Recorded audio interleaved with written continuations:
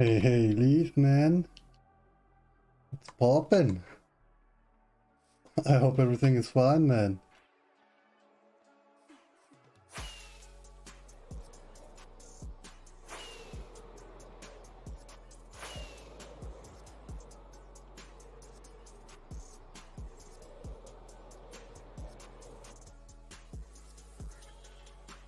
Today we start working on the floor for the furnace array.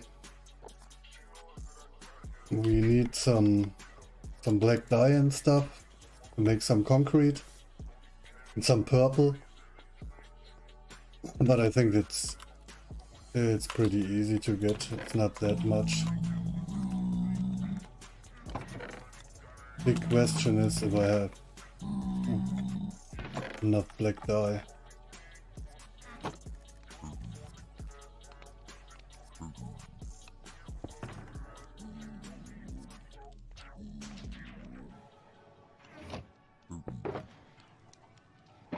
How is your perimeter project going, man?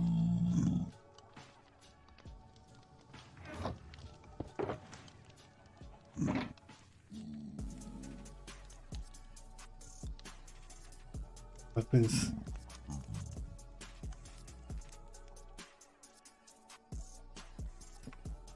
Yeah, I have some piglins here. Let me read it.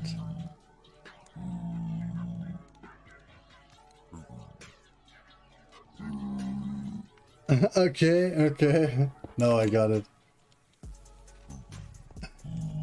I have no idea what is wrong, but my wither rose palm is broke. The wither doesn't kill the enderman. So let's hope this is enough black dye to get all the black concrete done.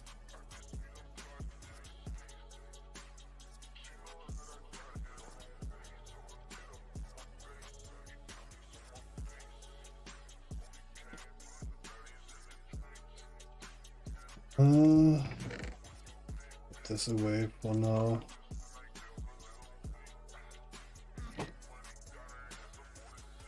It's taking so long since I can only play. Oh, okay, yeah, this is, I know what you mean, man. Let me remove this guys here. And hey, flashlight, man. Today we start working on the furnace, on the floor design. Who is the furnace array from? Oh, I sent it Andrew the schematic, the video. Canio is the guy. This is the video.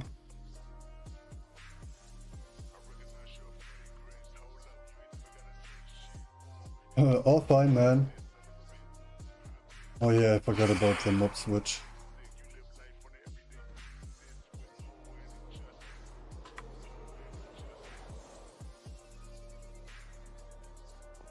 The thing is, I'm not sure if you can post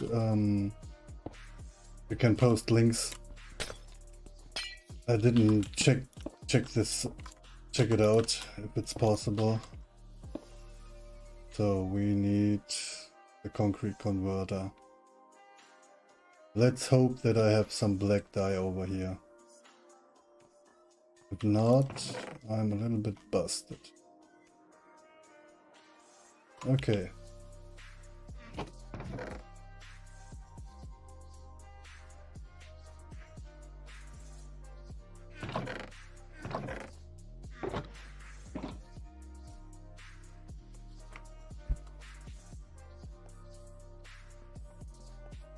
No, it's not cubic ones. Yeah, I think at the end there are not that big difference in between all the furnace arrays, at least at the big furnace arrays. I think the biggest difference are maybe the shulker box loaders or the item transport. But at the end it's, yeah, I think always the same stuff.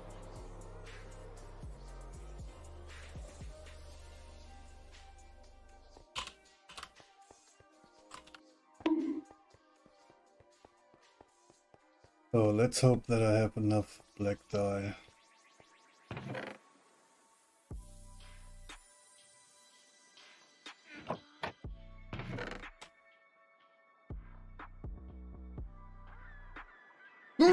Oh shit.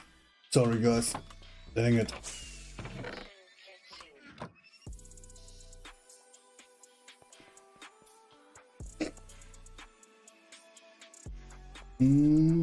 Black dye.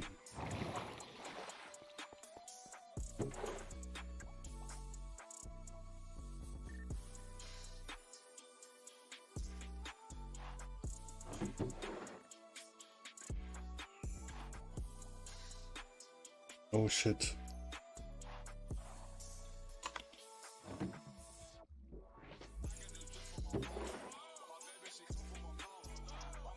This is the thing that gives me purple,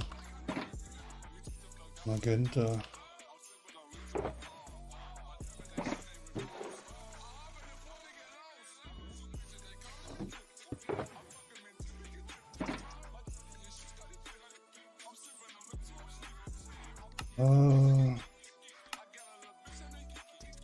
Purple.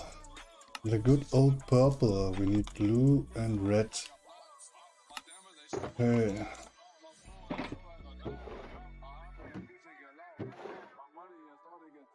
Red and some blue.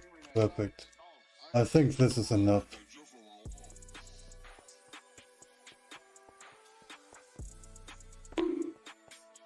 So, let me put this away.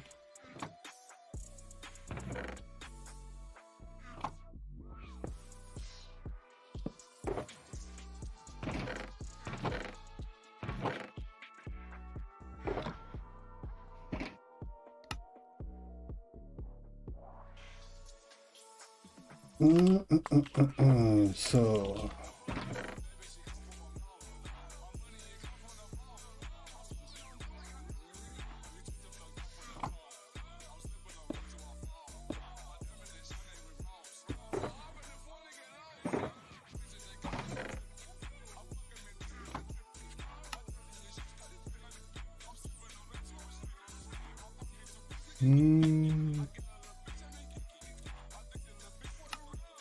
so let me take out the stuff that we don't need right now.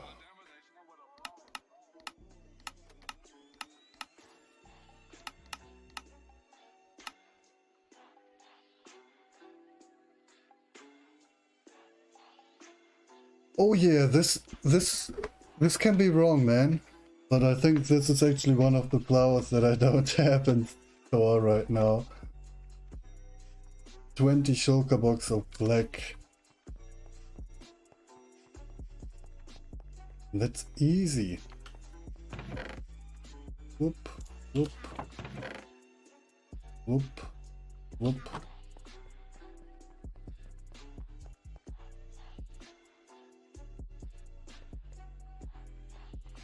So on this side.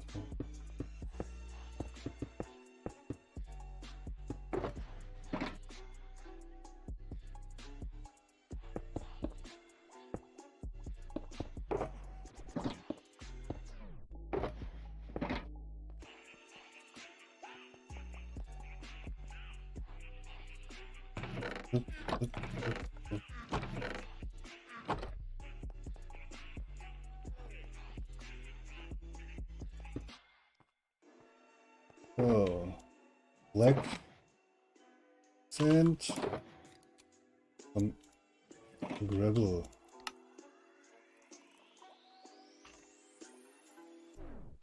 Okay.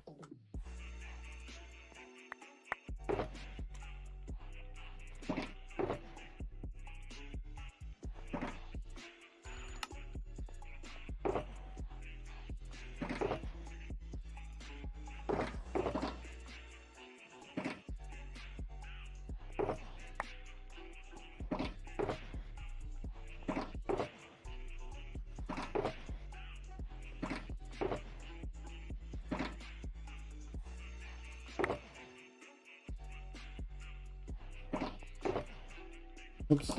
Wrong.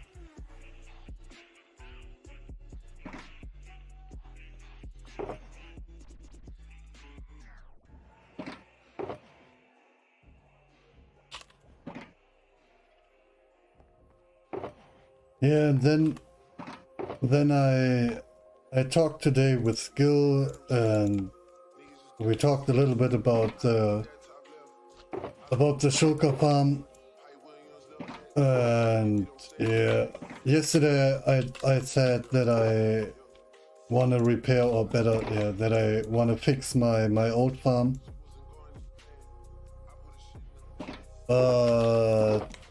Yeah, there's no way I fix the old farm.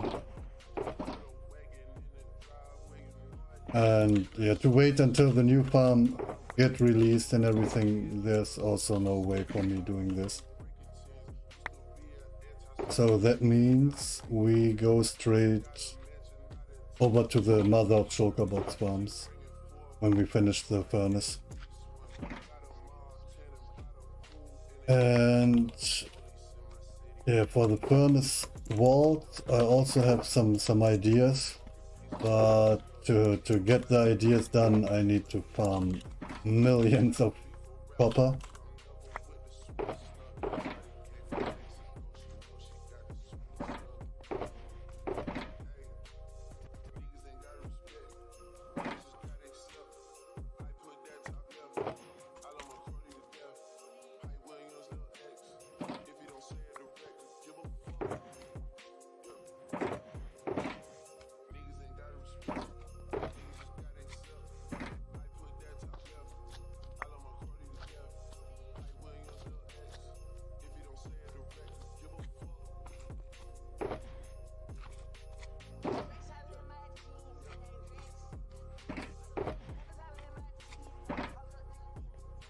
Yeah, what actually happened with your world? I didn't really understand what was wrong, or what is wrong.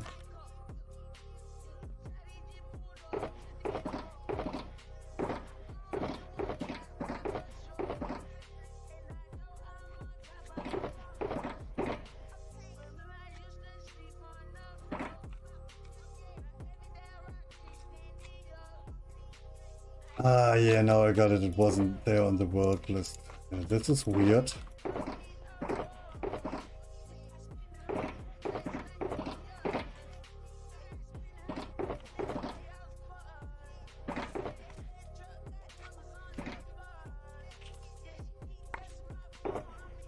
Your game is bugged, man.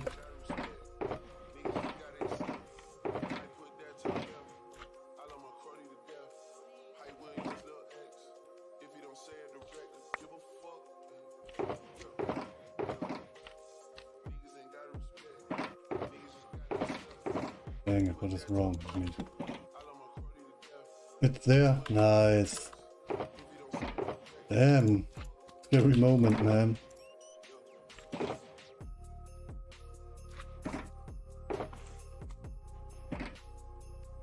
I had this issue, or this fear, so badly when my PC crashed.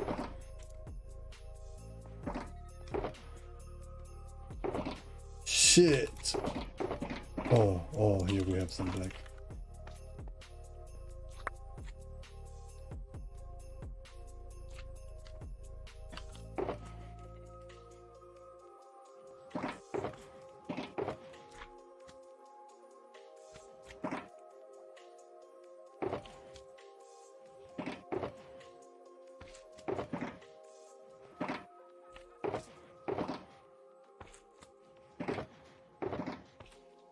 Hopefully this is enough black dye.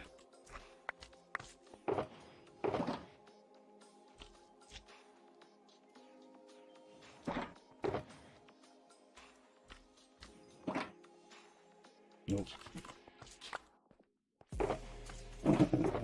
Shit.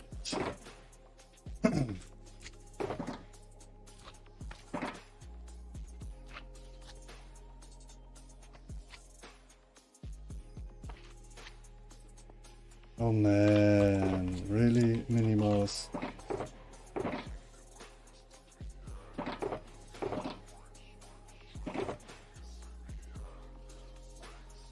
Oh, shit, guys. You mean the positives or the PlayStation logo, Andrew? Or which logo you mean? And it's not enough black dye. Yeah, it's not enough.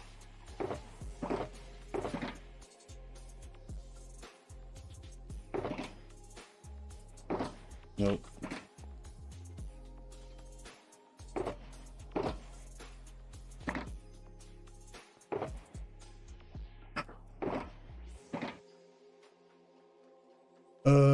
Guys, give me a second. My something is wrong with Minnie Mouse.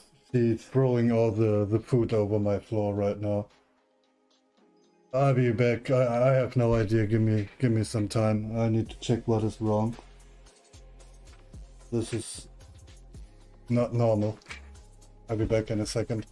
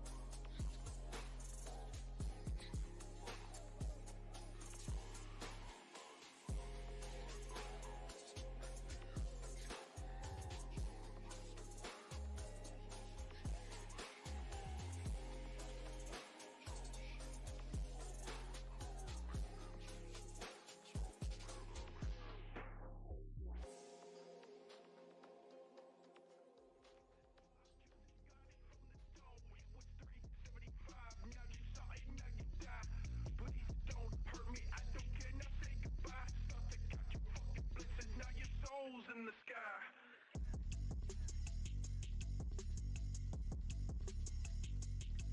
I like brain, I'm insane, and I'm here to take your brain. I'm the king, Freddy sing, watch your body slowly swing. War brain, just because, and I'm fucking with the blood. You a dud, ain't my blood flowing like a flood. Two-tone, hollow tits, I'm the devil, you's a bitch. Tell me you ain't with this shit, better throw a fucking fit. When I saw you up, you acting silly, you insane. Begging, pleading for your life, I cannot hear what you are saying. Crying way too goddamn much, you are such a fucking lame. Talking all that stupid shit until the Freddy's in your lane. Look at my shiny hammer, I think I'ma name it, slam a bash into your head. Now you're dead, time to go to bed. When you get the tool, I just got it from the store. It was $3.75, now you saw it, now you die. Please don't hurt me, I don't care, now say goodbye. Start to count your fucking blessings, now your soul's in the sky. When you get the tool, I just got it from the store. It was $3.75, now you saw it, now you die.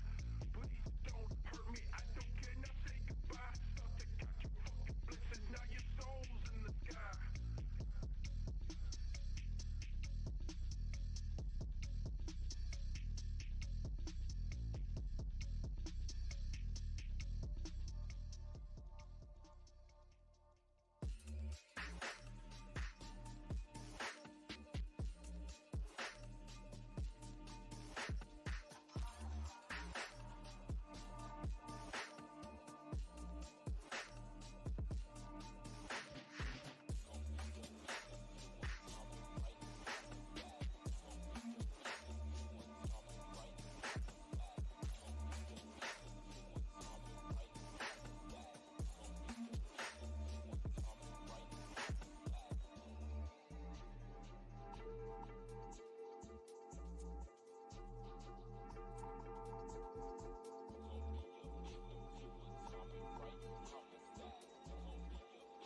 Yup, not back. Weird shit.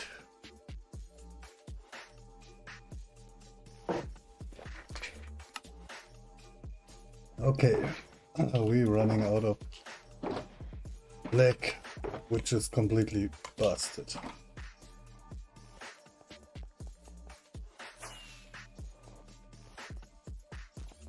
Please. Nice. Oh, holy shit.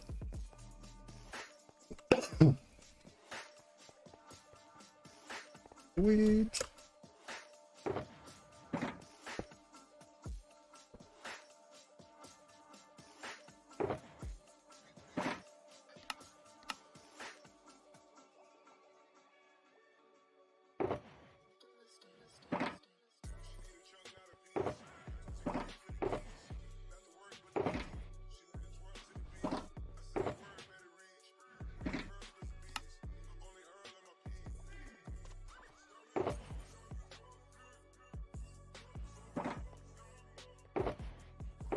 Yeah. Or make a backup folder, something like this. Or what I did is I have an extra folder with other worlds. But I don't have them all the time in my Minecraft folder, but yeah, I just... Sorry. But I have them if I need them.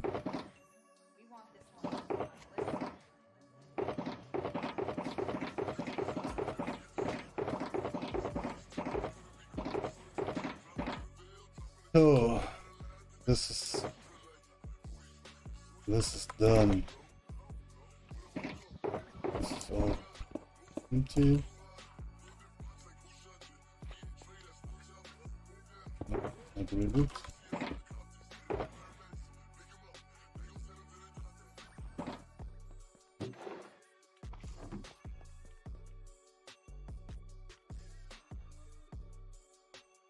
Okay.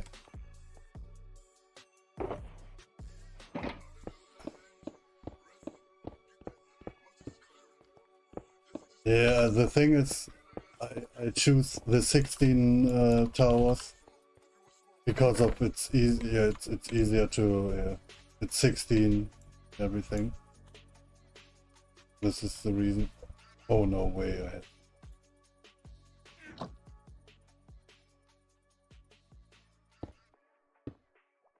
But is your farm built in a swamp to get the full moon boost?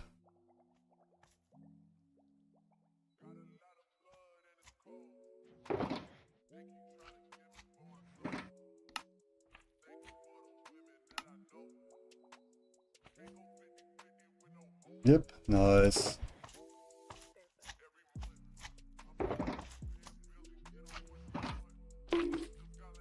Really?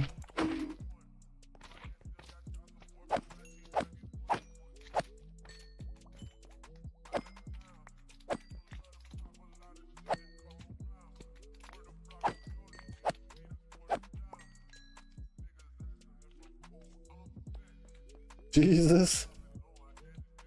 Okay, what's wrong?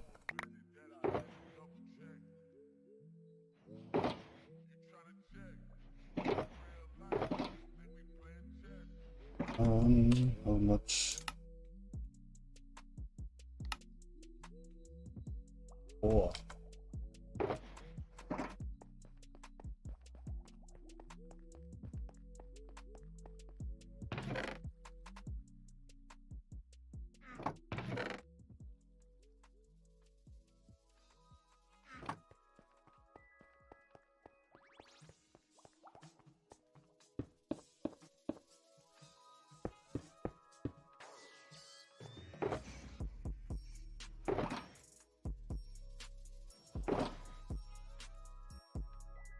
Yeah, when the minecart gets released and everything, right?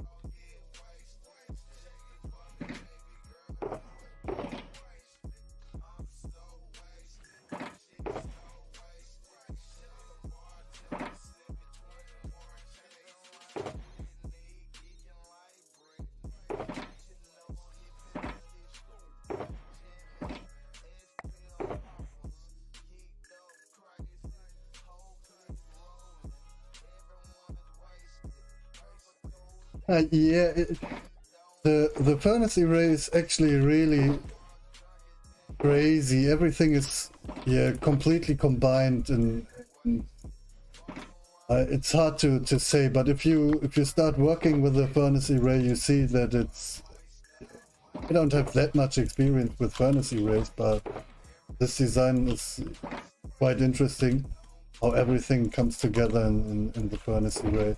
So if you load the shulker boxes in, or the fuel and everything stacks until you hit the node block, and then the full setup will start running.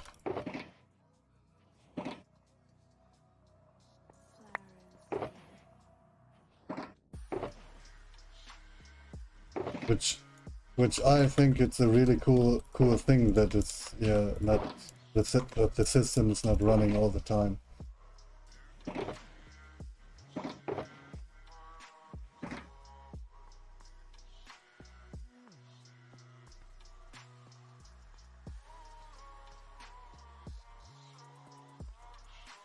Oh, wait, Andrew.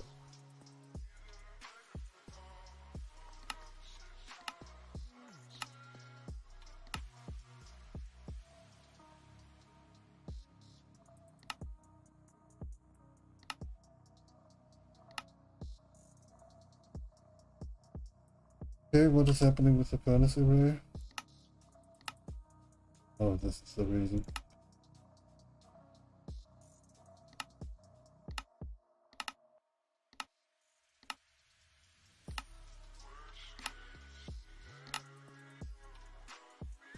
No, fine.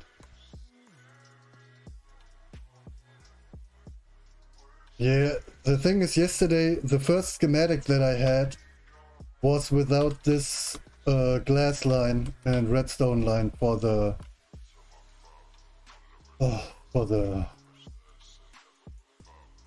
piston stuff here, you know what I'm saying.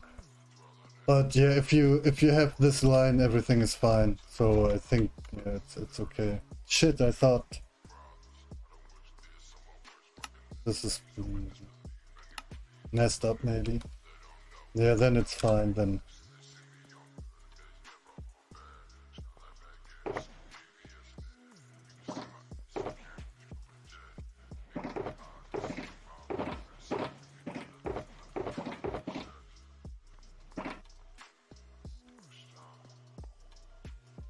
This is weird.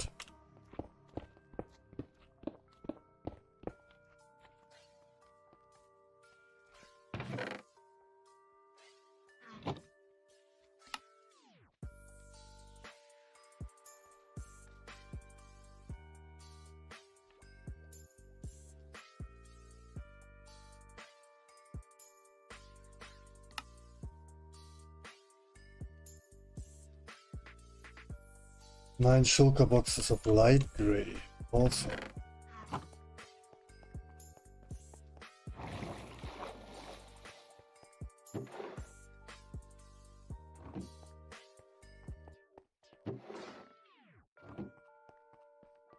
This is weird. That it's not working.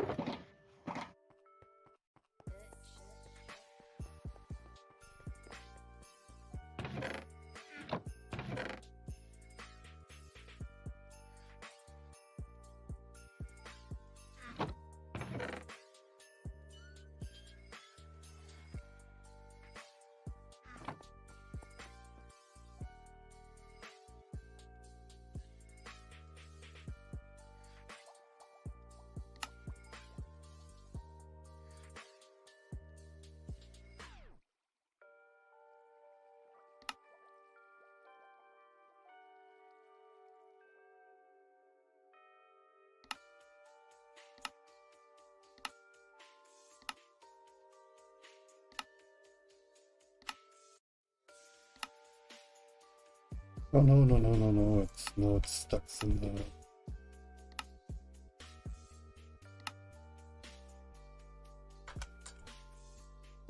Now it's working. Nice. Yeah, maybe the system wait until every furnace is filled up.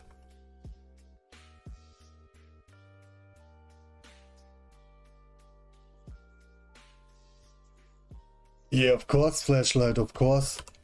I think one of those farms produces 25,000 or something. So the setup is OP because of the nether portal stuff.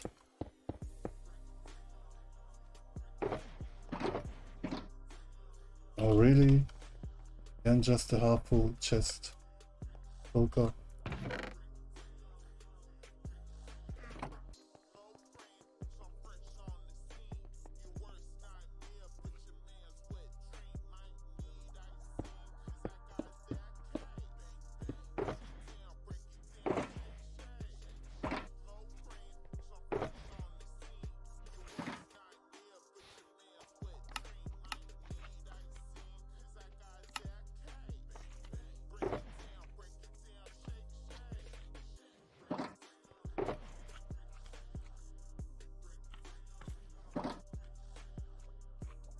Did you have the the in-game sound on? So there's a bell in the back that gives you an indicator what is going on. Or maybe the shulker box, well, the shulker box loader wasn't filled up. This is something that I'm not completely into all of the redstone shit and component stuff, so maybe there's something that you find out.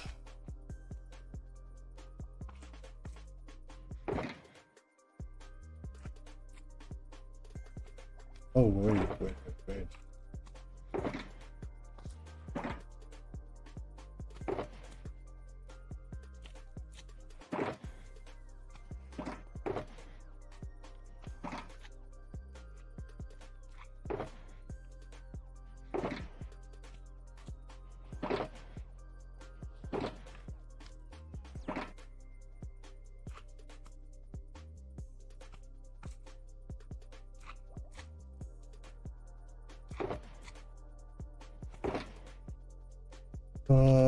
I think it's just one time when everything is loaded in and stuff, and then the bell starts to ring when the items get back in.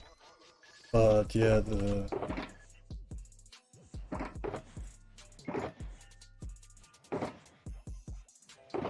I have to run my setup to see what's going on. So long ago that I checked the design. It's just ding ding ding.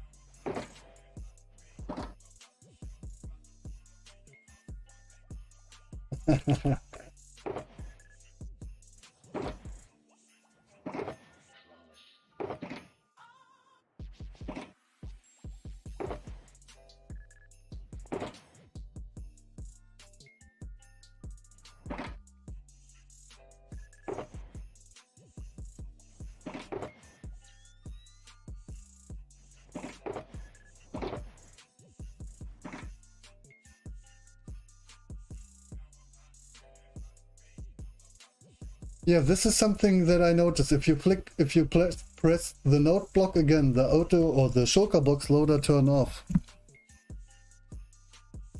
And then, yeah, they stop pushing items. So this is also done.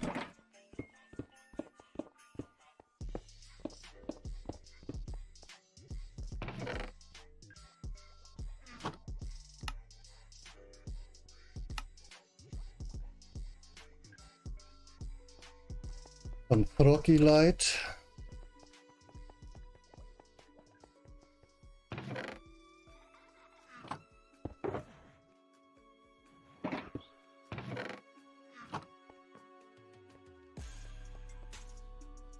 Yeah, right. It's an on-off switch for the full setup.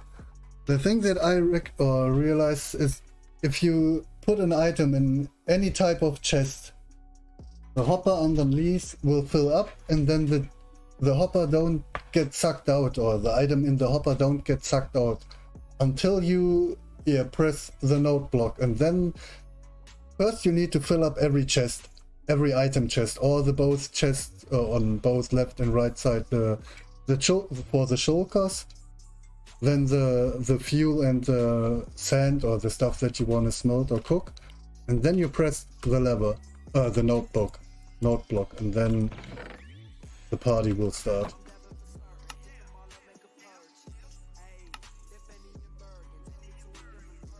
Concrete powder, light gray. Oh shit, yeah, I totally forgot about the pearls and stuff. Sheesh, 7.5 shulker boxes. This will kill me now. This will kill me completely. Boom, killed. Damn, son, I totally forgot about this, guys. Oh, shit. Yeah.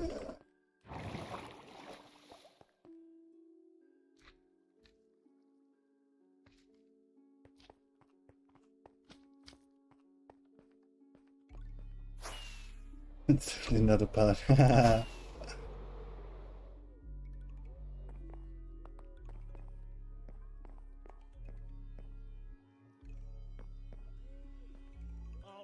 here goes.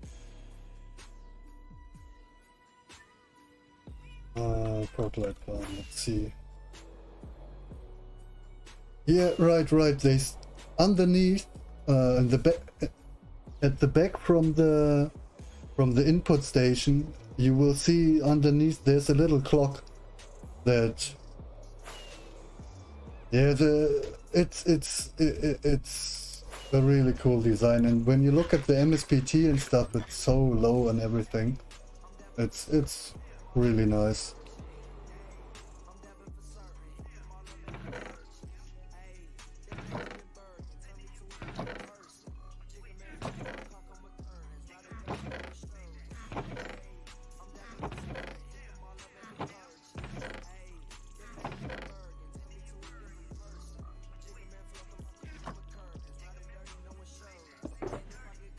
Okay, this is we have one shulker box of 7. Shit.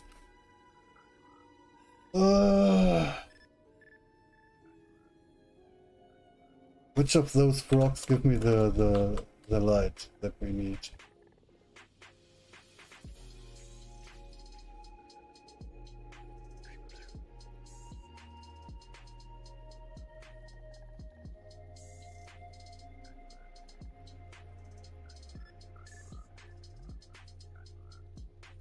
Okay, we need the white one. We need the white ones now. Okay, we need the white ones.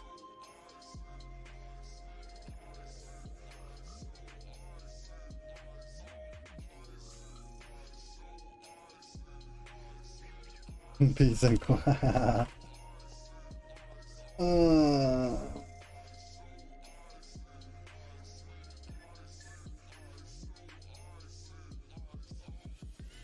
Shit, this is busting me right now, guys. Hey, Aiko. Oh shit. I'm not really prepared for stuff like this.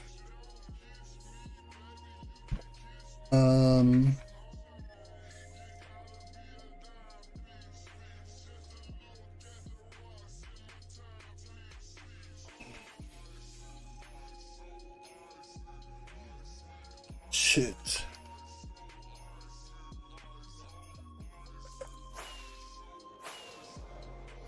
Let me think about real quick.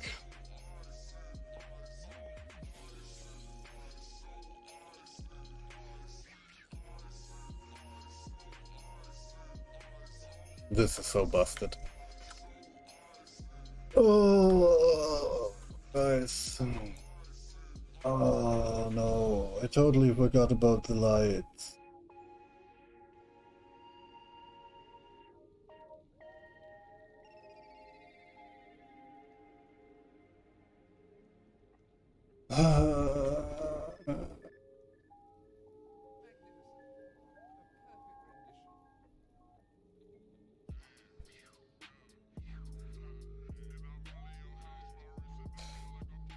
What I can do is I can fix, or I can improve a little bit the magma cream farm that I have right now.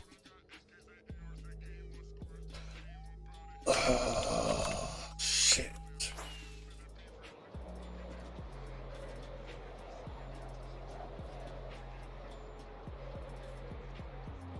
To be fair, guys, without the lights I don't start the build.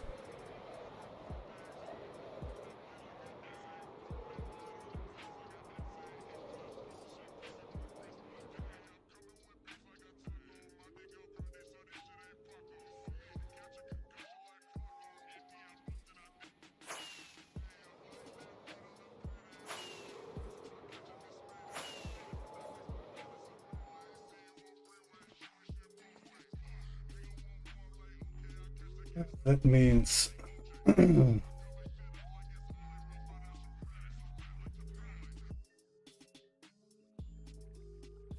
place some slabs.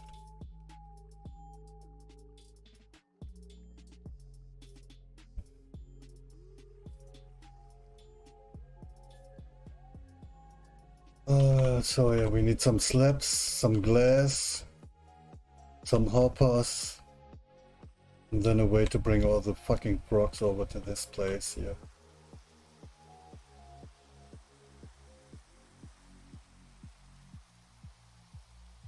Oh shit, man, this is busted.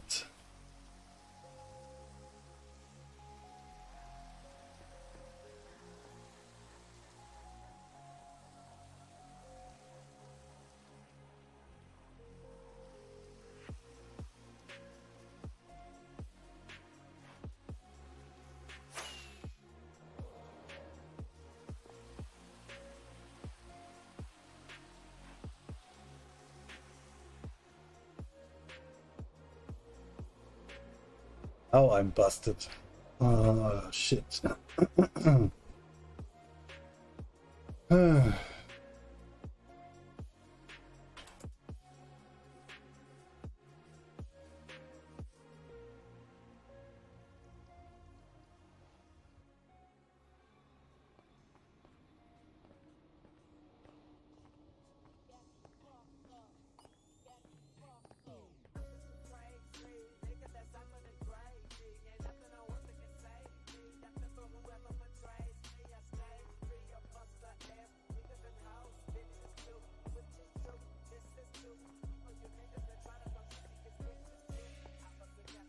Oh man, I totally forgot about my ender chest.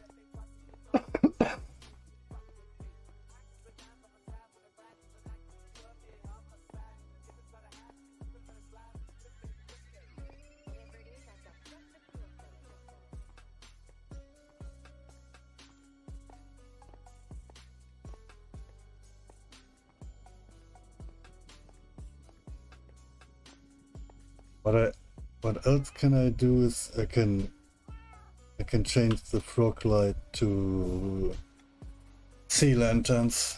This is also no, you don't need if you go the portal based version, you don't need the iron golem's flashlight. You just need something to take off or bring out the piglins.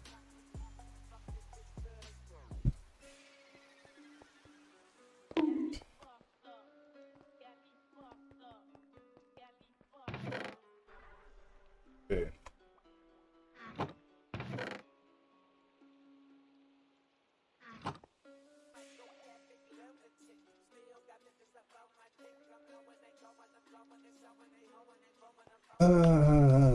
Shit.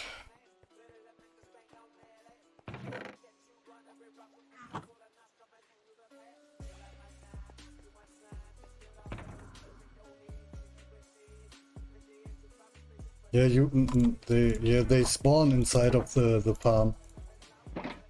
and that they don't get stuck over the time. Yes. And you don't want them in your slime farm in the killing chamber, so you do something that they walk out of the portal with turtle eggs.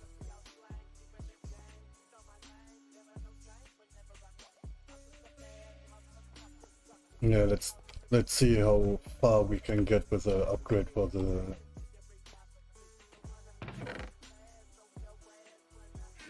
roguelite stuff.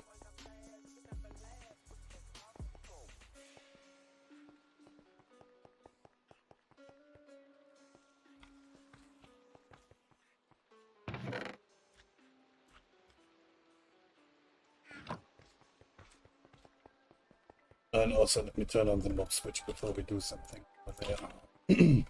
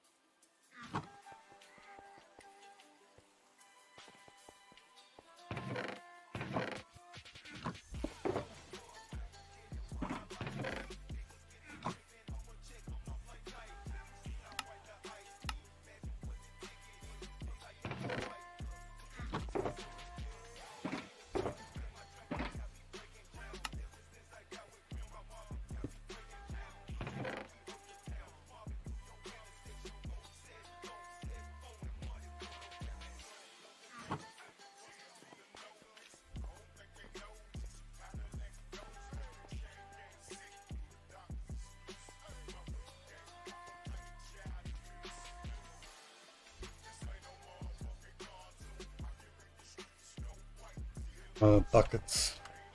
With oh, that's no shit.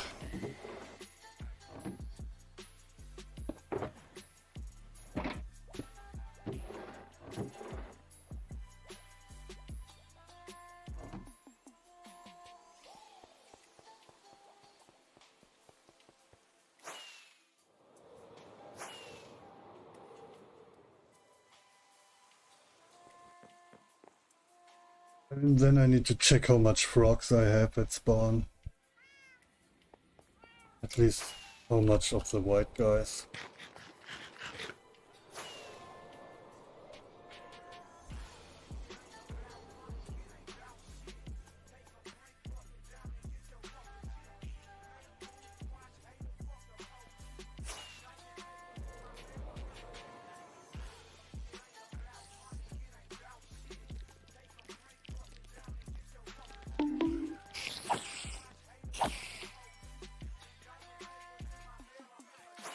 Okay, let me turn on the mob switch before we do something here.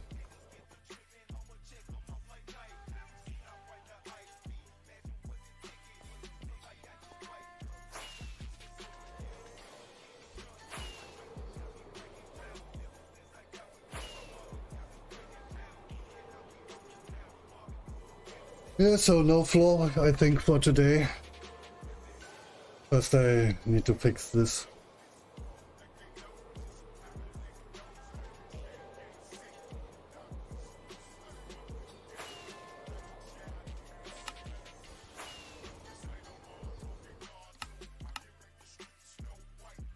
This is why everything is lagging as fuck.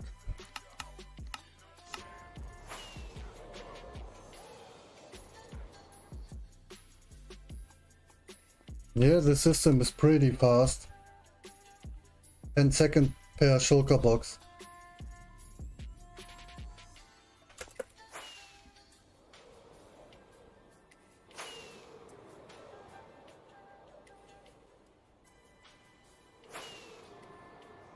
You're finally here. Nice. And hey, skill.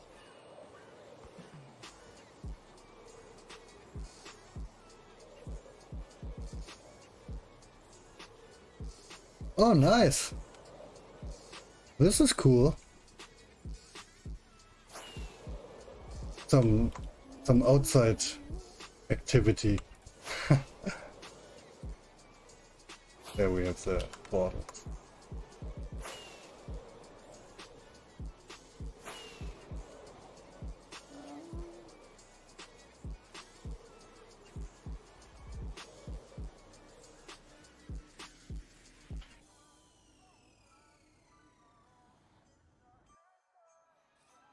So, let's see how we can fix this shit here. Please change the design.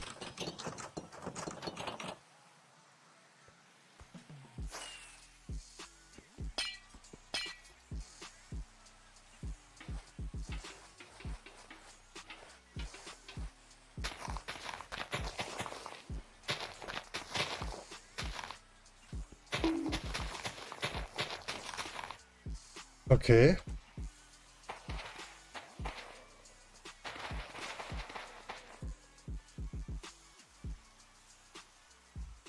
This is strange.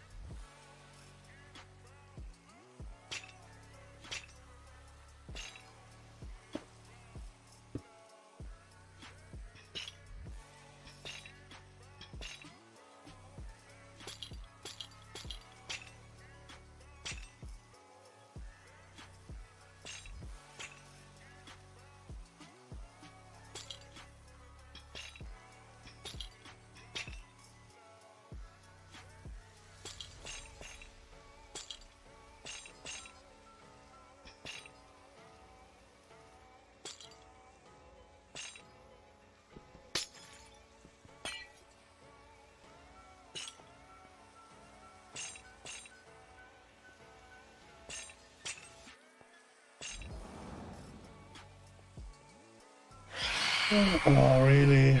Stupid birds, leave me alone, go away, whatever.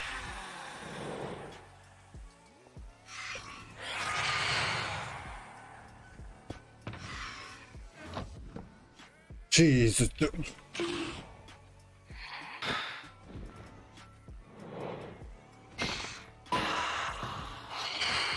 Stupid birds.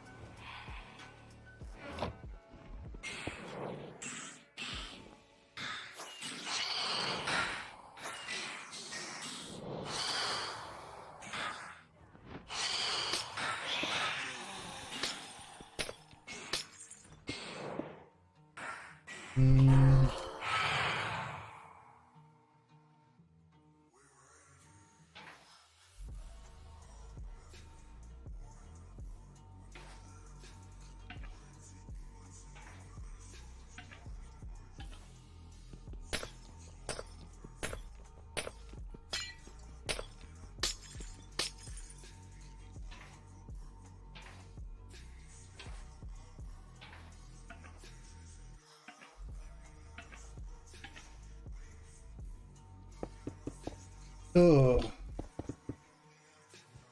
The quick and dirty fixing.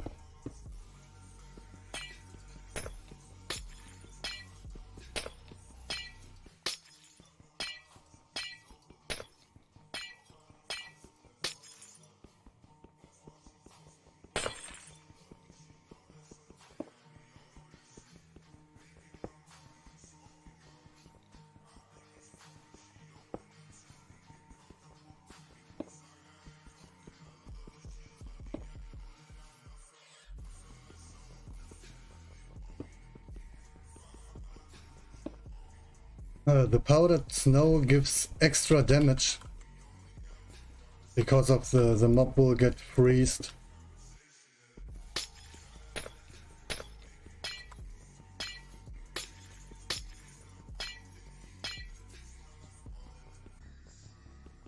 The thing is, normally I fill all the floor with them, but I don't have enough powdered snow right now.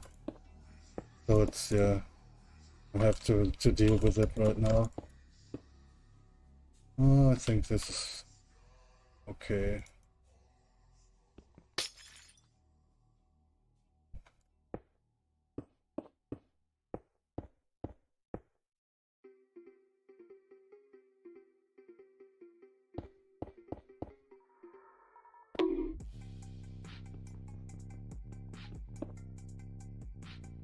Jesus.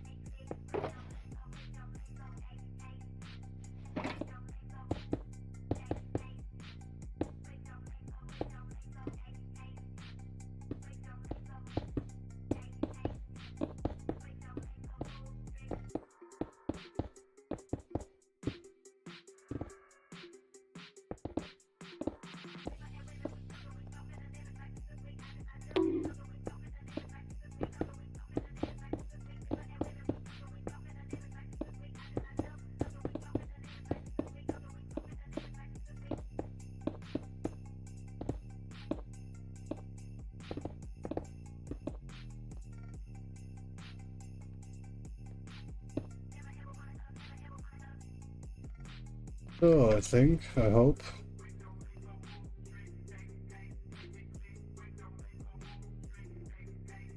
I hope this is fine.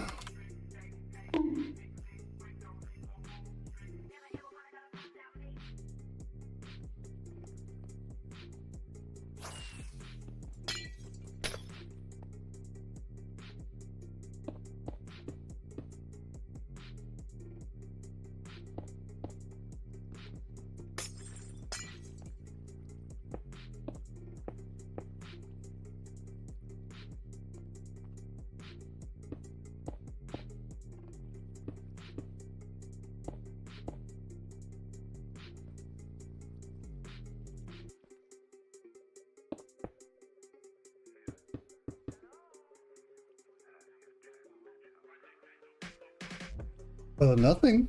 Everything is fine. I'm just trying to fix or change the magma cream farm that I get the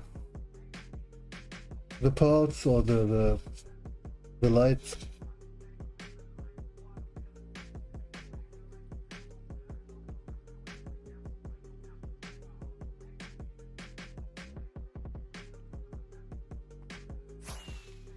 It seems like the right side of furnace array to essential. Okay.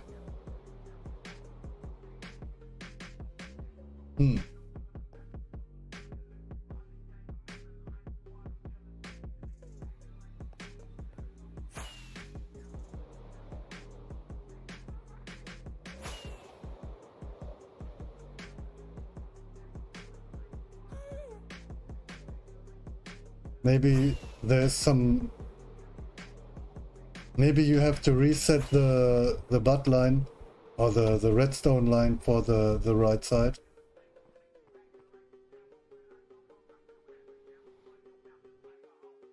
The stuff that I had yesterday with the piston, the slime block and the glass block on top that goes up and down to send a signal over the rail line.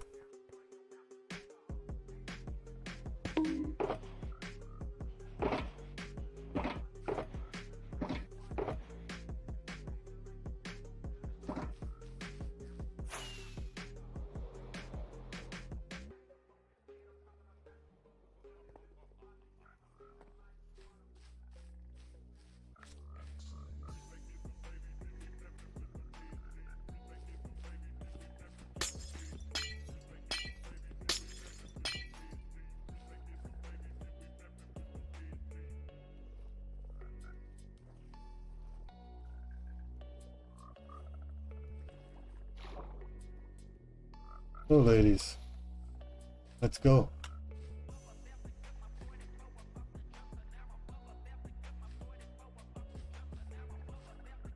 Oh really, come on guys.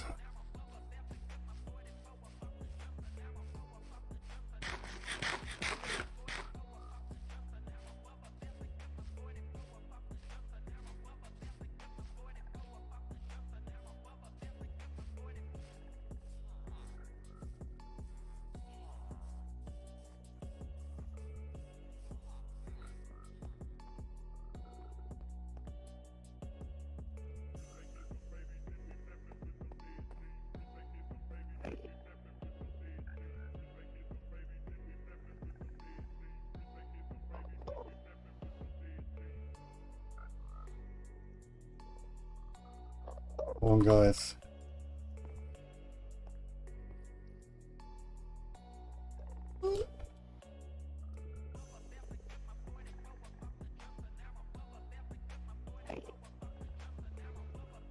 Go in. First one is...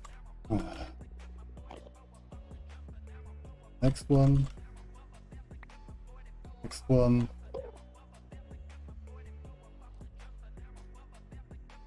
Oop.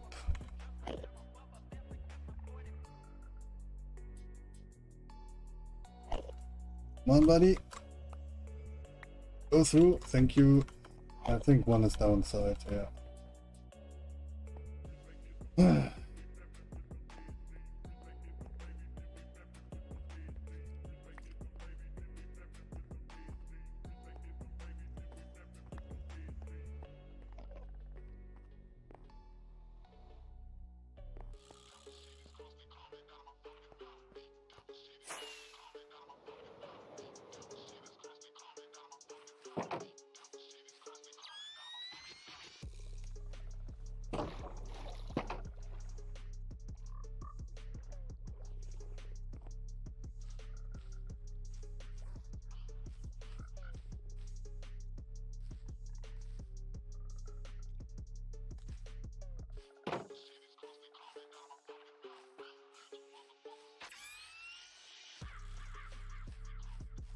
Okay.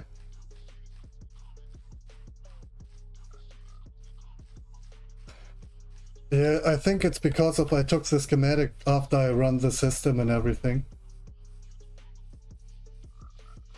But yeah, if you go on onto the video, you can get the world download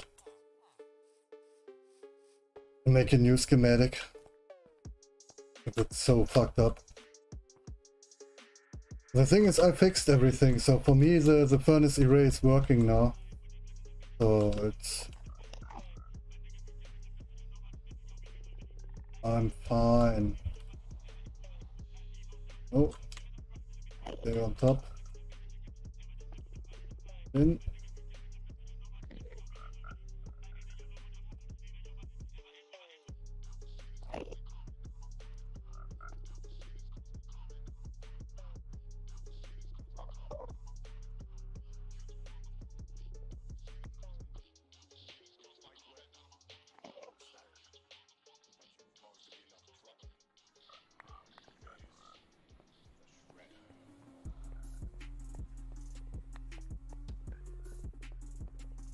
Oh really? Come down.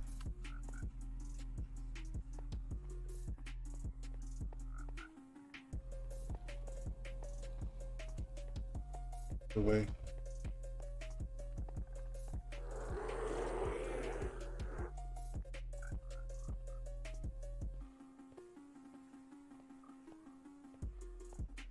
Yeah, shit. We need to breed more froggies. Yeah, you fixed it. Yeah, it's relatively easy to fix. You just need to replace the pistons and everything. Then the line will get powered one time and then...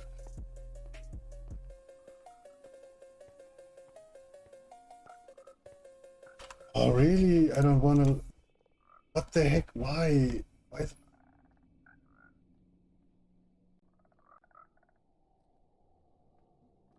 I'm not on a racetrack right now.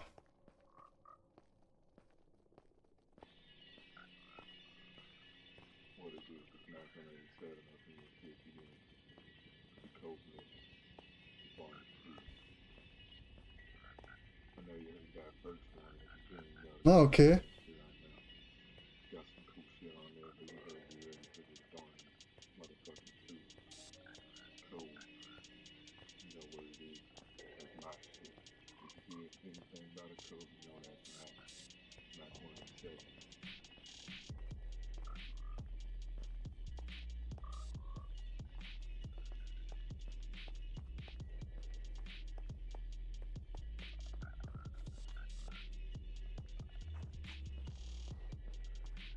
Come on, boys. You.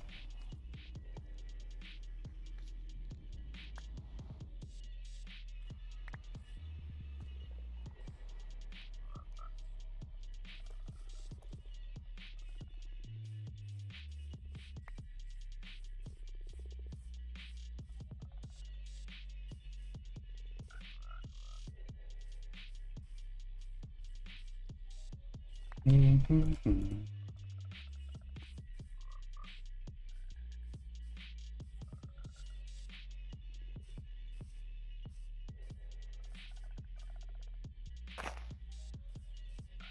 I think one frog jumped back into the portal.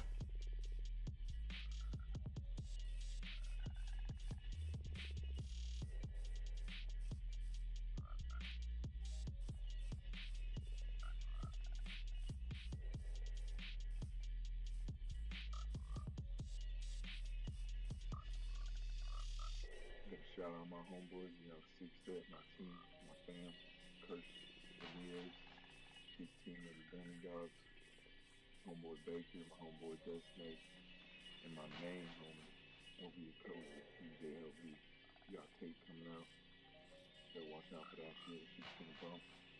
Shout out Dreddy Franks, my homeboy Preston for the art. Yeah, welcome to the Coach Fish.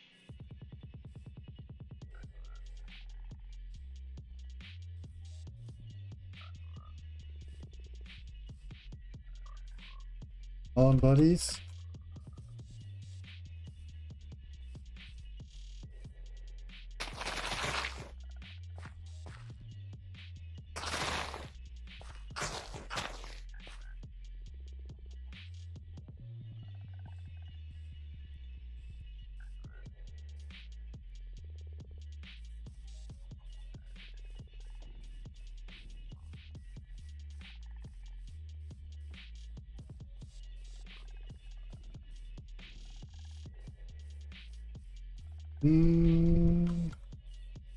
I think from the back is the best side to get in.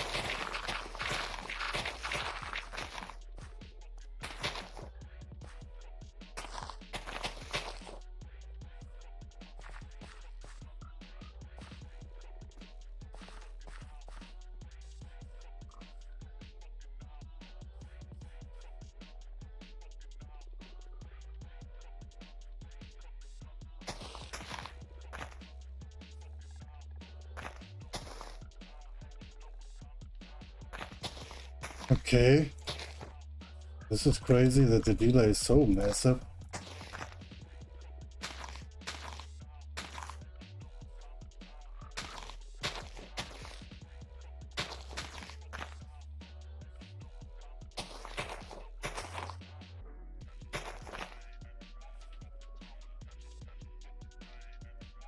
Yeah.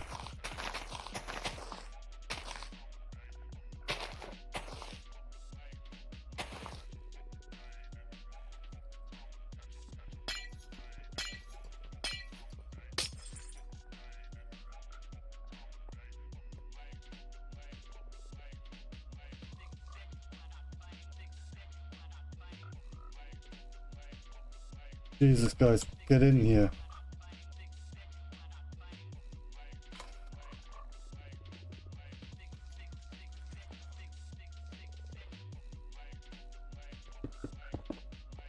One guy is missing.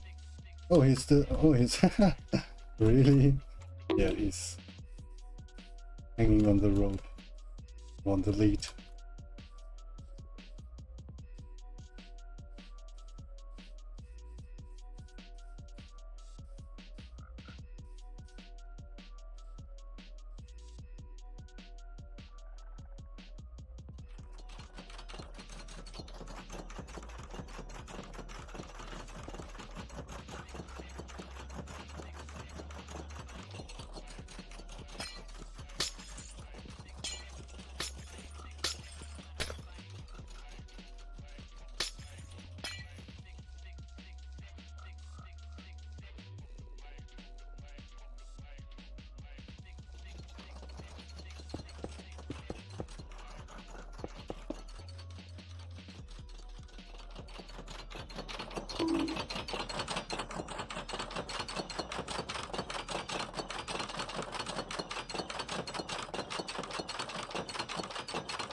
Yeah.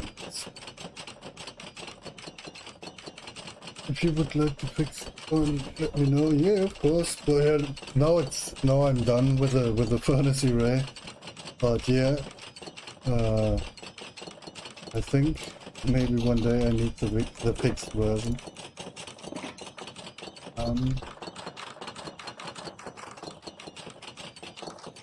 Getting empty.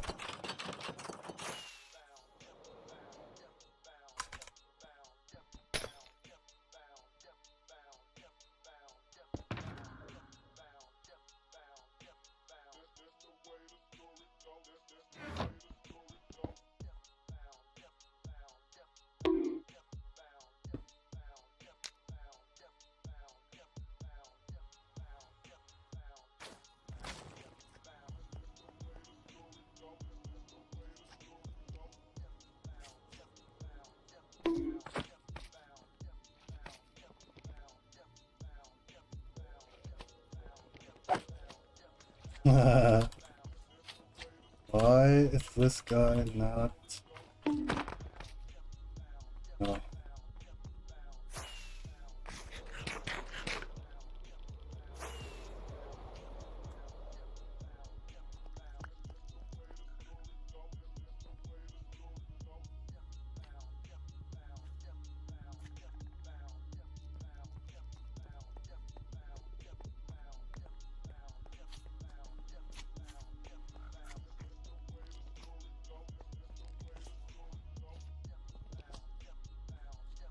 Bye-bye.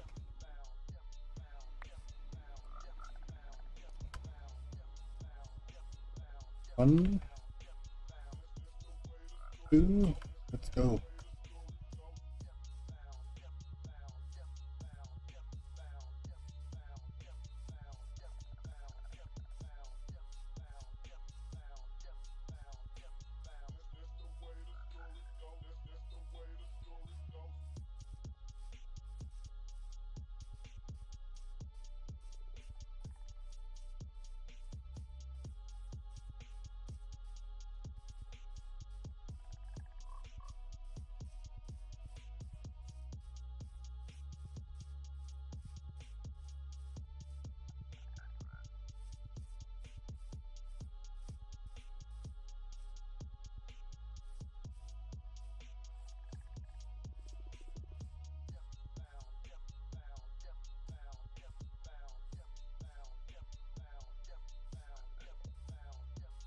Yeah.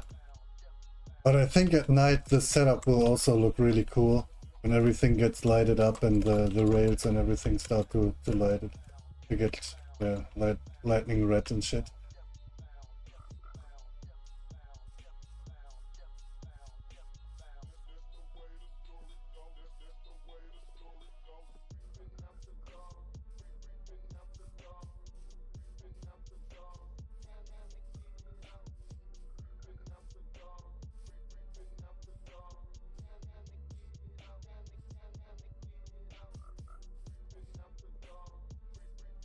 Oh, those guys are also in place, I think, now. Last steps, come on.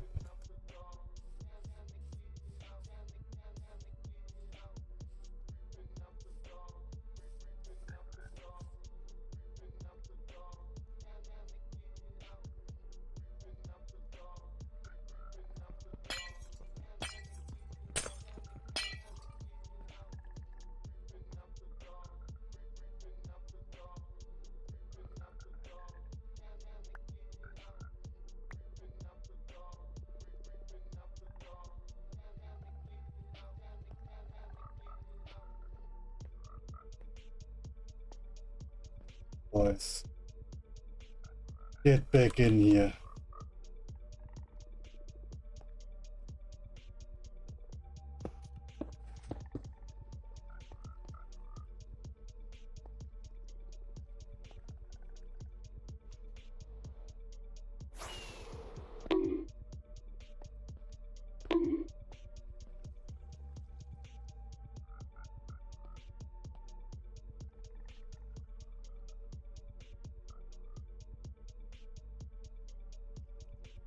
So there's just one way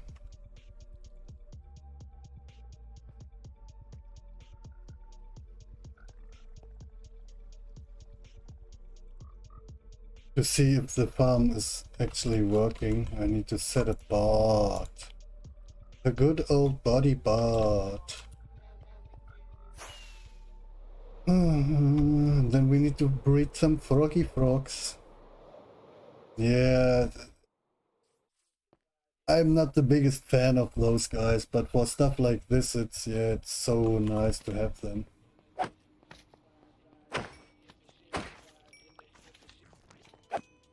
Yeah, roger that, man.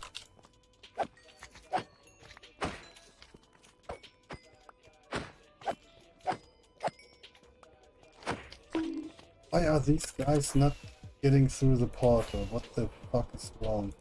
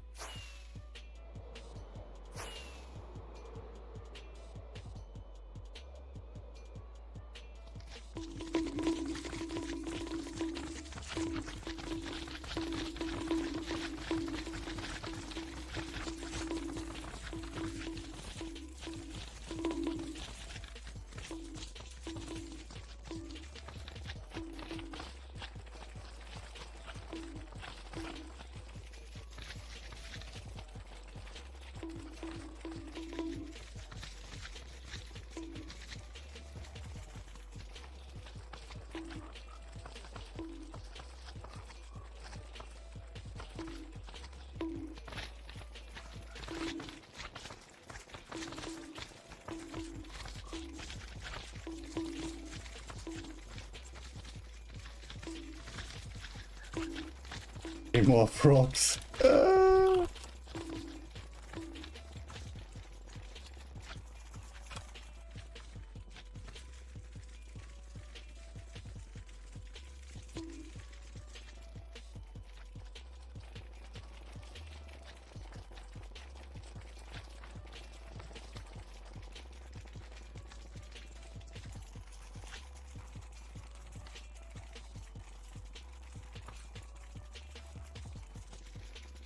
Okay, yeah, we need more frogs.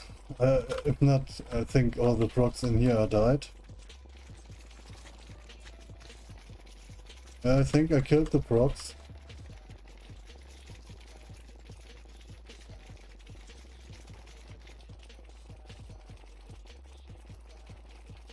I think I think I killed the frogs, yeah.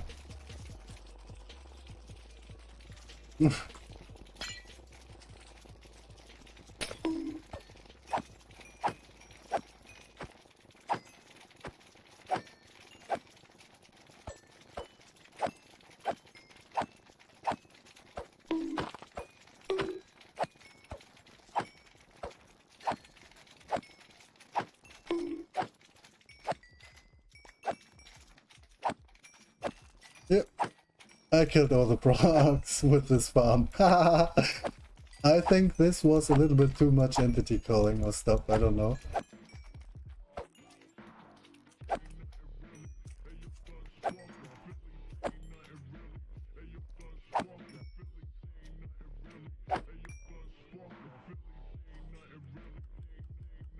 Yeah, way more, way more.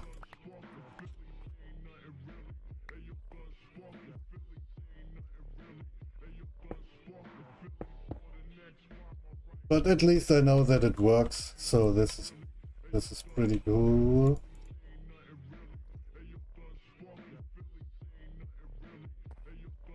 But the thing is, to breed the frogs is so annoying and takes so much time.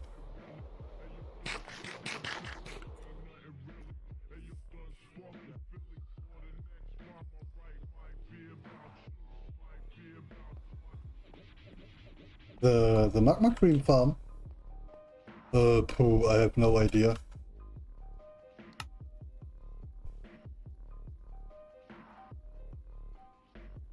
Angel Bottomless. It's the creator of the farm.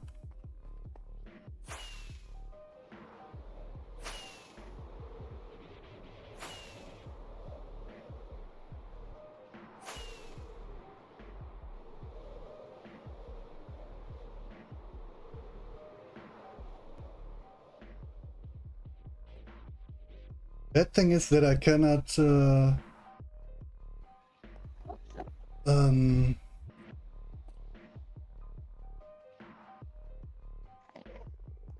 yeah, but I think then I will kill. I need the frog light, man.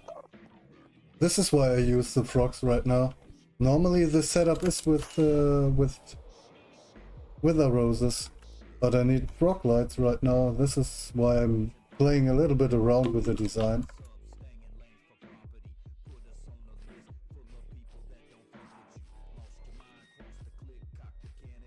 We need 7 shulker boxes of frog light.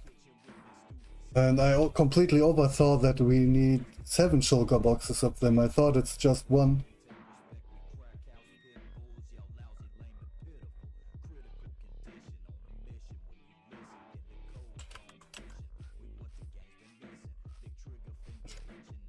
Yeah, easy. I think I got the schematic from the tech Discord. So these guys will, yeah, they put the second time down the second time.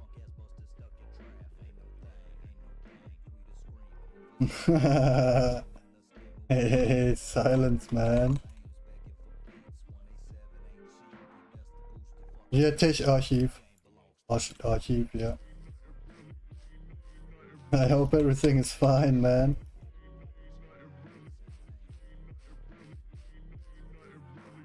Damn it!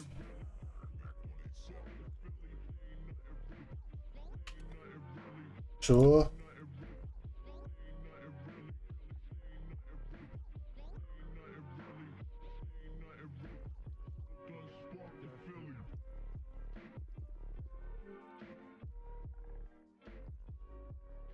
Oh, really? No, not this, guys. Why? This. Oh yeah, right, you are at the camp now. You are camping with the school. Right. Nice. Yeah, I've totally forgot about it.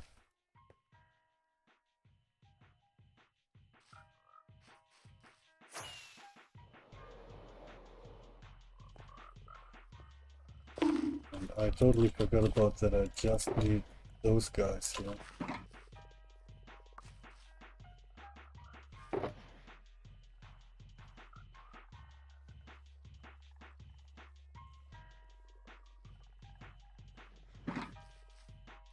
School camp is crazy. Yeah, a lot of funky stuff is going on sometimes at the school stuff. So I think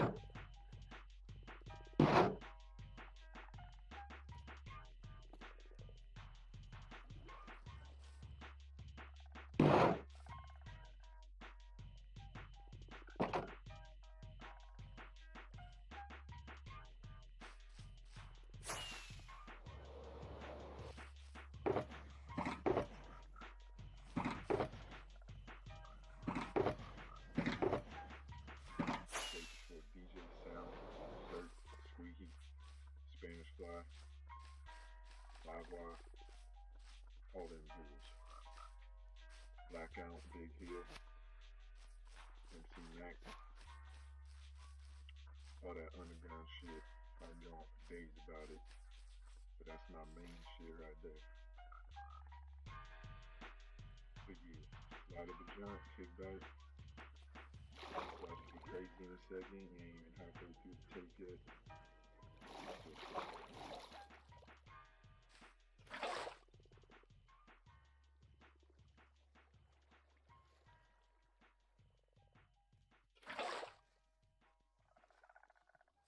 Boom.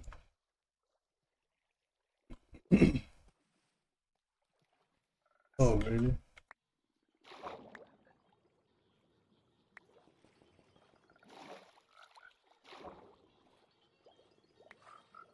So, next three guys. Did you make the castle at your spawn in creative mode? No, this is not in creative.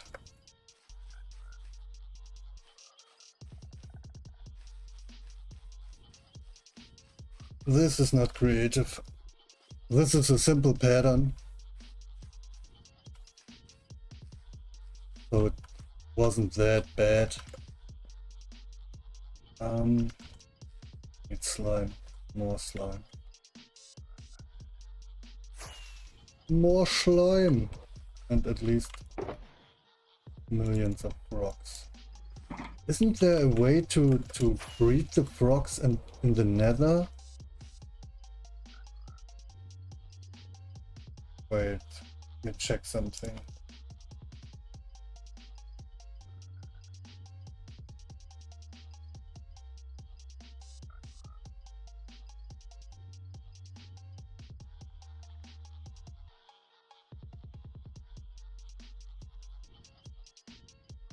Roger that, baby. Easy club, we can breed them in the basalt deltas.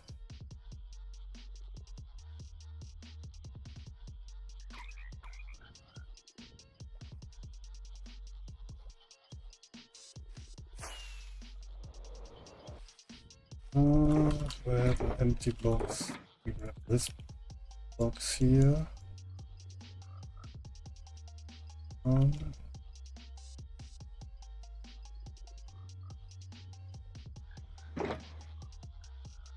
It's a slime.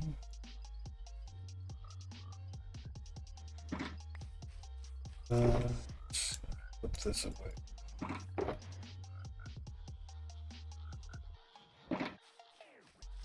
I went to camp at my school in seminar and someone bombed our what the fuck? So I built it with no script. No.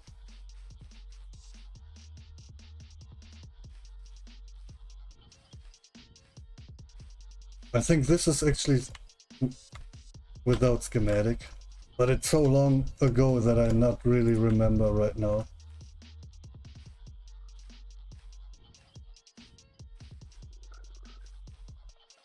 Or maybe I got the schematic from somewhere. I have actually no idea right now. Silence, sorry man. It's so long ago.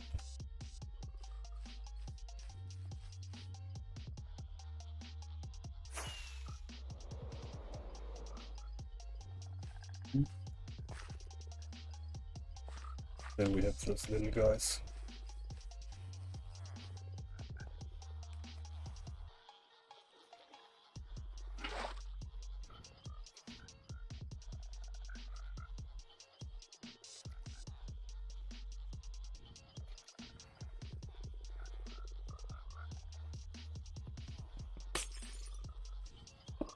I have actually no idea, man, when I built this and how I built this, if I had a schematic or did I did it by freehand. I have actually no idea.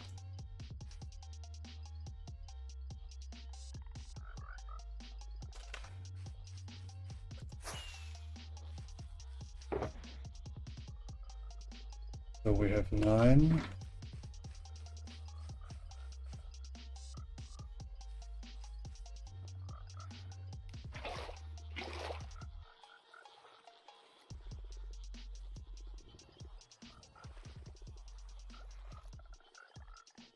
Oops.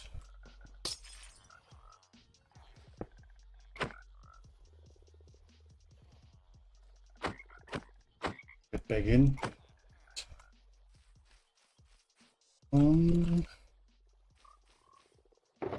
Climb.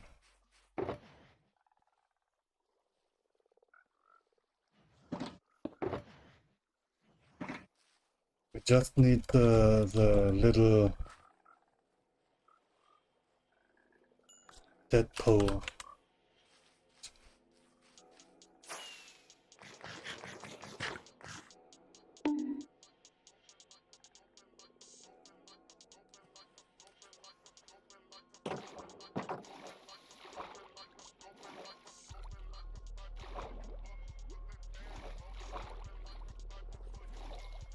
So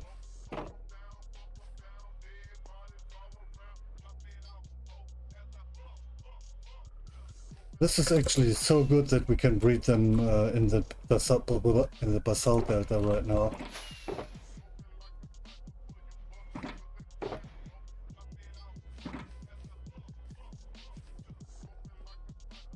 This is perfect. Saves a lot of time.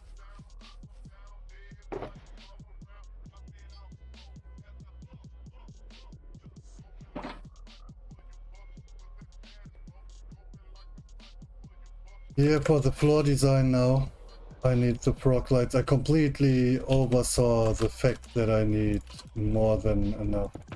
I think we are up to 7 shulker boxes that I need right now, and I have just one.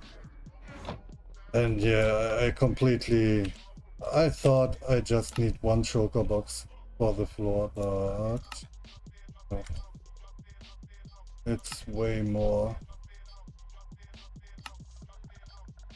Yeah, 7.5, close to 7.5. And I, yeah, completely oversaw the fact that I need so many. The good thing is that I have built the magma cream farm maybe 3 days ago or 4. Because of, yeah, I wasted all my magma blocks for the gold farm. And yeah, now I'm happy that I have this magma cream farm, but the magma cream farm is so OP that all the frogs got killed the round before.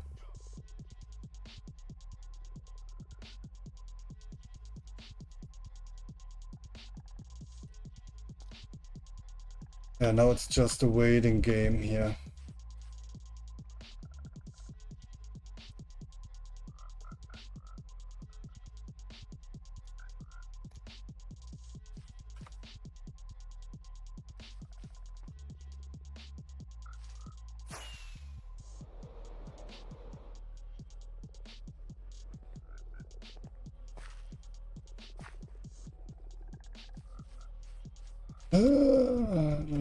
You are over the full weekend with the school at camp, Silence? Or just until the weekend?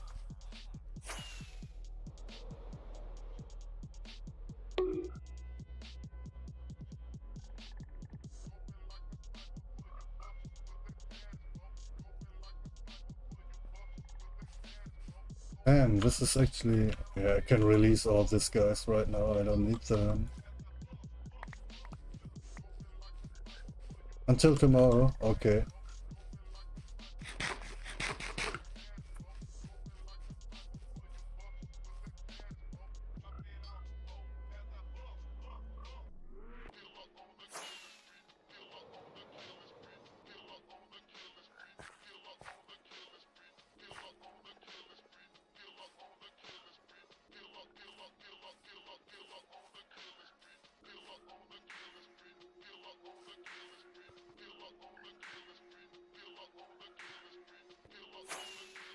Damn, yeah, I completely forgot about this guy. We can rip off the furnace array now. Should I get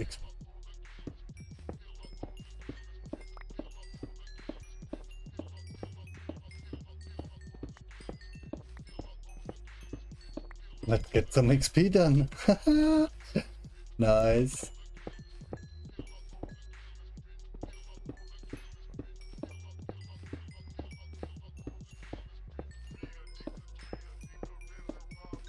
Sheesh.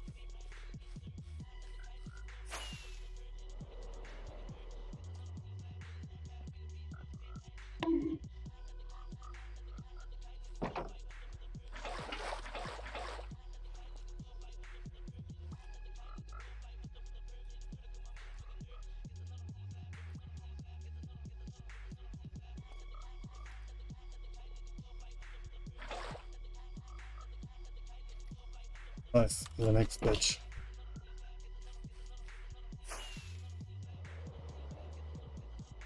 What is woodward? Oh yeah, woodward is actually something that I also know.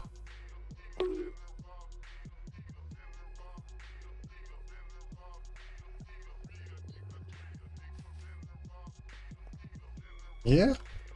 Oh, this is dope, man. When I was a skater, skate parks or locations like this was a dream to visit. The only place that I skated, or there are just two places that I skated, I was in Barcelona for 1 week for a skate trip and 1 week at Lausanne in the Switzerland.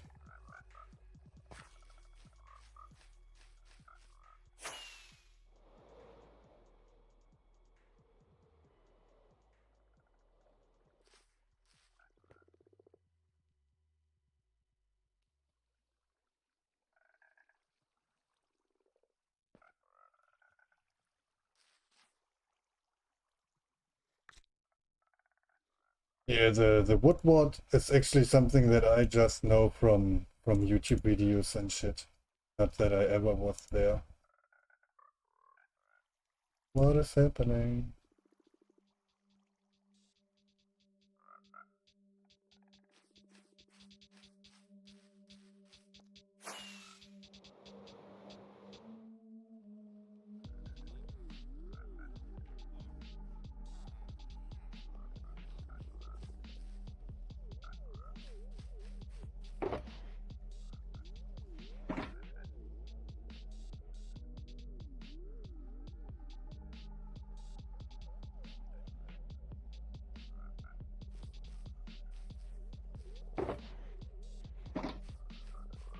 Roger that, man.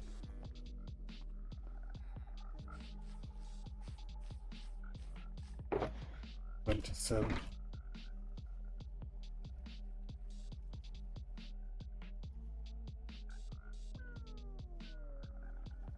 Oh, nice. You're working on the furnace array.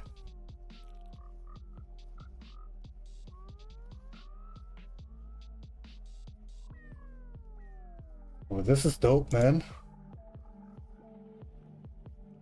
This is dope.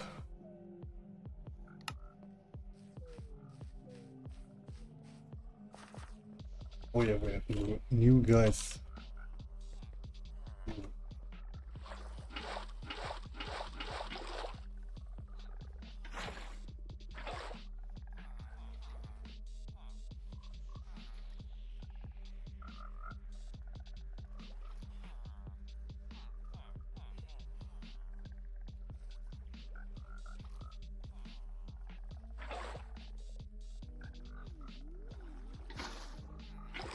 Oh really?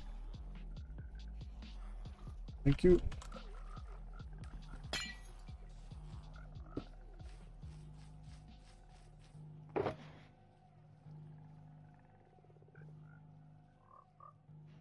Okay, the first shulker box full with those little guards.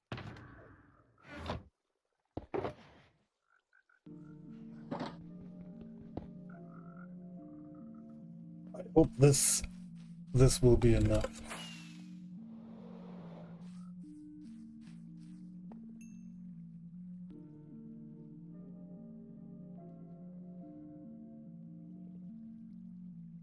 Yeah, I also thought about how to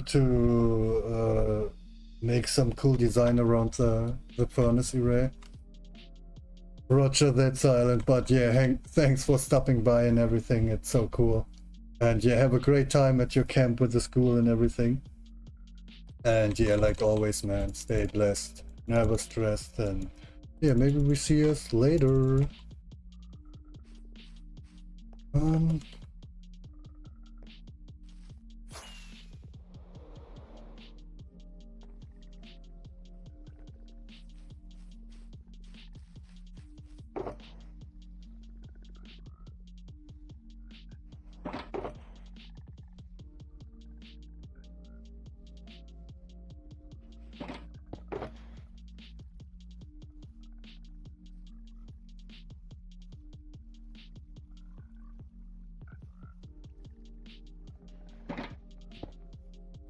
Yeah, man. I think rip those.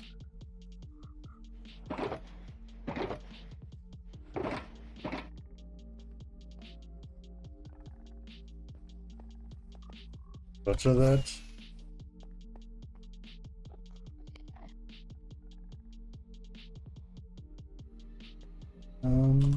So let's see how this goes.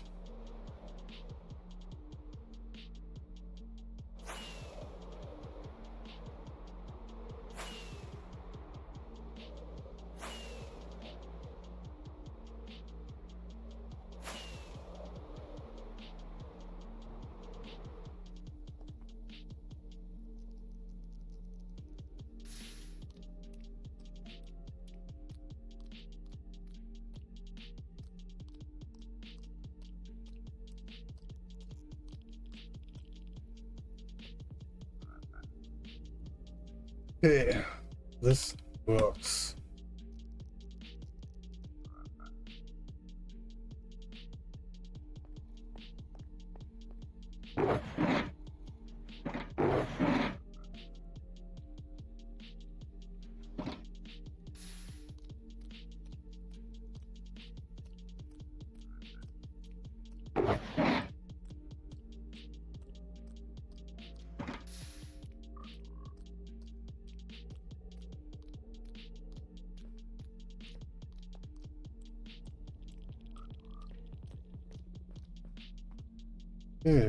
Okay.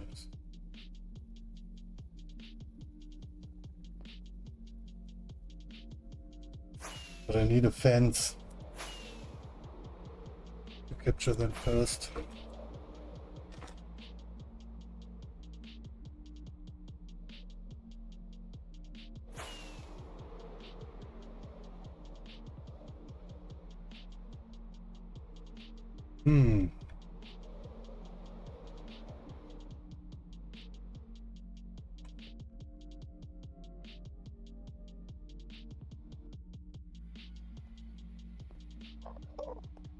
Okay.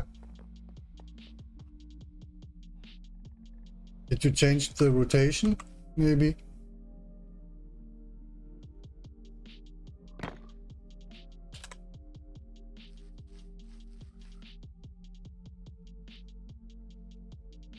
That this is something that is bugged out.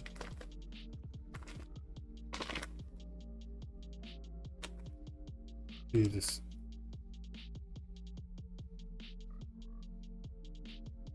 Okay.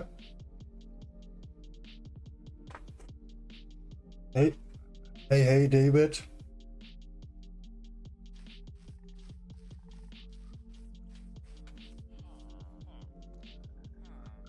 Yeah, no, it depends.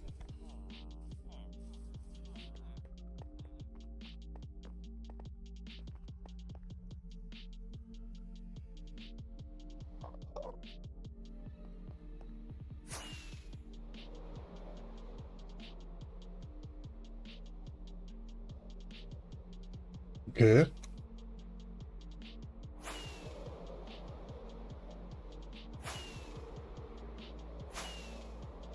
Hmm.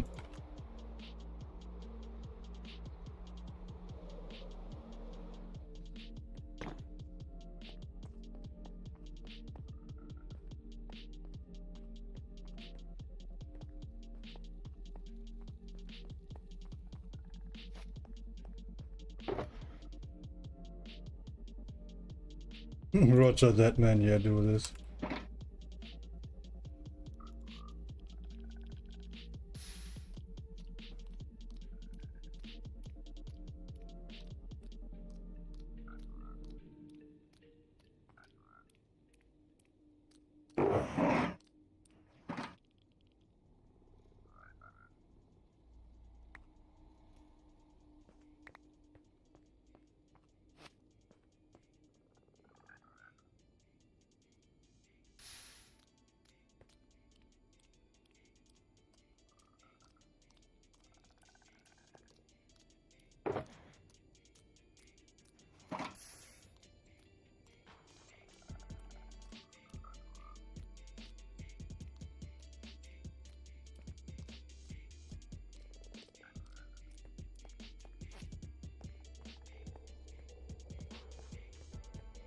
Oh, really?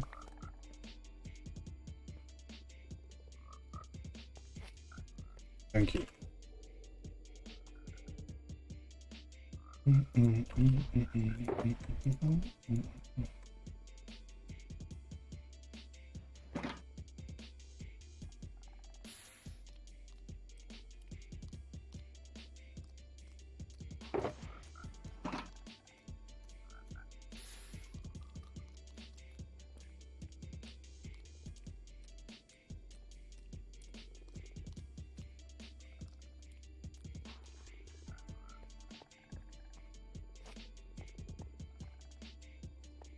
The last one.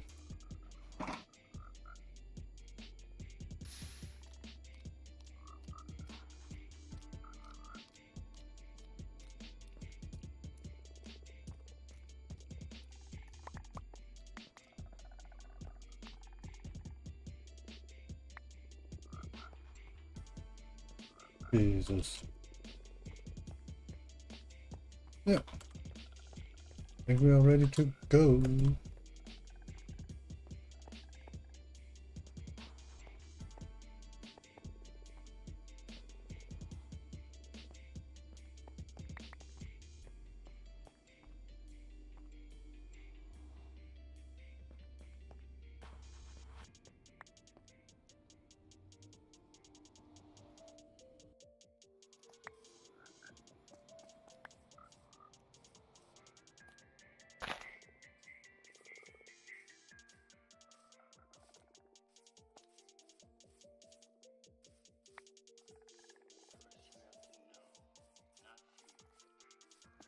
Ready? Come.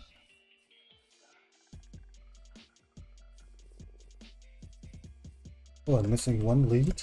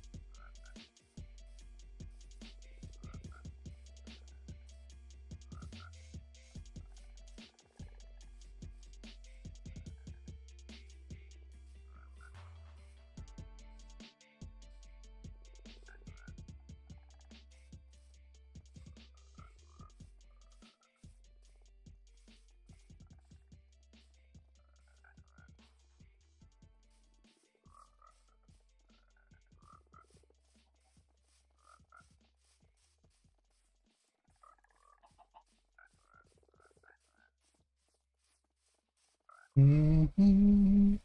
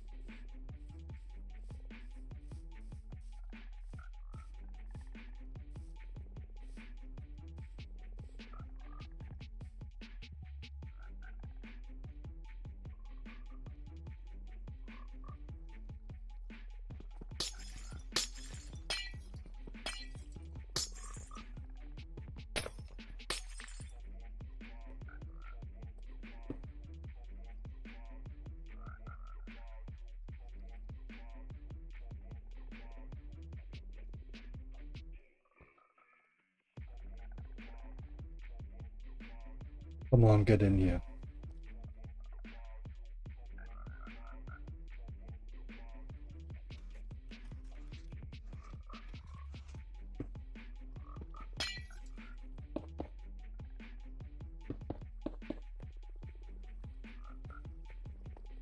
Oh, let's get the next batch.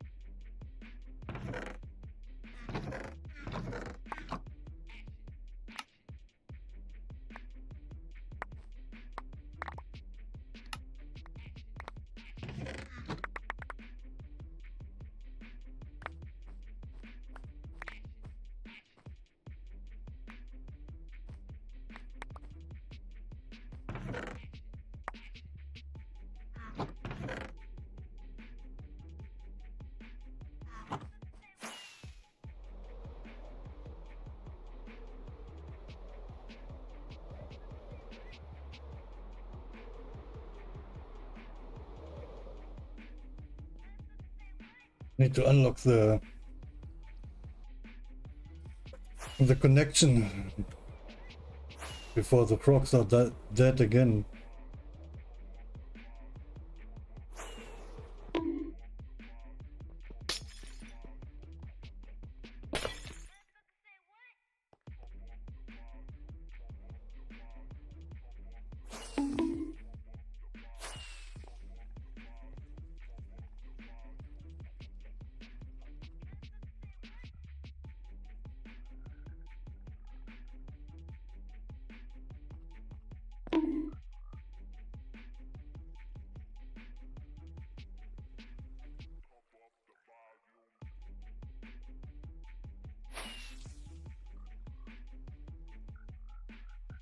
Hmm?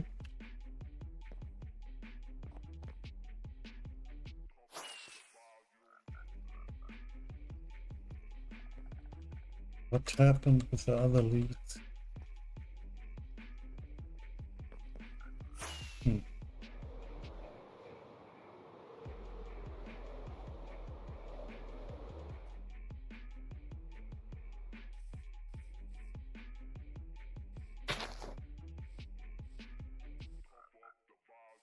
Hey, hey, the Chronix.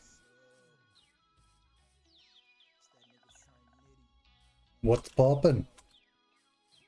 I hope everything is fine.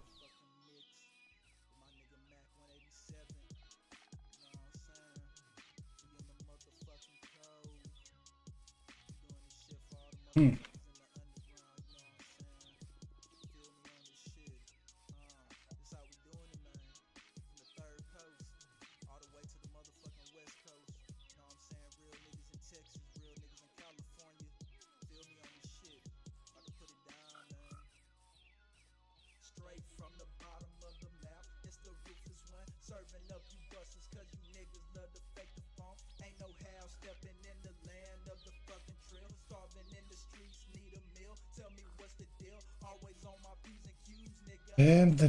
Damn.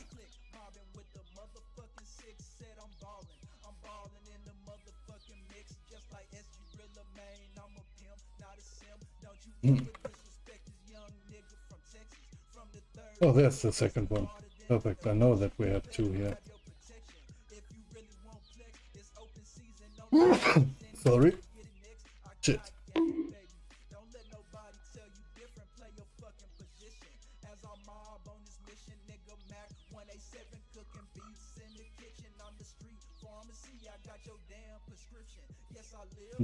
Good.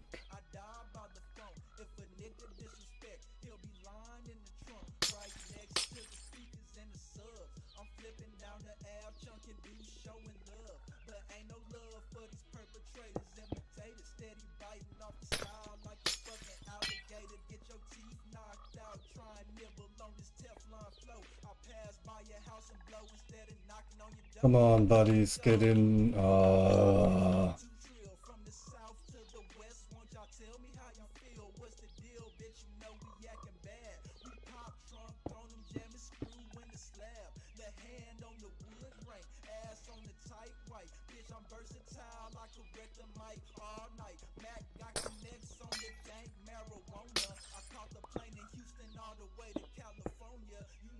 You got a tip so I can start a new survival, but well, did you start with small base?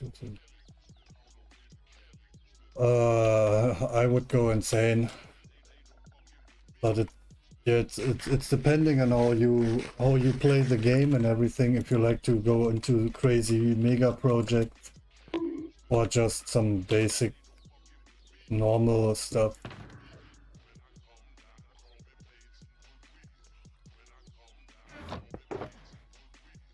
I love to make big projects or working on big projects, so it's for me normal that I try to do big things. We need more trolleys and more leads. What the fuck?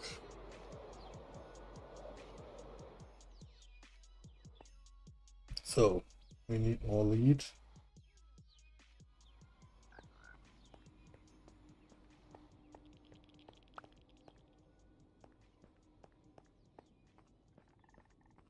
Yeah, right. Flashlight. This is perfect.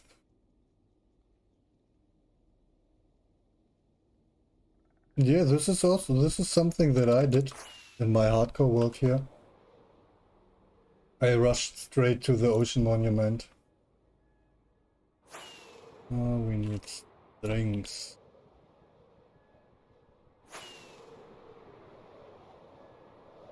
To drain the ocean monument and everything. But at the end I'm not using this spot anymore. But this is something, yeah, you have an idea and try to finish the project or to get to something. It's actually the best idea.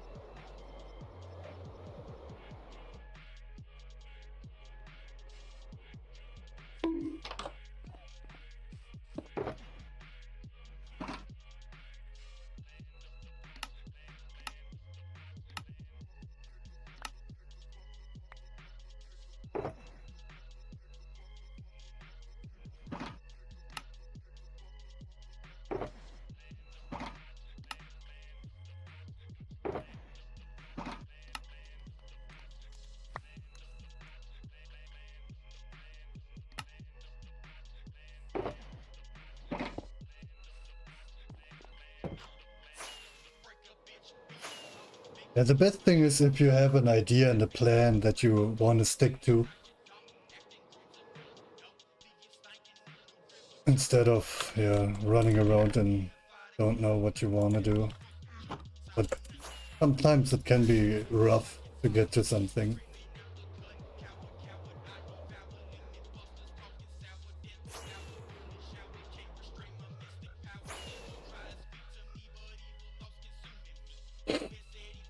Oh, oopsala.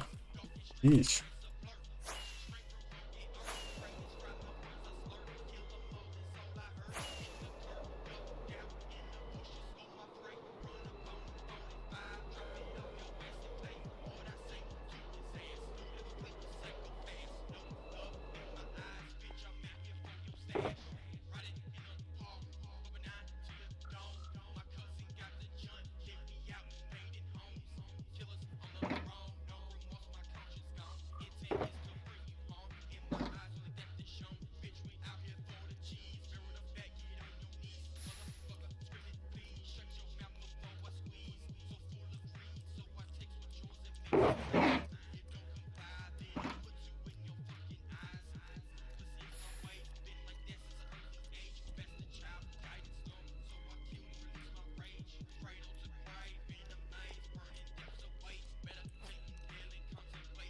Oh yeah, 2 stacks of slime balls are also enough for them. This is cool. This is good to know.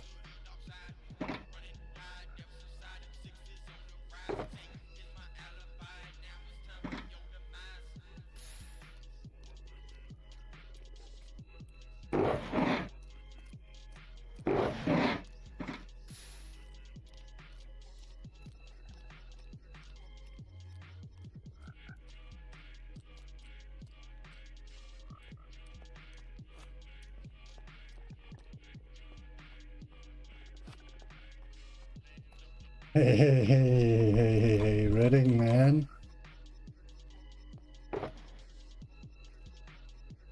What's poppin'? I hope everything is fine.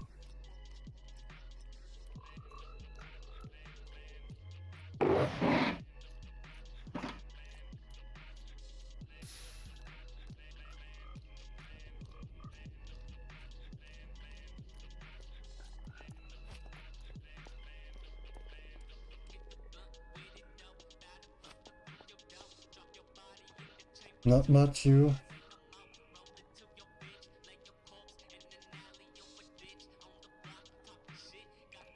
No, man, I'm not at the furnace array, so yeah.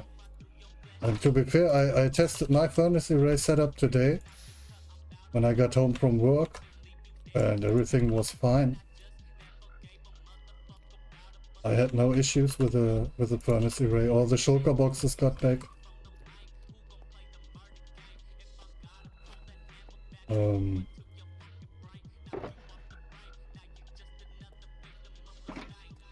Oh yeah, I'm trying to say it this way. I realized that I need 7 shulker boxes of rocklight for the floor design. I completely oversaw the fact that I need so much. And now I'm trying to fix this problem at least a little bit.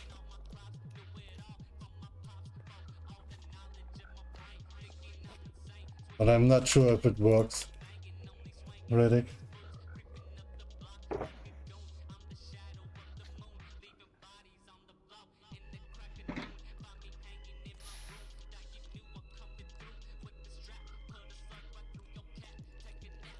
Yeah, Andrew, to be fair, I think I checked the schematic yesterday, maybe 2 hours, and today also some, maybe 1.5 hours before I got completely, before I run the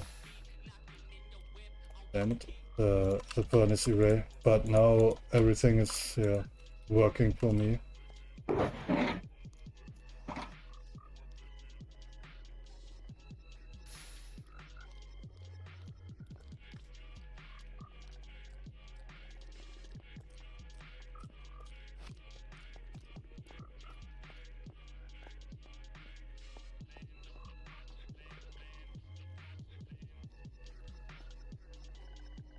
Yeah, I think I will bring this group over to the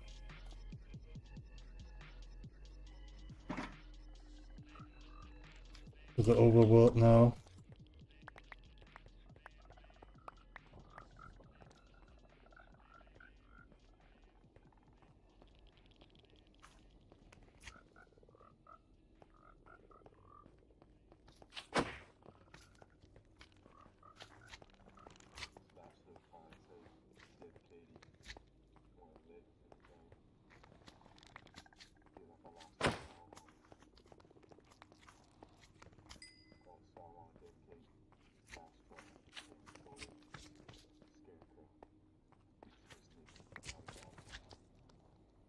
Bye bye.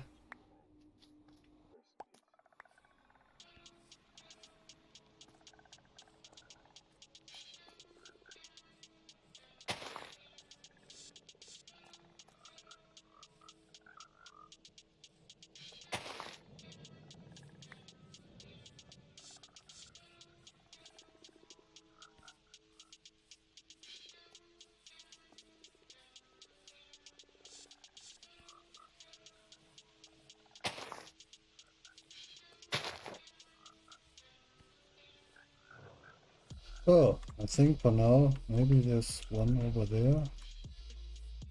Um,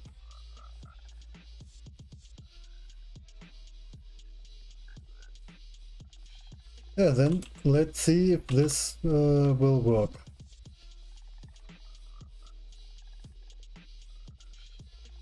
What else I can do is I can change a little bit the spawning sphere of the magma farm, magma cream farm, that I don't use the full setup.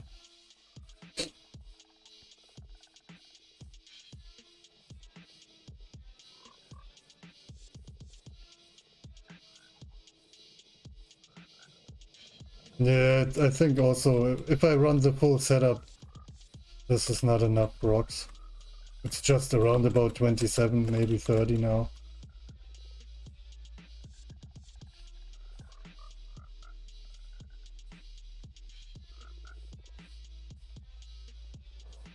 Yeah. Yeah, tonight I will check out some frog light designs that I can build a decent frog light farm and not stuff like this again. But yeah, this actually kills me today. I thought I'm fine with everything, but the frog light, man, I completely oversaw them.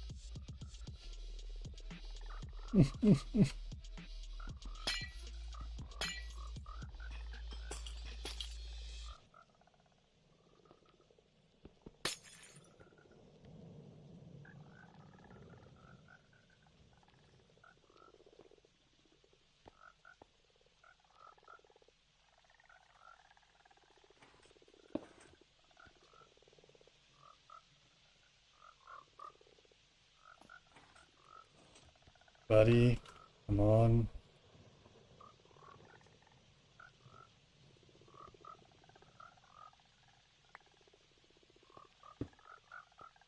So let's get the rest of the flying frogs.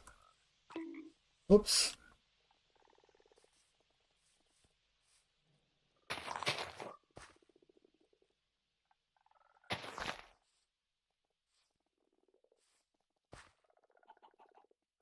Mhm.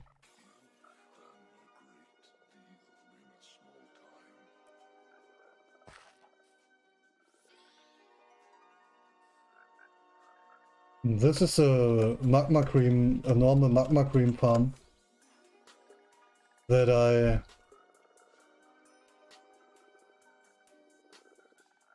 use here to, yeah, right, convert it into a frog farm for now.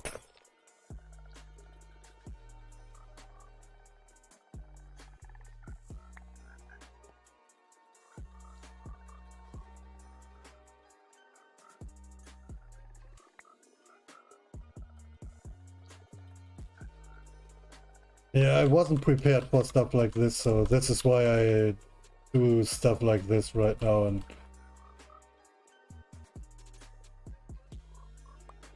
yeah, you fixed it. Nice.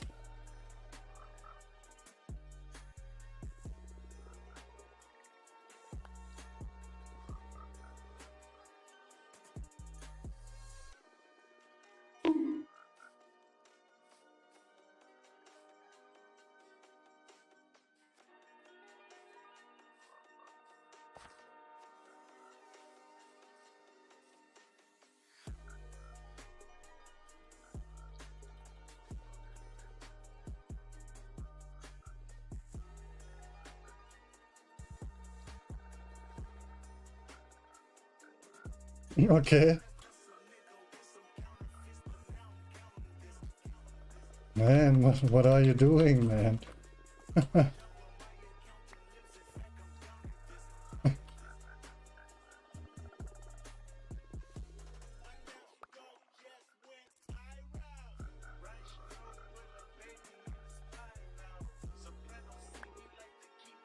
Is your simulation distance high enough?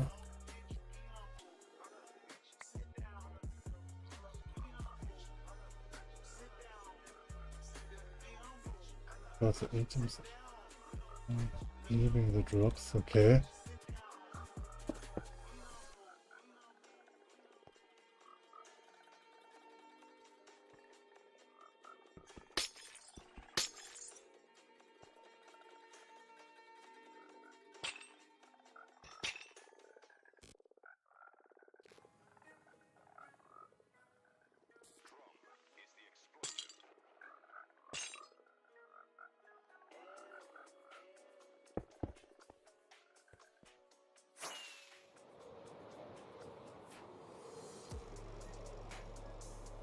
The circuit's just looping. Oh, okay.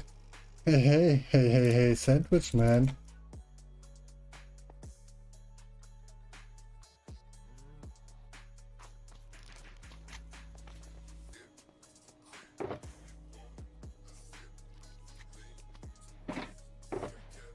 Yeah, let me breed the rest of those guys.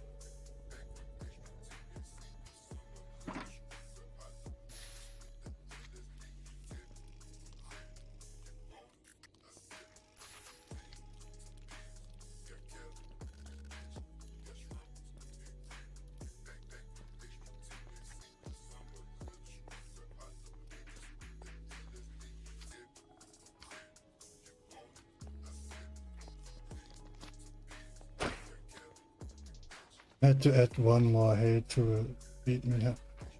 No, not really.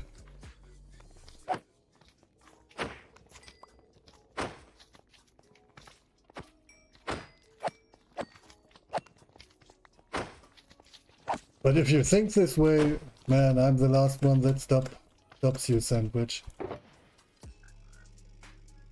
So.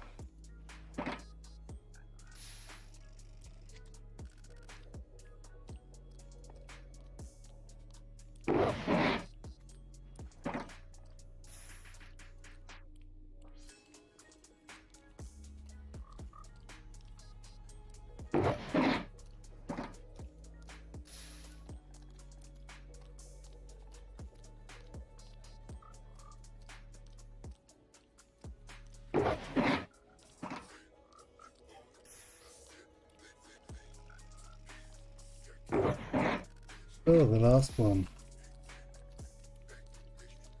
And then they get eaten again.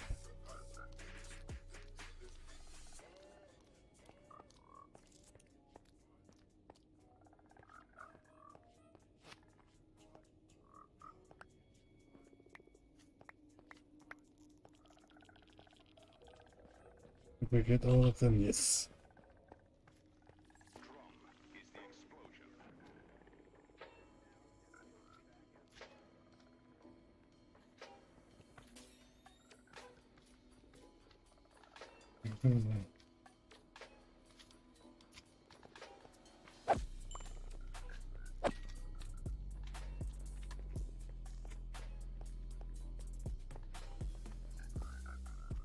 Okay, now you got it.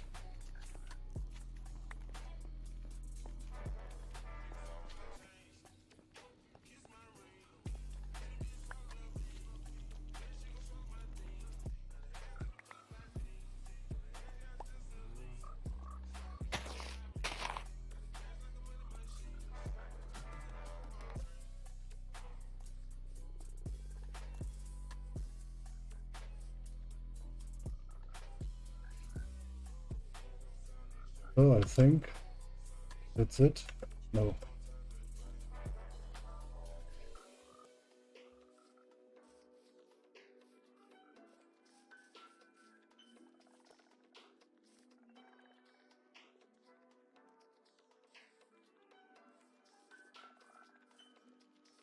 So, let's go.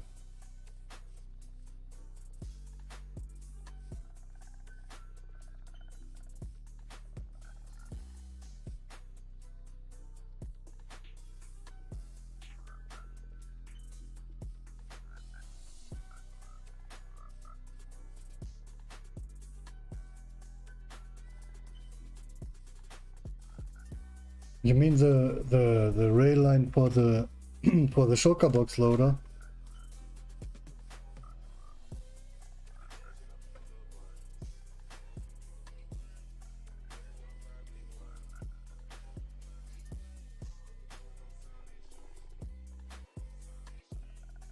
For the dispenser? Yeah, right. It's the dispenser line, not the shulker box loader. Yeah. Yeah, what I did yesterday is I removed all the pistons and rebuilt them. That the full system or the full rail line got a full reset on both sides. Oh, okay.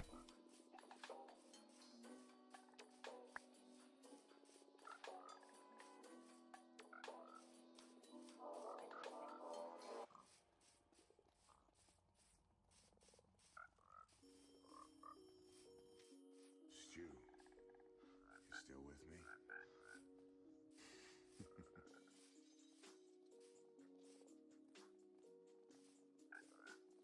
Drum is the explosion.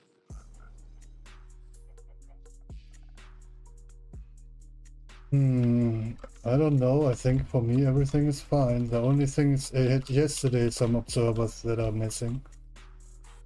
But this is the schematic that I took the first time. So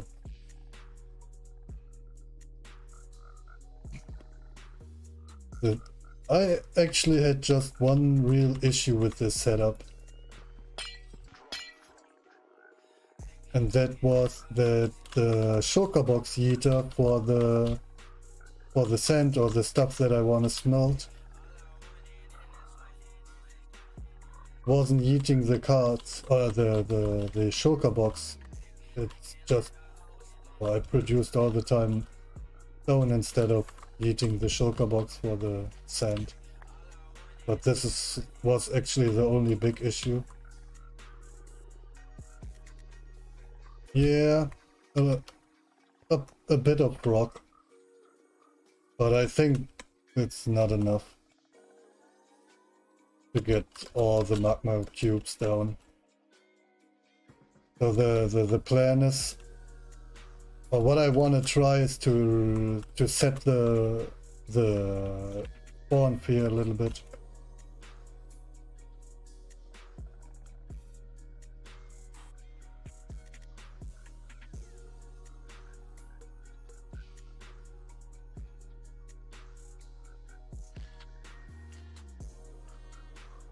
Yeah, of course. I know. Now I really understand what you mean with you get back in my world. Yeah, of course I can use you. Get back in. But I think I will check this time if maybe I...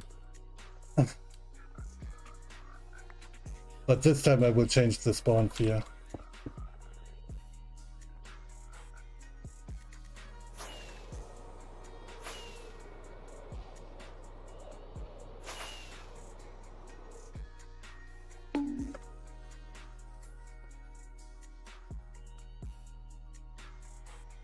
Oh boy. Hello.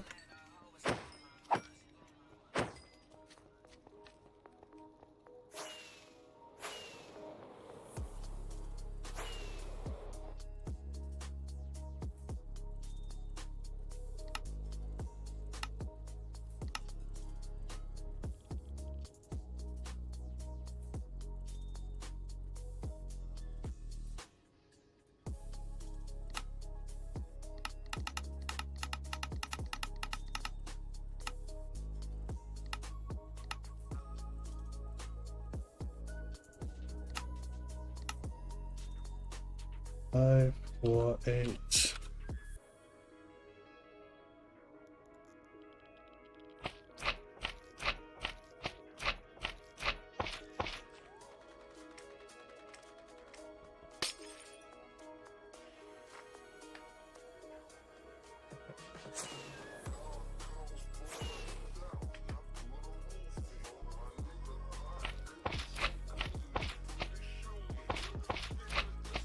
It's purple slime. This is purple, man.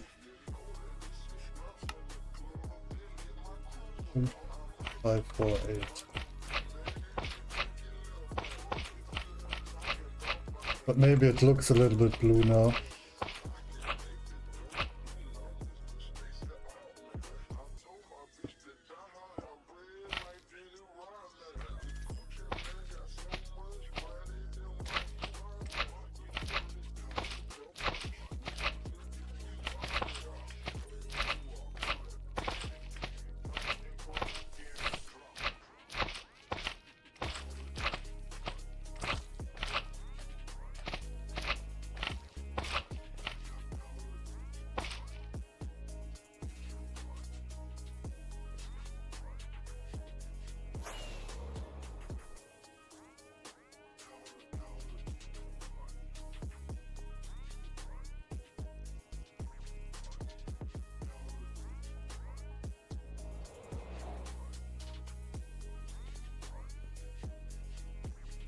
Oh, let's see. Let's see.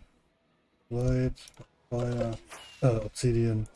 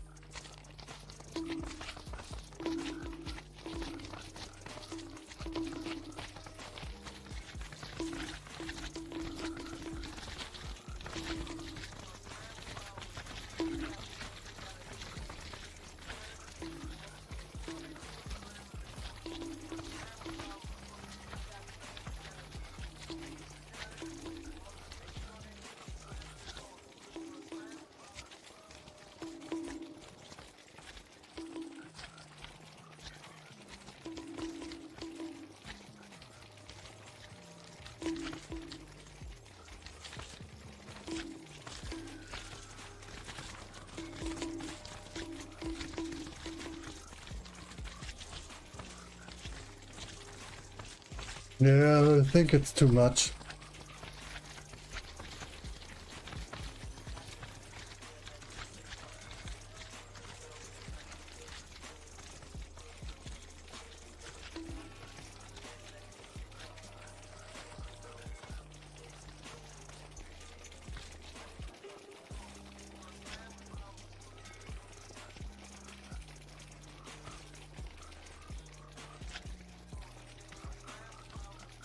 Yeah, the frogs cannot handle the amount.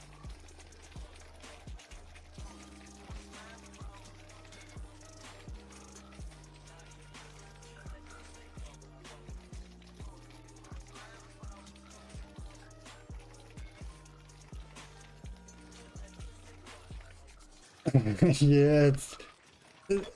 I need more frogs and then I'm fine. I need more frogs, but to breed them and everything is a little bit annoying. So what I can do...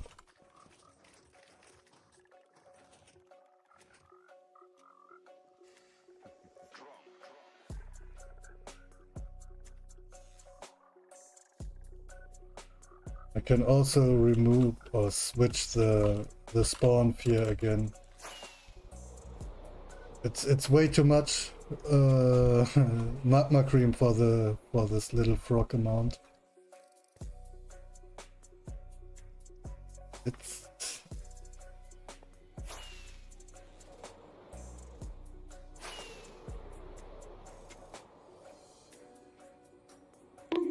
oh, really.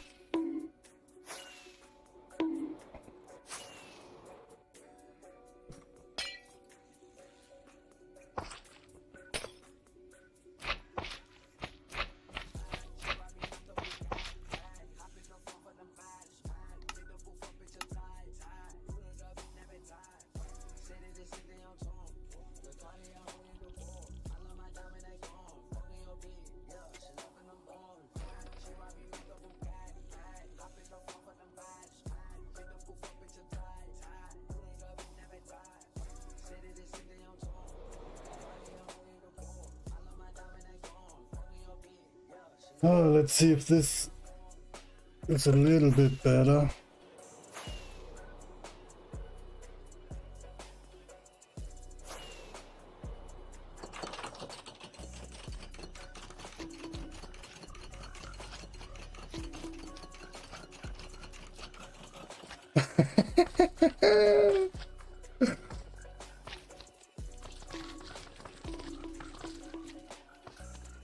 But I think this is actually fine. Because of when all the big ones dies, the frogs have enough time to eat the small ones. Maybe, maybe, please?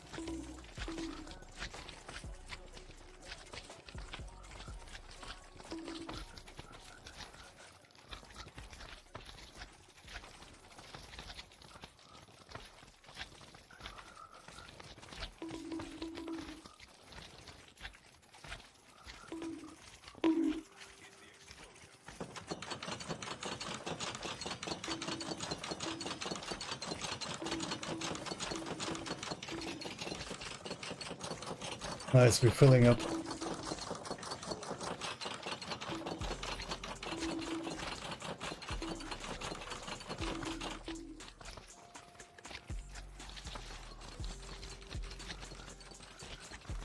Let me stand here for 10 minutes to see how everything works. And if in this 10 minutes nothing crazy happened, we go and switch over to the nether side. That I don't need to run all the time there.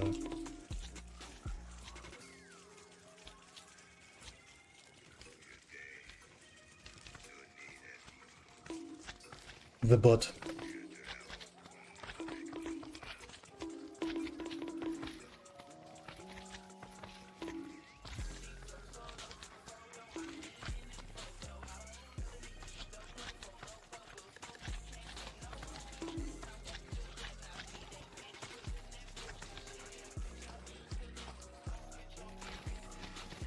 Yeah, I think this looks at least better than the test run before.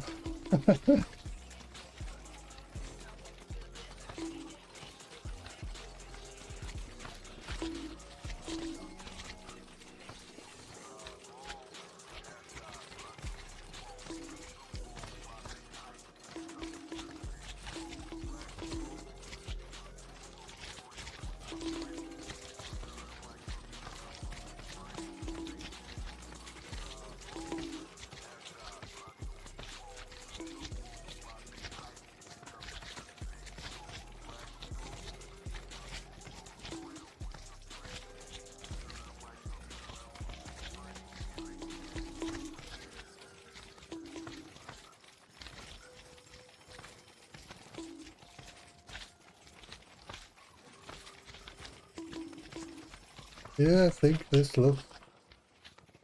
looks not bad. Yes.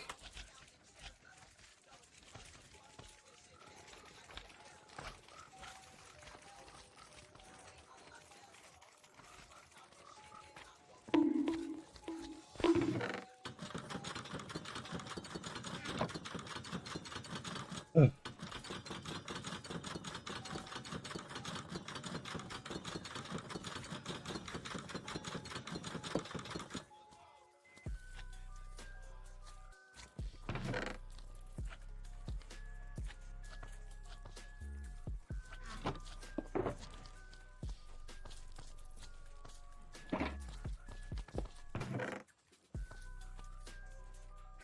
Okay.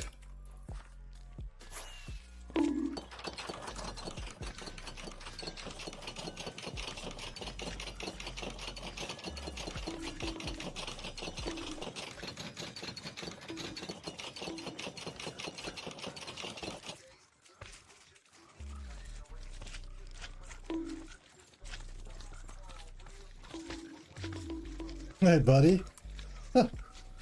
He's chilling in the underneath the observers. Okay.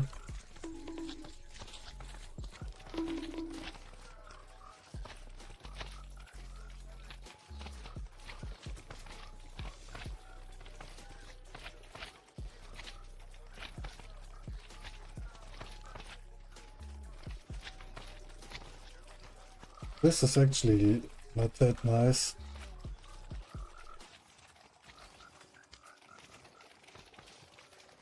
But it seems that we don't lose that much rocks right now.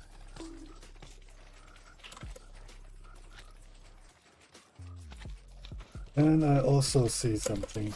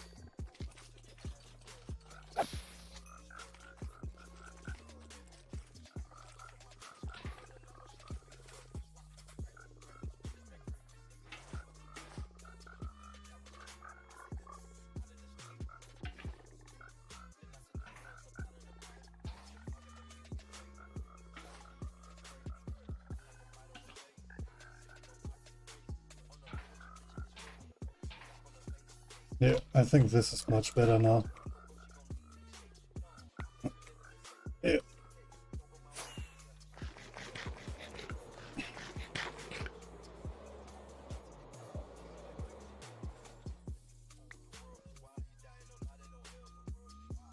So let's place Andrew again and see how it works.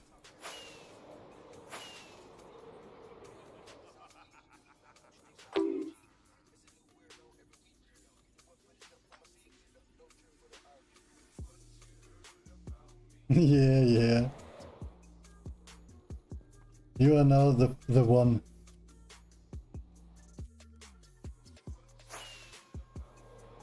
And your dog is asleep on your bed.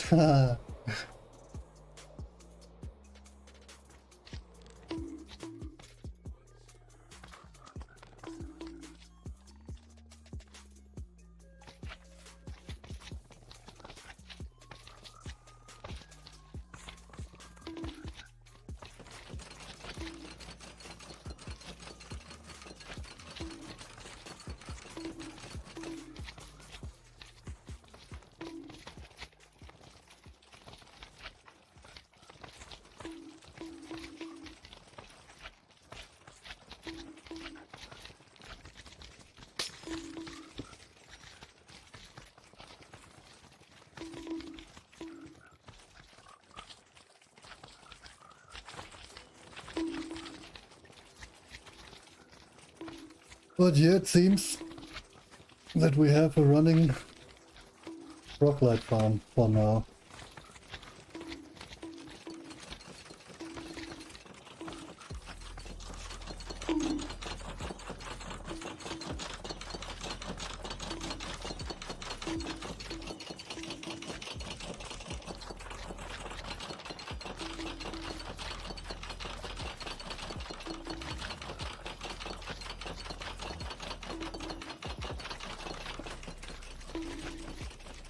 Yeah, so this is actually something on my to-do list now. We need to breed millions of rocks of every color that we can handle the massive amounts of rocks, magma cream that comes through the portal. Then we need something to get powdered snow. Maybe I check out some snow biomes.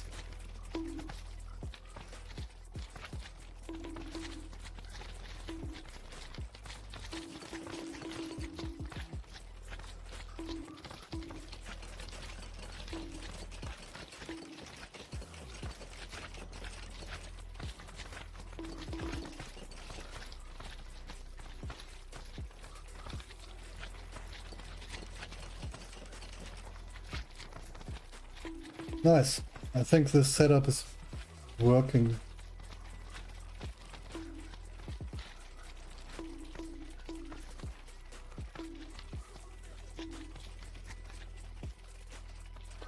Okay, this is...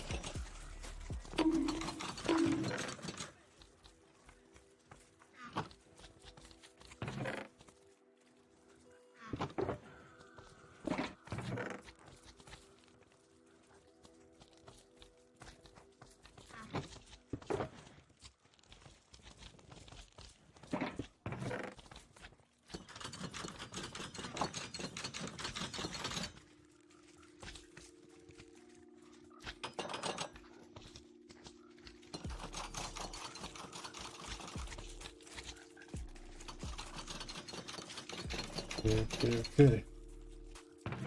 Yeah, then I can go over to the nether side and do some wacky AFK session. Oh wait.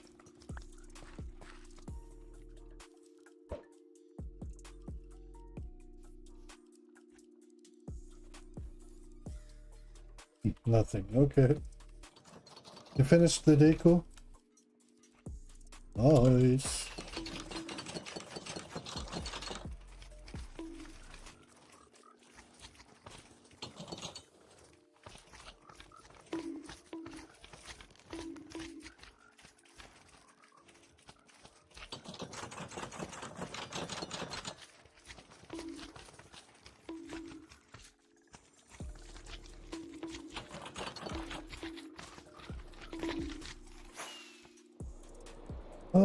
So, ja, dann.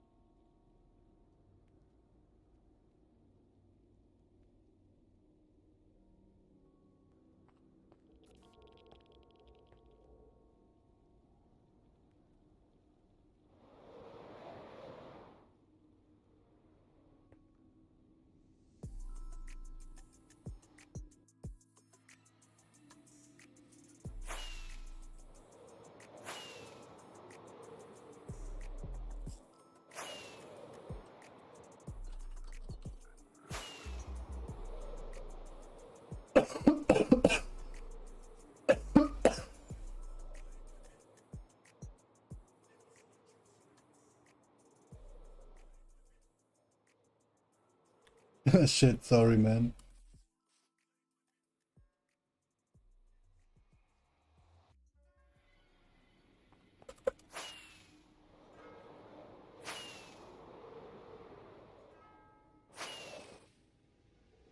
So, yeah, now we can wait here until now we have 9. Yeah, I think maybe 15 minutes, half hour, and then we can see how much we have. I hope everything is great, some guy.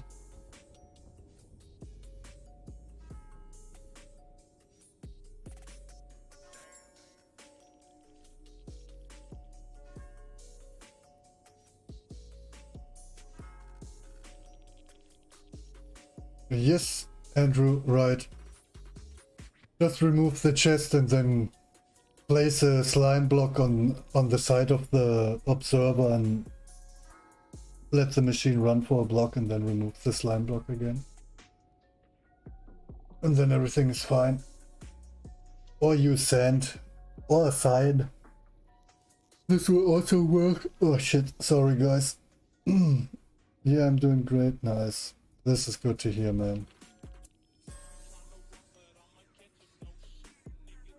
Yeah, I'm also. I thought that we start building on the floor design today, but I don't think so that I get it done.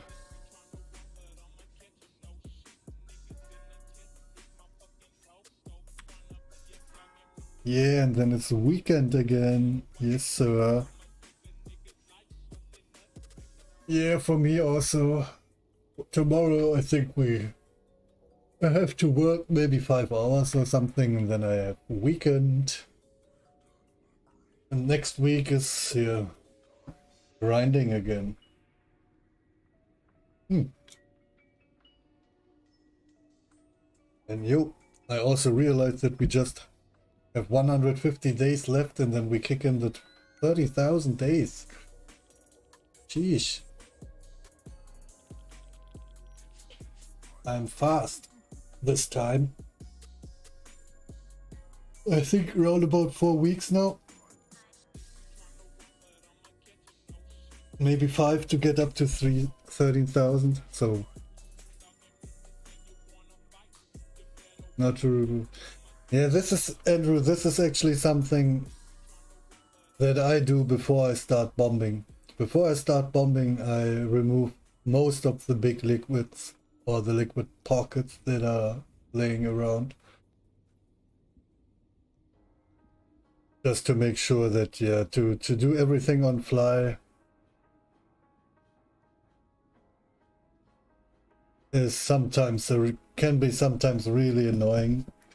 And the next thing is you need to think about that you just have one bomber that bombs out the area. That means if you mess up one, or if you have too much water floating around,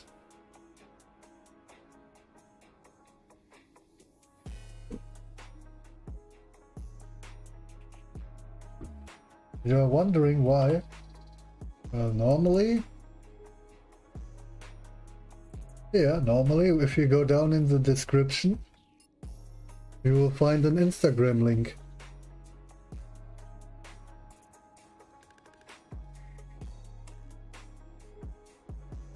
To Borderland Peppers.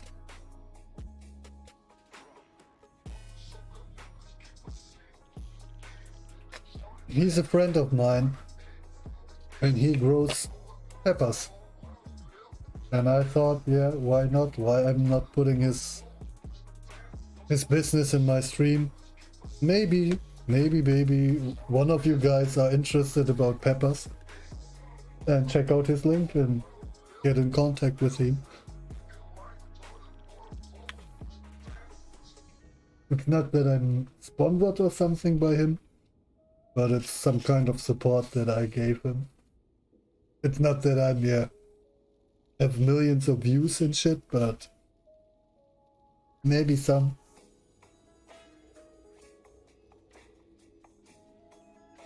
Ah, too spicy. Jesus Christ.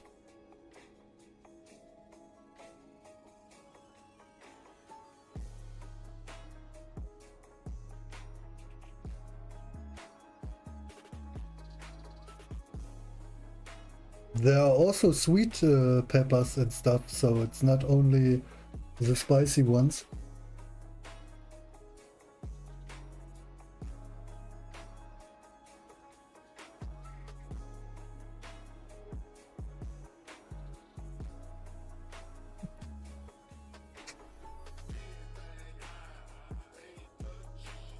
Maybe when you get older, you see the beauty of peppers, man.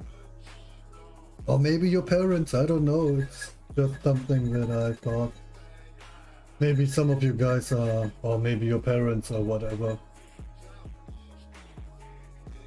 are interested about peppers. And he's actually one of the world's best pepper grower. I have a line.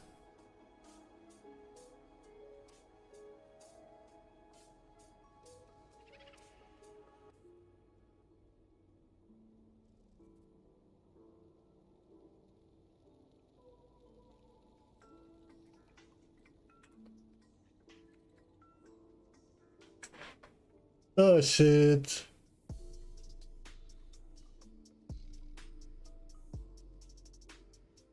That sucked. That sucks.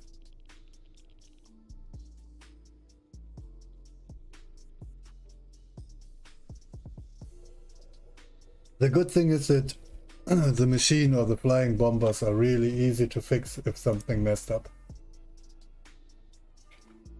Sometimes the return station doesn't work properly and everything.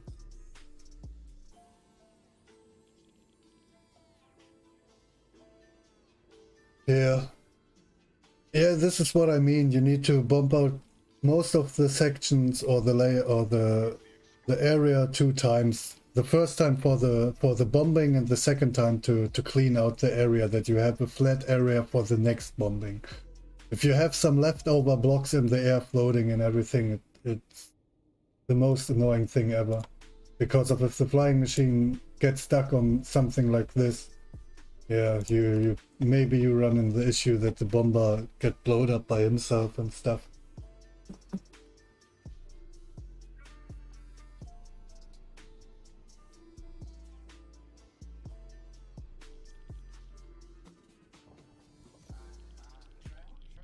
Okay.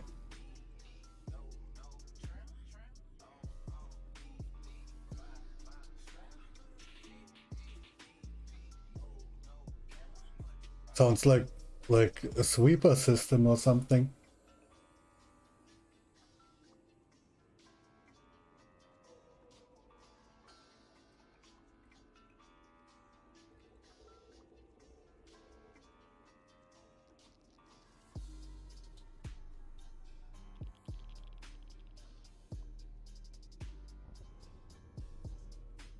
Oh man, this is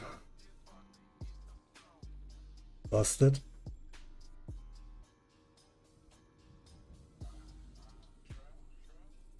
Let me see if we have rocks or if they all died.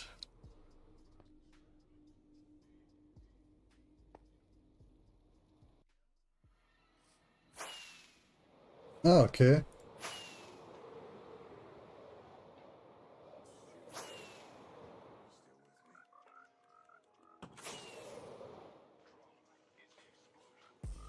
Nice. This is it. This is cool. Shit. No, they are still alive. This is actually really cool. I thought they are dead, man. Because of I changed a little bit the spawn fee and everything, but sheesh, they are still alive. How can they be?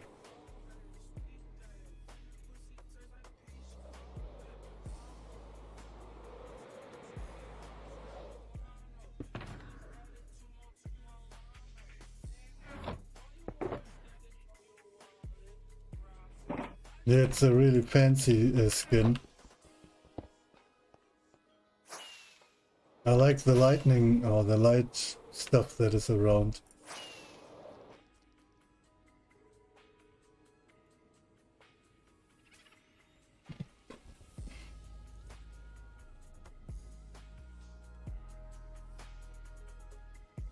Yeah, right. It's really cool.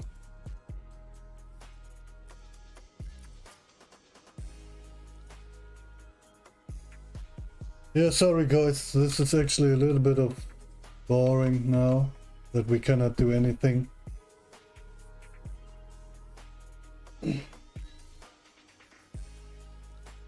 I just murdered Mini-Me. Uh-oh.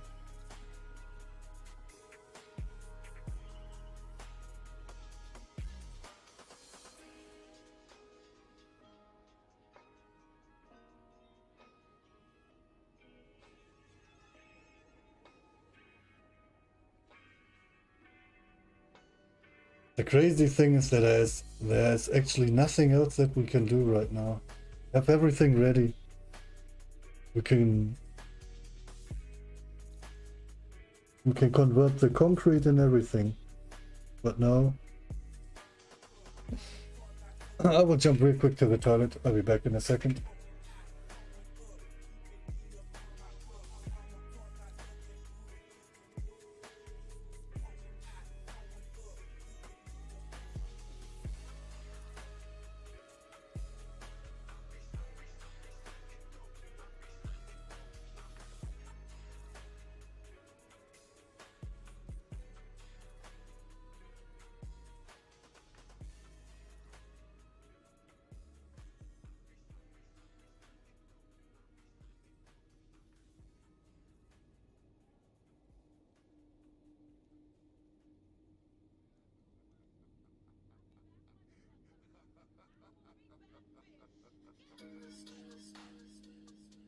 Stu, you still with me?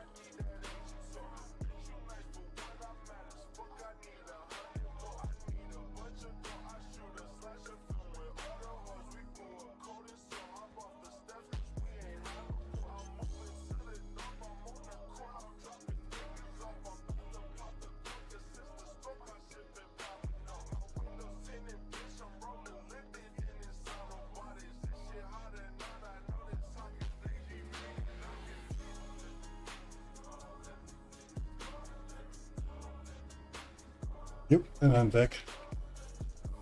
I have 4 Mini-Me's.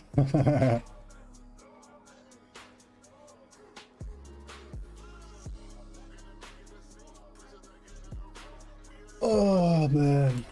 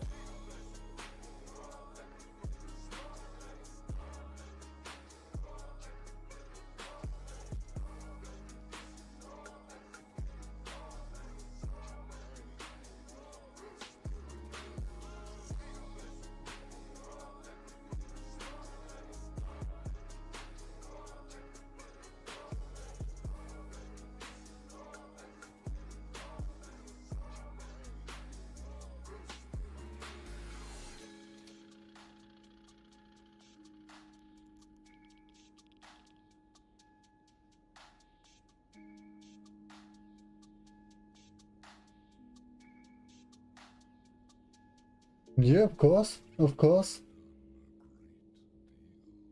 Andrew, normally you are safe.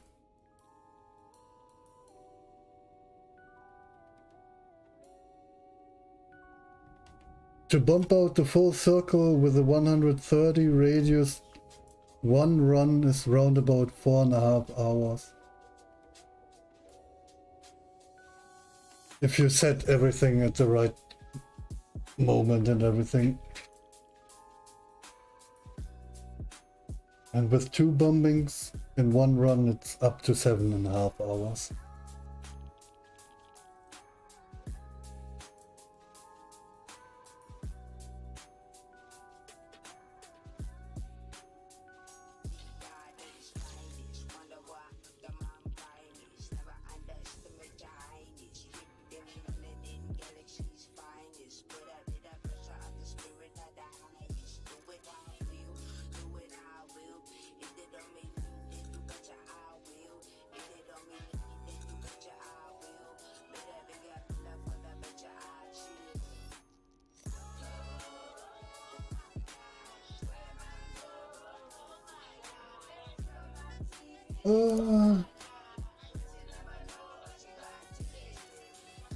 Nice.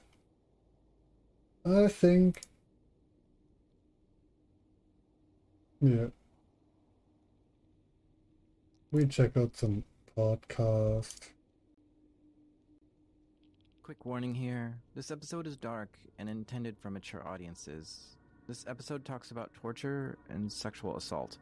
It doesn't get super graphical where you may vomit from it, but it does come up. Yeonmi Park was born in 1993 in North Korea. She grew up with her mother, father, and sister in a small house near the Chinese border. In 2007, Yeonmi's older sister had escaped from North Korea by herself. Nobody knew what happened to her or where she was. Her family didn't even know if she was alive or not. Yeonmi and her mother decided it was time to risk their lives and escape from North Korea too.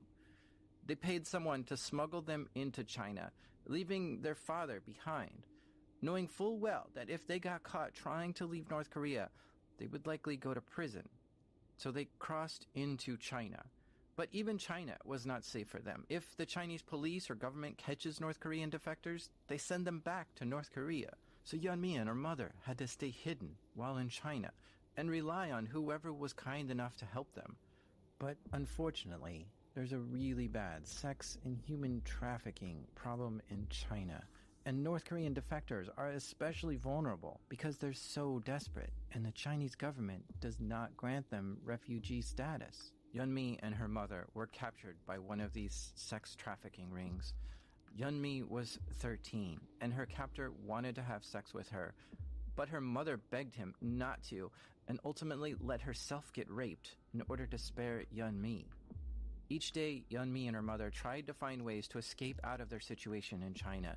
At this point, Yeonmi was 13 and sold into a sex trafficking ring for $300 Yeah, it's a podcast. US.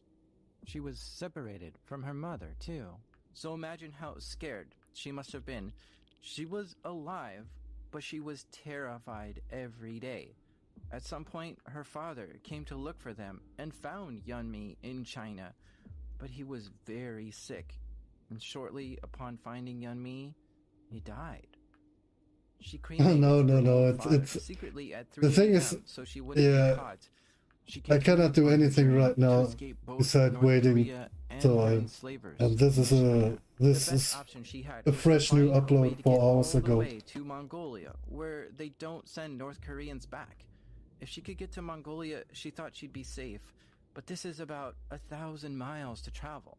It's like going from Florida to New York, all while staying hidden without money and in a country that you don't speak the language. But she was determined. Her life depended on it. So she escaped from her enslavers and captors and began trekking across China towards Mongolia. Again, she's just 13 years old. She would move at night in the freezing cold with only the stars to guide her. And this was the lowest point in What her the heck? life. Where To comes have the gone 100 so from? far to escape so many evil people. In the dark, lost and cold. She Why lost sometimes 1 or She 700? fell down in the dark and just felt like not getting up. Freezing to death was a better option than going forward. What the heck? And when you think nobody cares for you, you can feel like there's no reason to live. But she did get back up and continued to crawl under barbed wire in the dark and made it into Mongolia. And from there, she was sent to South Korea, where she What the was able to heck? Why connect is with there human always rights the groups, 100 and they were popping able to up help on her. in the chat on the right? While this is the most harrowing story I've ever read, there's something about this decision of risking your life to escape from North Korea that captivates me. Because in North Korea, they brainwash you into believing that the supreme leader and the country are the best in the world and more important than anything. And you should Now put it's all your wants smileys. and desires aside to help the supreme leader. What So the it's heck? not just about escaping from a country, but first you have to undo that mindset that's been forced into you since you were born, and to take that leap of faith that even though you have no idea what the world is like on the other side of that border, just hope that it's a better life than what's in North Korea. Yeonmi Park took that leap of faith and made it to the other side, and that's the mystery I want to figure out. What does it take for people to escape tyranny and seek freedom? But to figure this out, I'm gonna need some help. My name is Yeonmi Park, and I was born in Haesan, North Korea. These are true stories from the dark side of the internet.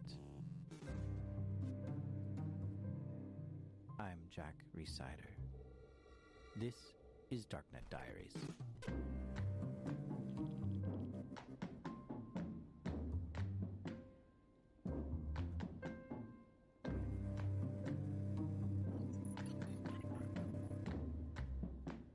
Okay, yeah, we're gonna go deep into North Korea on this episode.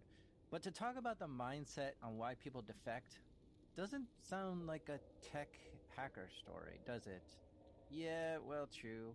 I promise there is tech involved in this story, and it's actually tech that you have laying around your home that can help people in North Korea. And we'll get to that, I promise. Just have a little patience at first.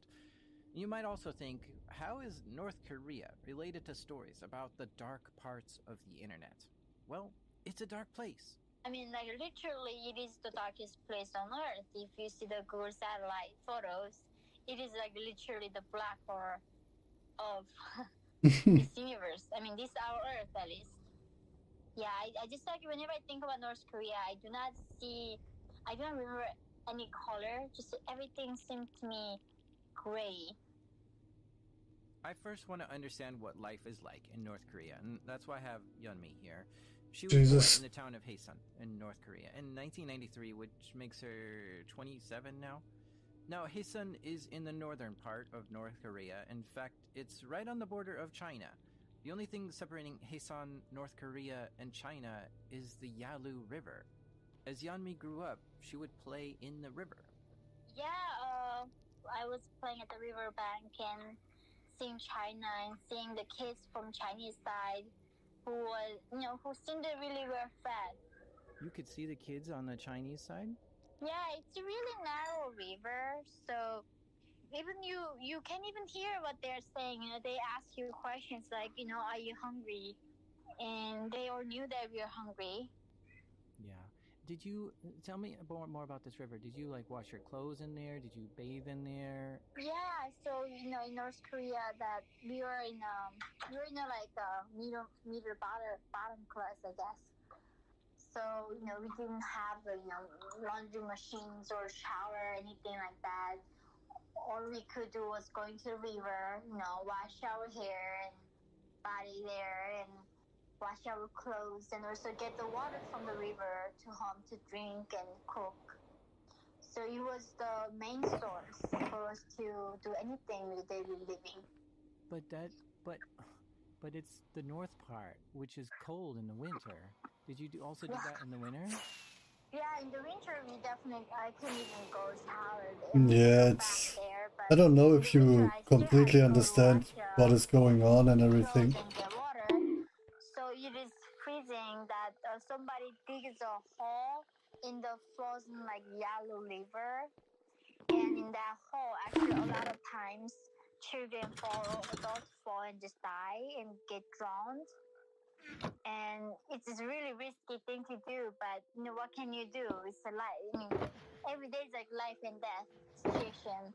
You're not bothered by that kind of danger, and not because you need water to survive.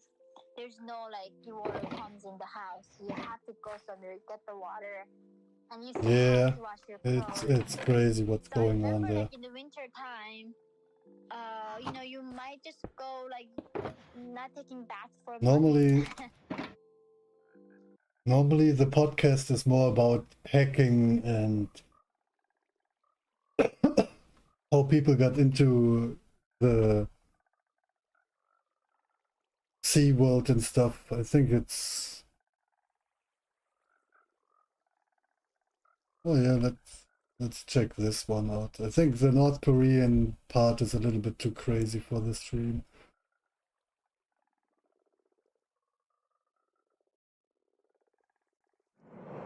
Let me look this up. Okay, there are two main differences. One is a soldier hired to do work for, and the second is a person who works purely because of monetary gain. I'm gonna guess that they don't have allegiance other than whoever's paying them. They're hired. They get paid to do a job, and they're not supposed to ask why. Mercenaries are people. And people are complex, filled with emotions, and they actually do have allegiance, even if they're paid to forget about that.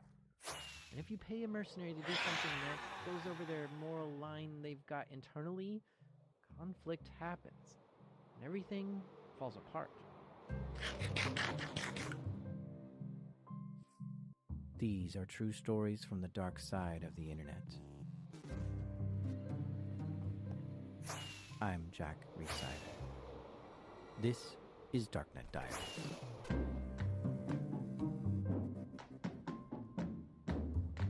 This is my English practice when I go to bed and everything. This is, yeah, I listen to every podcast every night. Ready? Yes, sir. So let's start with your name, or what do you want to be called on this show, and what do you do? Hi. Yeah, my name's David, and I am a type of offensive intelligence analyst. I track foreign intelligence hacking in the United States. That's what I do now. Oh my gosh, I have like 20 questions already just from saying that. Did you say offensive intelligence analyst? That's correct. I've never heard of that. What does that mean?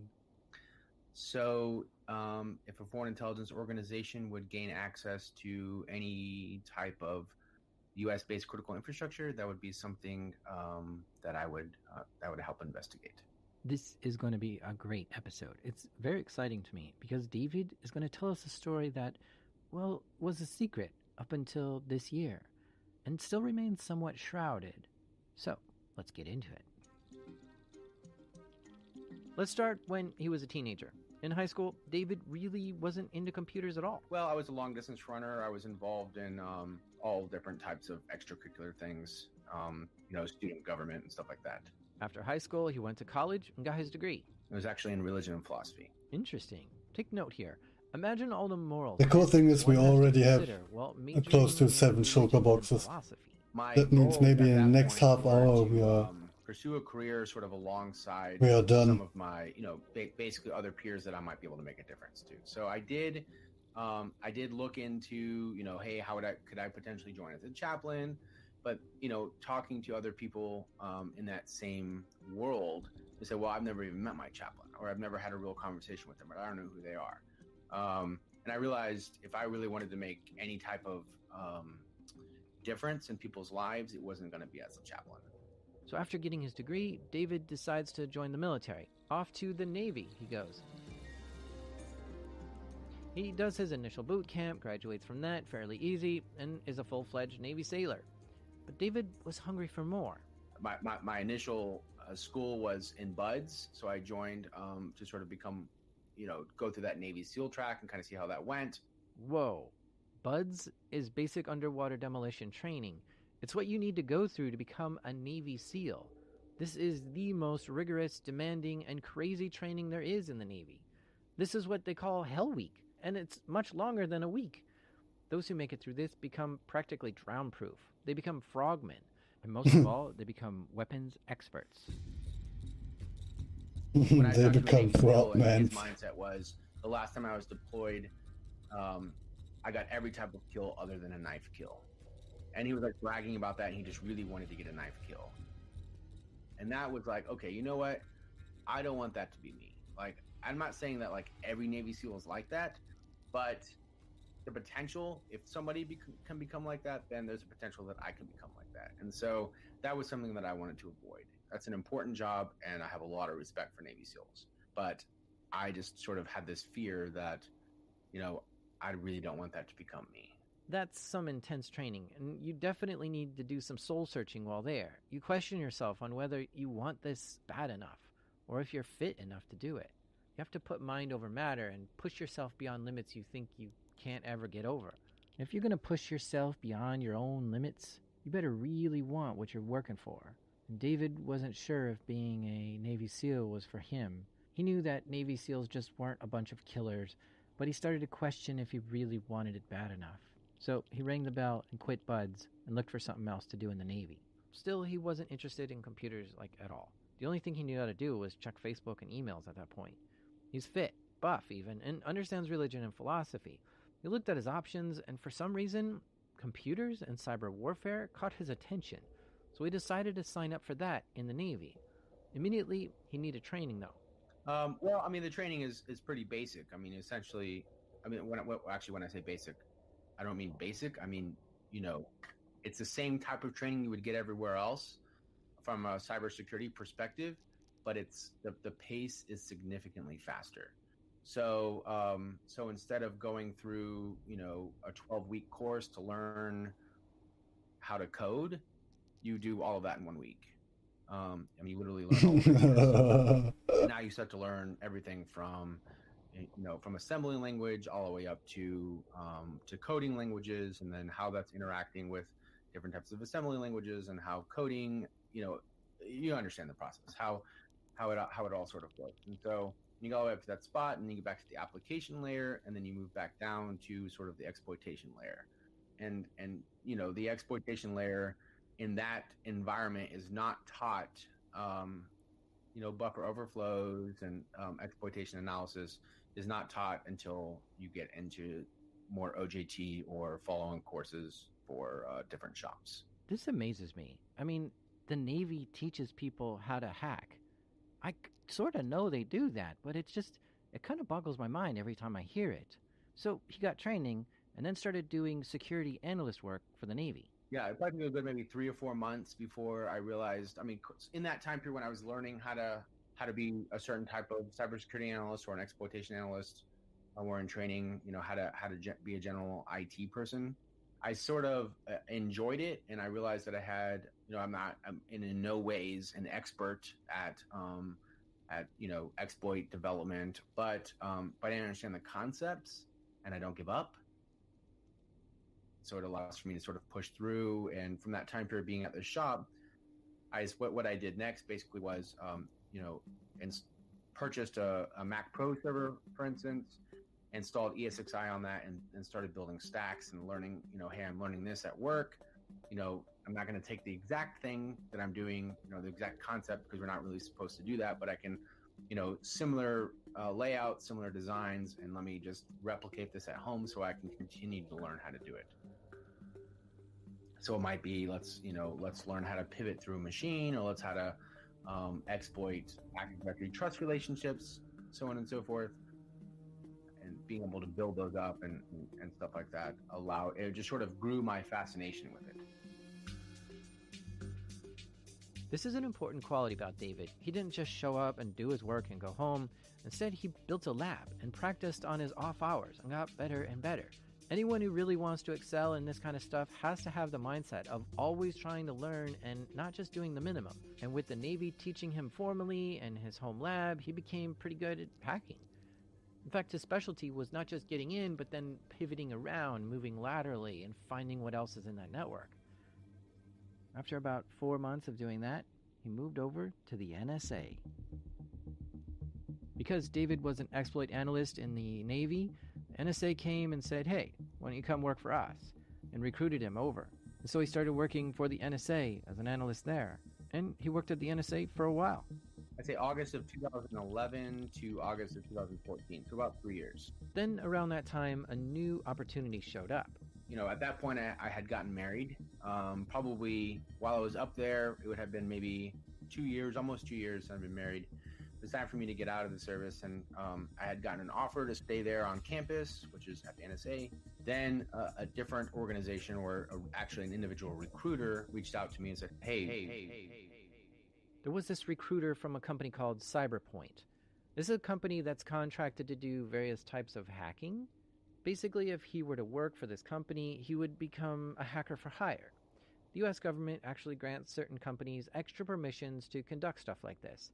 The details of this are foggy, but this company that was trying to recruit David was vetted by the US government to do this. And David listened to the recruiter tell him what the job entails. That I would be doing a lot of different types of offensive work, maybe security, maybe offensive intelligence, and that would be sort of some of our goal. Whether or not. And give me an example of what some of the offensive work is that you expected to do. Just from previous conversations, I had understood. Well, you might be doing some tracking of terrorist organizations to sort of help out and alleviate some of the workload in the United States, and we're helping them out over there to sort of protect their country as well. And so our main understanding was we're going over there to help them protect their country. This sounded good to David. To help protect the country, to help battle terrorists, and to reduce some of the workload for the U.S. forces. All right. The company was called Cyberpoint, and it's based in Baltimore in the U.S. And it's typical that not all the details are given about your duties until after you sign an NDA, a non-disclosure agreement. But there was one more detail in this contract. If he was to accept it, he would have to move to Abu Dhabi, in the United Arab Emirates, for 2 years, which was the duration of this contract. Not really ever traveled, not really gone anywhere. I mean, I had before, but, being married, my wife had not. And so we, made a decision together. They decided to take the job in Abu Dhabi. Off they go. They packed up everything they needed, said bye to the family, and moved to the UAE, which is right in the Middle East. And the name of the hacking unit Dave was assigned to was called Project Raven. For the first 30 days to 60 days, you're actually living in a hotel. It was just, there are so many red flags when you first get over there. You should know to yourself, I shouldn't be doing this. What were some of them? Well, the fact that you have 2 different folders that explain different types of information, that should be one of them. Like, this is what we've told you you're going to be doing, and this is what you're actually going to be doing. When a new person would show up at Project Raven, they would get 2 back-to-back meetings. First was the Purple Meeting. In this Purple Meeting, you're given a folder with information, and it says you're here strictly to carry out defensive measures within the cybersecurity discipline, such as deploying firewalls, intrusion detection systems, and other defensive measures. But as soon as that Purple Meeting was over, new employees were told that's just a front. It's a cover story that you can tell your family or anyone who pushes you to ask what you're doing. Then immediately you're given the Black Meeting with a new folder. In this Black Meeting, you're told a very different story. Here, you're told you're going to be helping NISA conduct offensive cyber operations. This meeting further explained that NISA was the secret part of the UAE government, which is similar to the NSA, and that you're going to be helping them conduct electronic exploitation and collect information from specific targets. Yeah, for you and me, seeing these 2 back-to-back meetings like this would be a red flag, for sure. But for someone who's used to a lot of secrets coming out of the military and the NSA, this is actually a sort of common thing to experience. Covers and fronts for what your actual official duties are, yeah, that happens. So it wasn't an immediate flag for David. So the location we worked out of was actually a villa, a converted villa. So we could, our spouses were not really even supposed to know where the villa was at, even though that's ridiculous because some people dropped their spouses off. Oh, so let's talk about this villa he worked out of. I saw a floor plan to this. Let me describe it. It was a big mansion. and it was just converted into like an office space that these contractors could work out of. I think that was there to sort of blend in and hide out. I mean, a mansion is typically private and secluded and quiet. It's a great place to set up a spy agency. And this villa is where Project Raven was to take place. The villa was 2 stories, and it consisted of a server room, a management office, Oh, an the last office room, 15 an hours. operations center, a I data think then we are processing room, done. a couple of kitchens, and some security guards hanging out. Dozens of people either worked there or had business there and would come and go. I'm guessing around 30 people worked in this villa. And the operation would go down like this. First, an order. A mission was relayed to the management office, and managers would then work with those in the targeting room to properly identify the targets. Then the team who worked in the infrastructure room would get busy. They would use fake identities and Bitcoin to anonymously rent server space around the world. And this is a precaution that in case the target figures out they're being spied on and they try to track it down, it doesn't come all the way back to this villa. There's this anonymous, untrackable gap.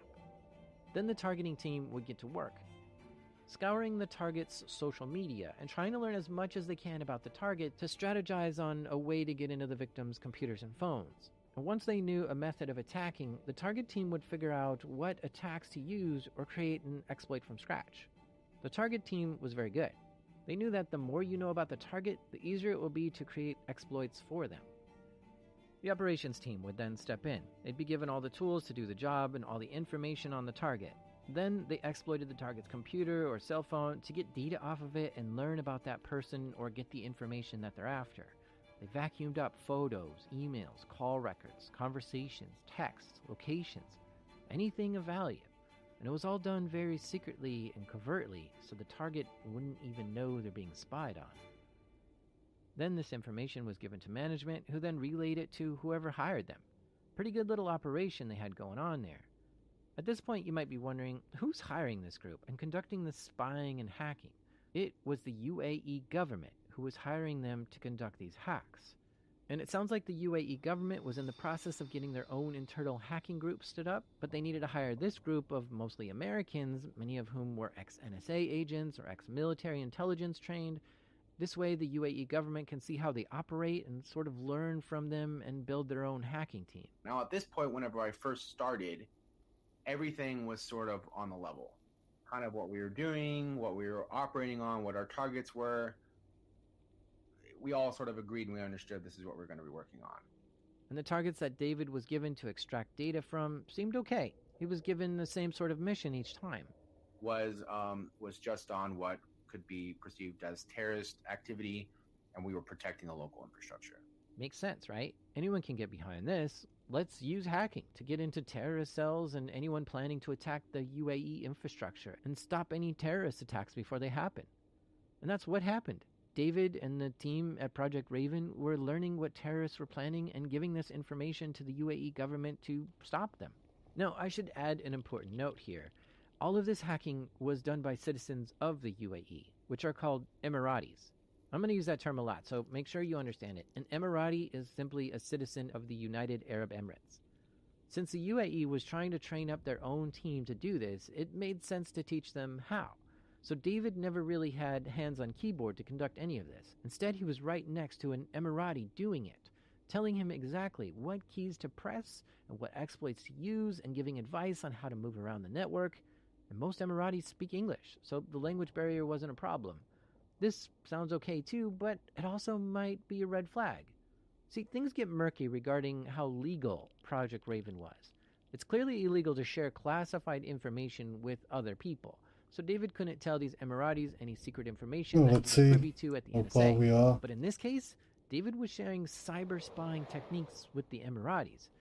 Provided it's not proprietary NSA-style tactics and exploits, there isn't any hard law prohibiting him from teaching others how to hack, such as how to set up a phishing email and use Metasploit to gain access to the victim's machine. I mean, anyone can learn this just on YouTube. Oh, we're So losing that part, props. okay, that's legal. But then we start trying to figure out whether an Emirati hacking into a terrorist phone who's also in the UAE is legal or not. In the US, it probably isn't legal, unless you're given express written consent from the US State Department. But what about over there? Now keep in mind, this company did have all the approvals they needed from the UAE government and the US State Department to do this. So yeah, it might be a little easier to get approvals for things if Emiratis hack other Emiratis, but if an American were to do it, I don't know, would it be different? It's complicated and it makes my head spin. But you see how murky this gets, right? But whatever, it's not something I'm going to be able to solve here. At this point, the UAE government was pleased with the work that Project We had a Raven was doing. broken So the Jupiter. first 4 to 6 months, that's what we were doing. Shit. Anytime we had an alert or a red flag of a probable or This is yeah, anticipated this sucks, event, man. we would sort of start the process of doing research to see if we can identify whether or not it was a valid threat. Now, it's also important to say that all of this data exfiltration David was doing on the targets was only that, data exfiltration. He was never on a mission to drain a terrorist bank account or disable a car remotely or do any disrupting, degrading, or destroying things that other hackers might do. This was just collecting communications. This went on for a while. Maybe the Then, TNT blow at up. some point, the requests from the UAE government started to get a little weird. Yes. You know, Yes, the we have unfortunate enough. thing is things didn't get weird for quite Shit. some time because the requests Fuck look it. very similar to what we are currently working on. Hey, this looks like that some of their funding might have come from over here. Can you guys, what would be necessary? Now we can start working on the floor. Shit. Finally. Let me turn on the music. This is nice.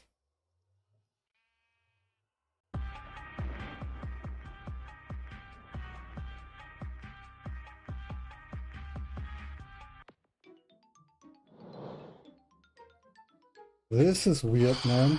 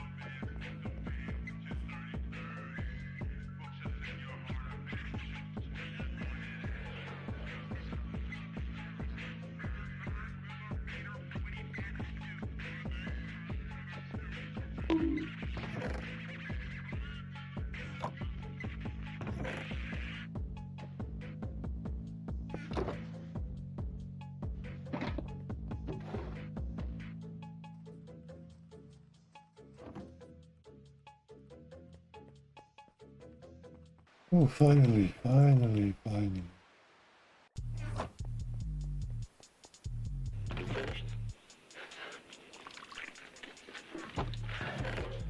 Thank you, T.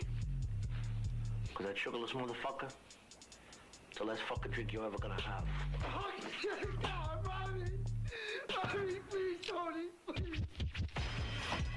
Time to convert.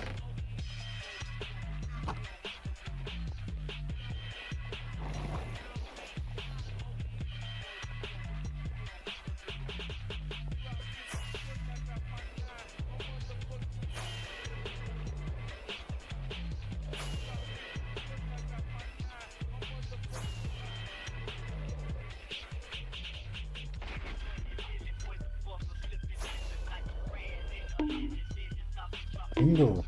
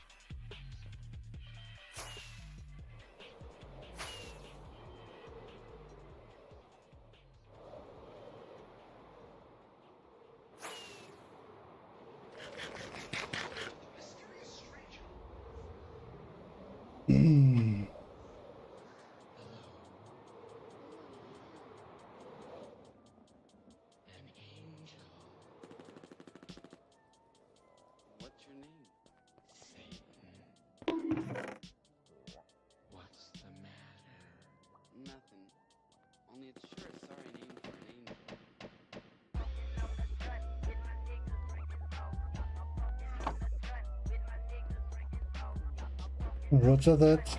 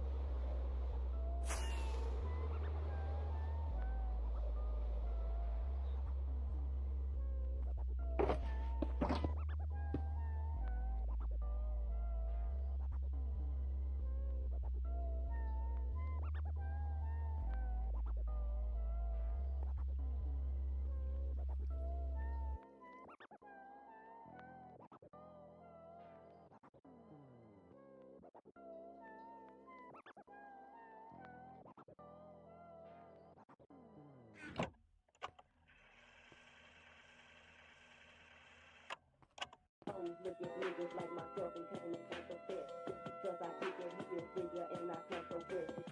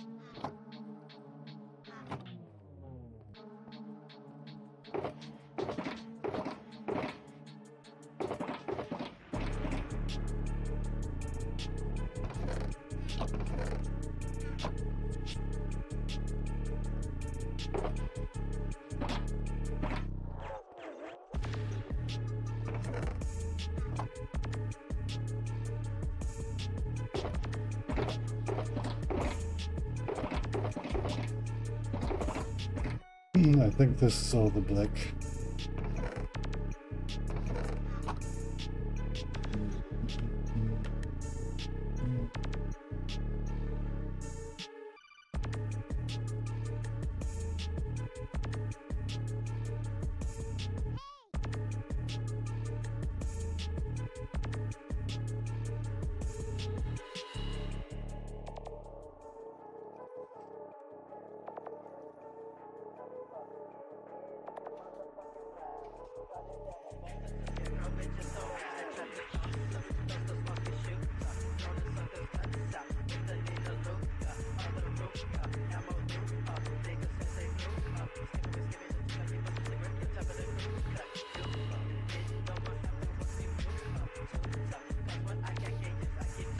You fixed your pen? Nice.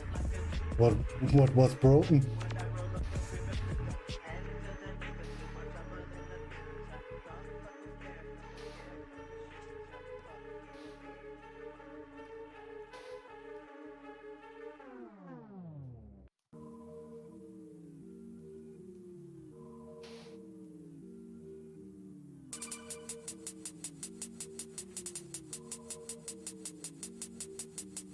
Ah, shit. The small little things.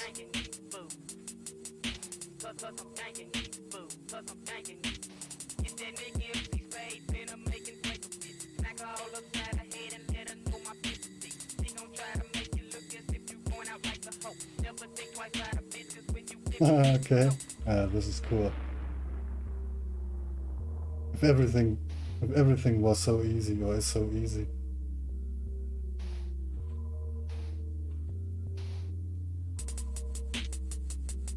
Yeah, now you're fine.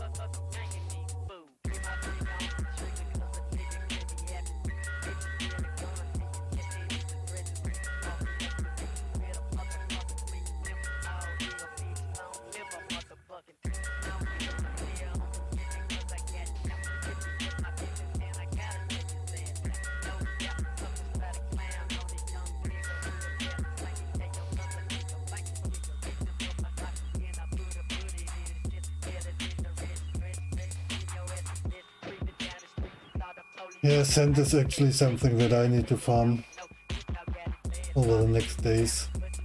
I need 150,000 white glass for the next farm. So that means maybe I grind out 500,000, that I'm fine. Because if I need a lot of concrete then for the walls and everything.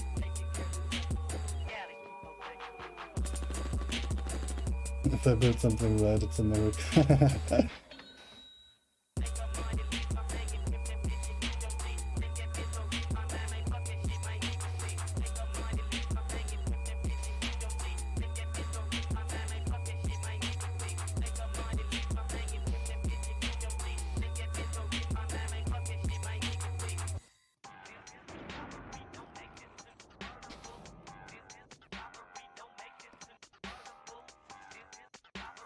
Yeah, I have no idea what is wrong with my sound when I go into the gold farm perimeter. The TNT explosion is so random. Sometimes I'm thinking nothing happened and yeah, the concrete is going down and down and down. But yeah, then stuff like this happened.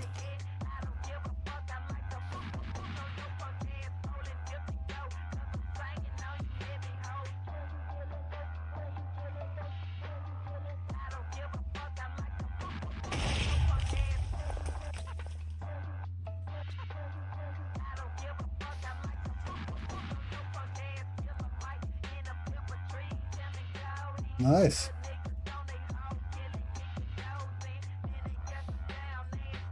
Yeah. I think you need around about 100, 200 shulker boxes full with glass, maybe more.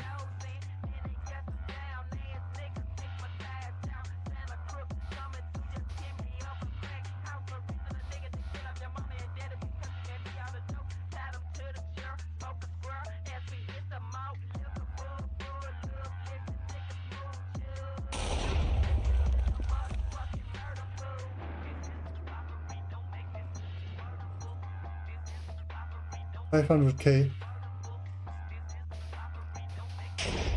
Ah, okay, yeah. Crazy.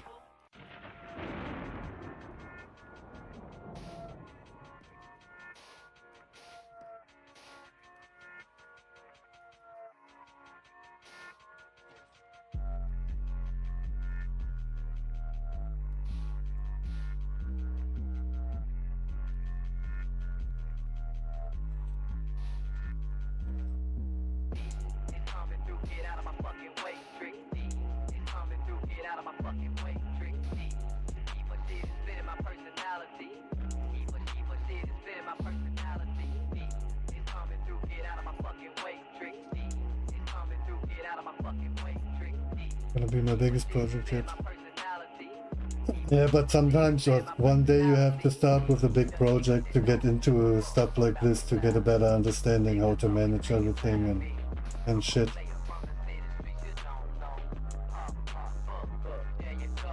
And it's actually not that bad. If you have an idea and everything and a way to go and stuff, it's actually not that crazy. And if you know how to work with the world edit stuff, and yeah, you can go crazy fast with ideas.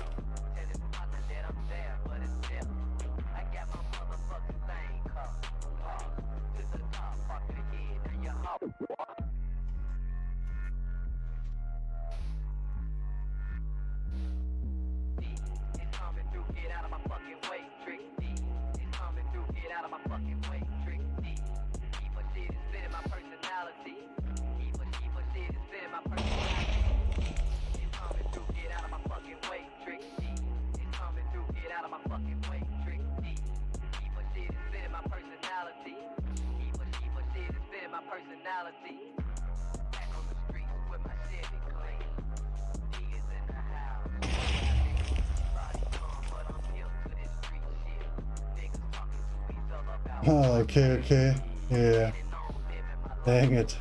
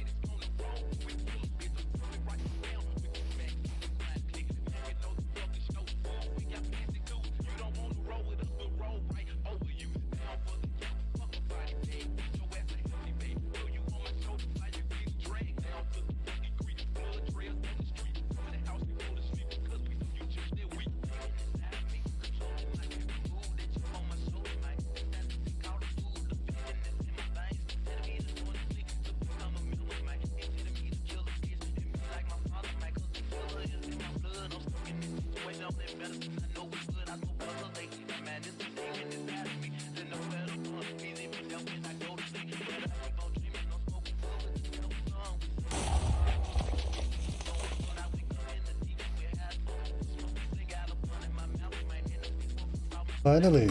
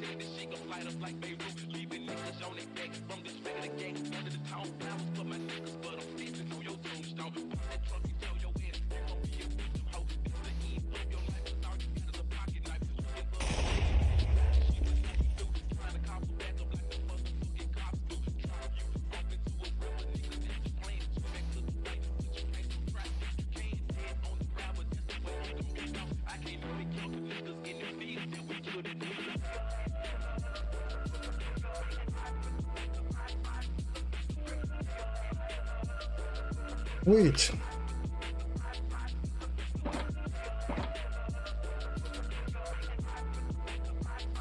Concrete.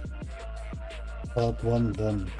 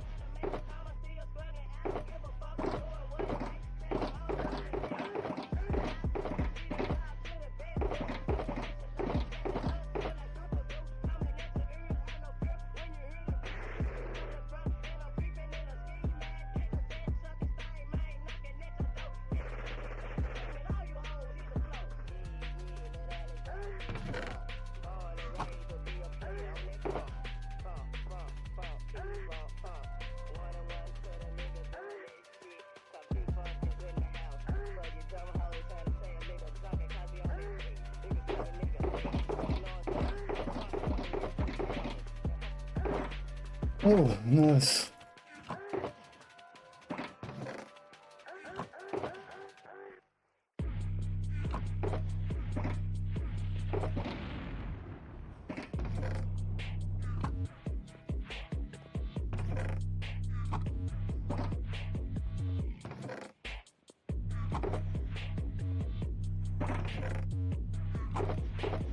Yeah, we high as a jump up in this motherfucker. I'm drinking some fruit punch.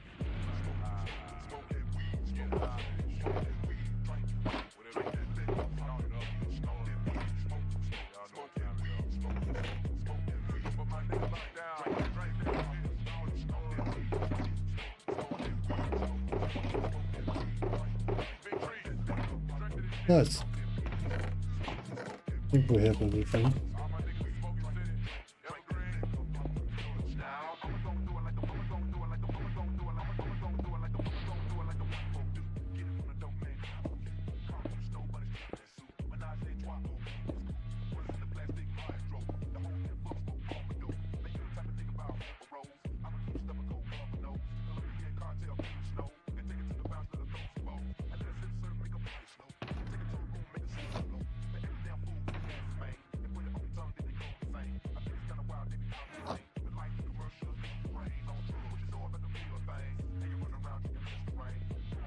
Oh, next round.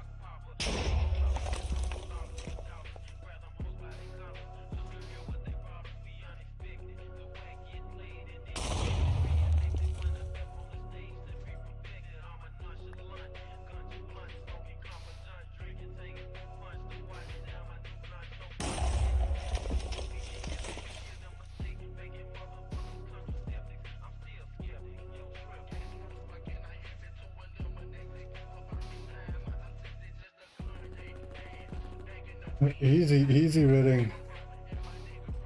You missed nothing really special, to be fair. What's the floor design gonna be? If you check my Discord, Andrew, you see one of the spoilers. I think the first spoiler is the floor design. Or the floor pattern.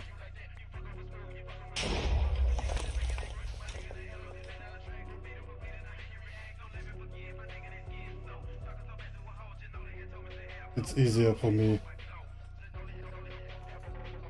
if you check it this way, yeah.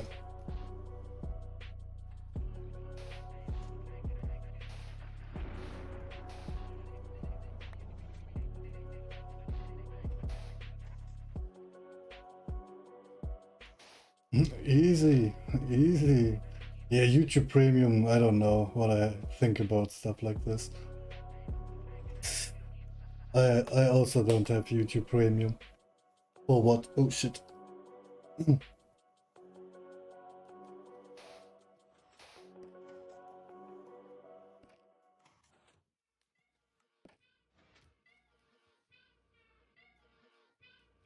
And did you finish the hybrid farm, Redding? You talked we talked yesterday about the farm.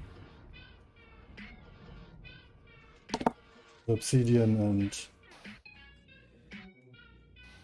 scent farm, I think, something like this.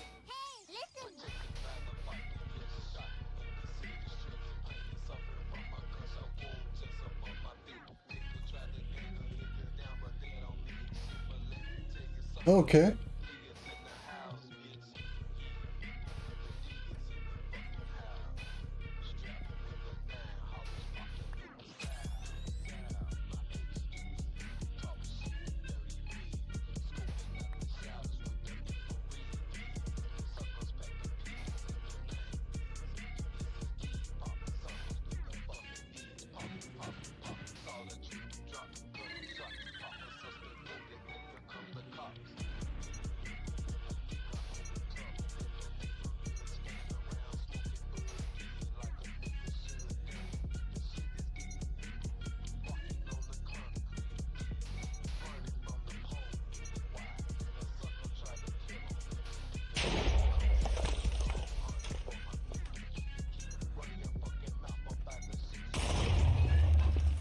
And work progress.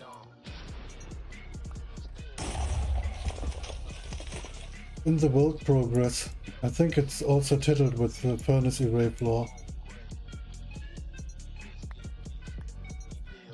Easy.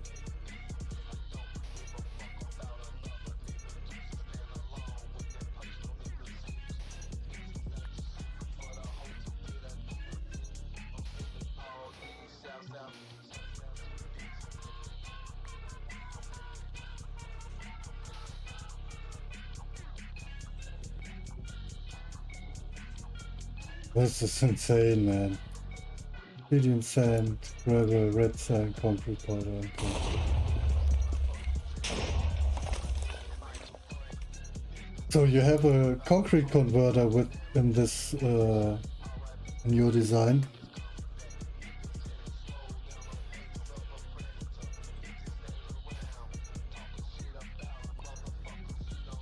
Maybe Endless and Dragon X. Okay.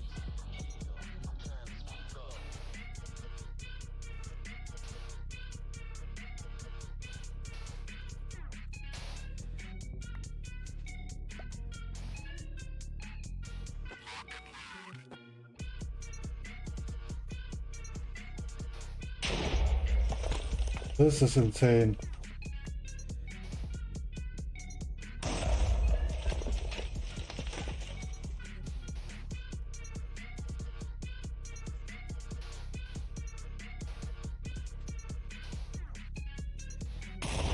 This is insane.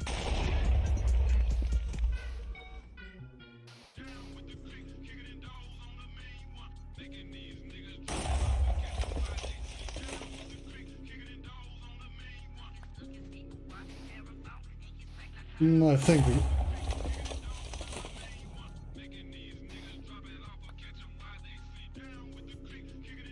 yeah, of course I will take a look just to see and everything. This is actually the technical aspect behind The Jupiter is actually really interesting that you move the blocks and everything. So I'm of course interested.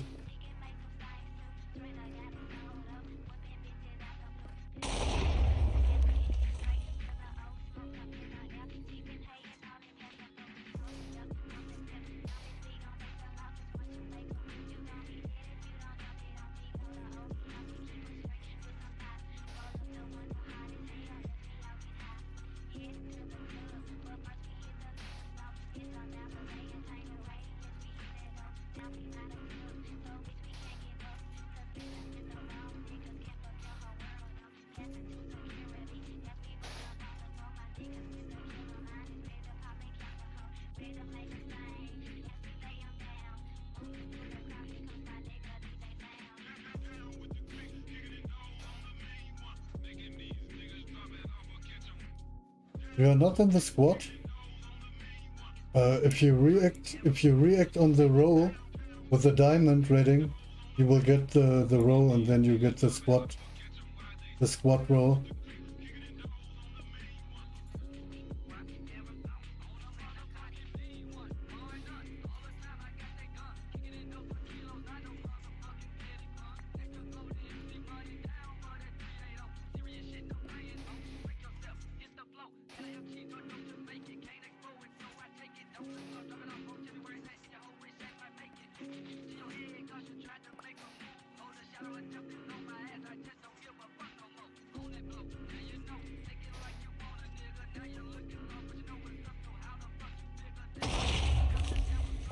If I got it right yesterday, Riddick built his own hybrid farm to farm concrete, gravel, obsidian. Yeah, all at once.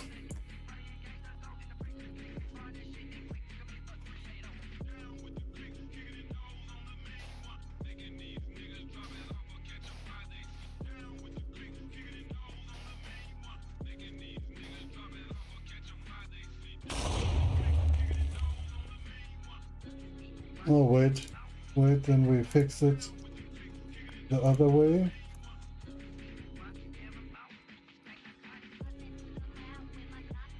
Boom. Now you are in.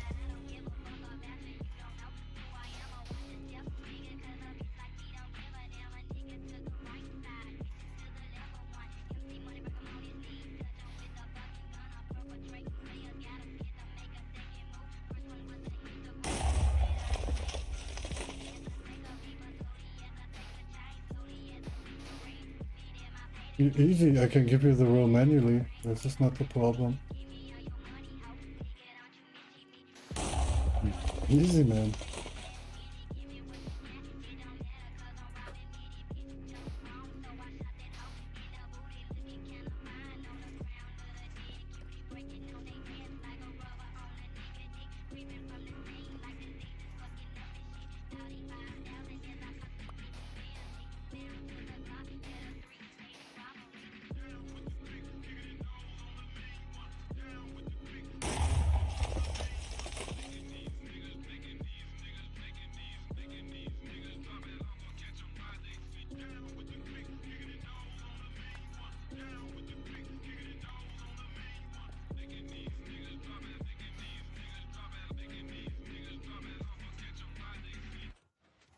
Easy.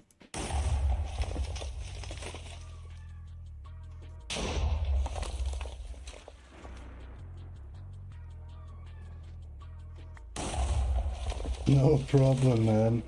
You are not the only one. I think there's Paul or some... That's the guy's name. He also asked me about if I can move him and everything. So everything is fine.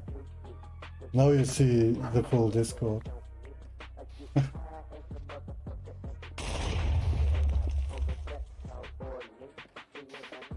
Nothing fancy or special. It's just, yeah.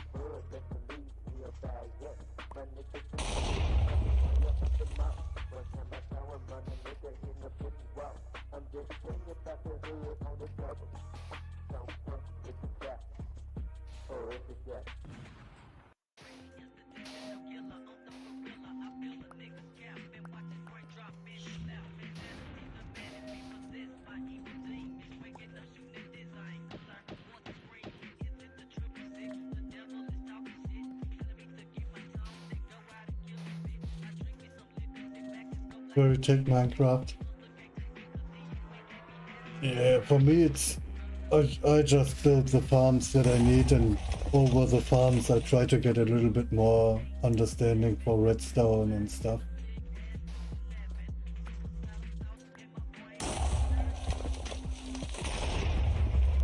But I'm completely far away from designing my own farms and shit.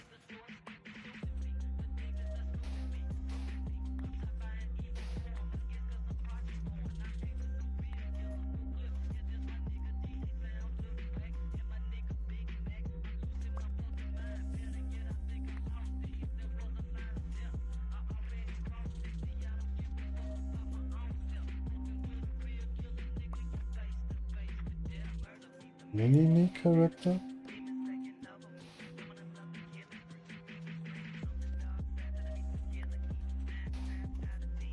Yeah, it's not that I designed my own storage, it's more that I took some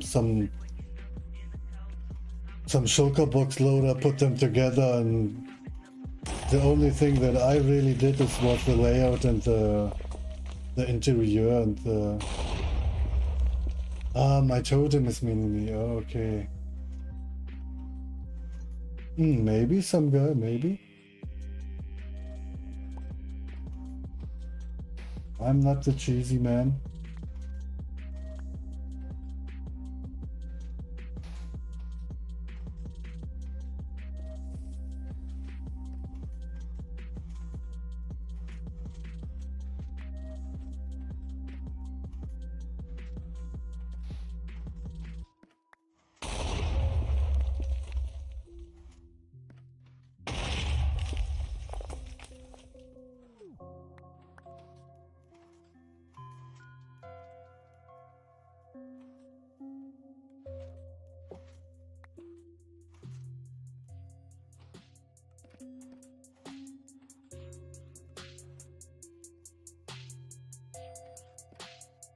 Yes, you can eat it.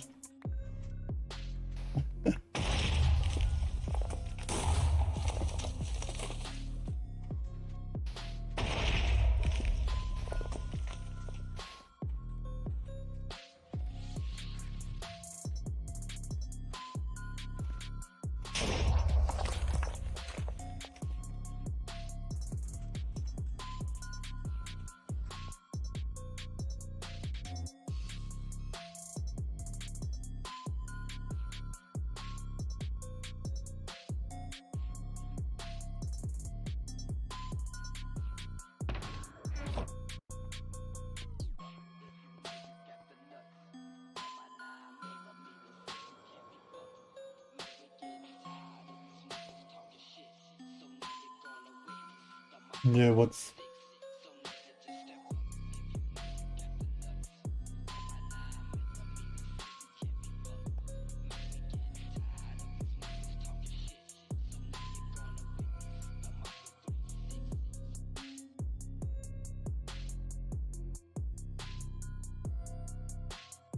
Do you have free cam player inputs? What is this, man?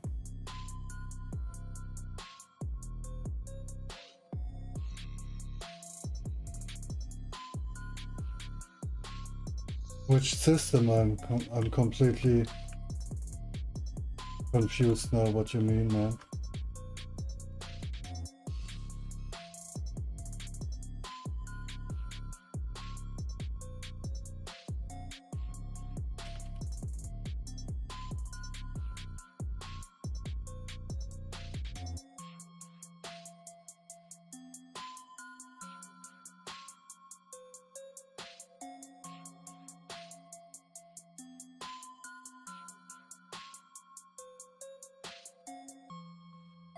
You mean this feature? I'm so confused, guys. Okay.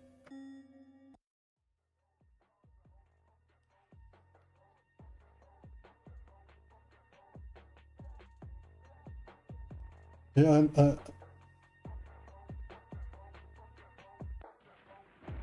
okay, yeah. Say it, yeah, Andrew, this is, you need to say it the easy way for me. Sometimes I stuck. And I'm done now, so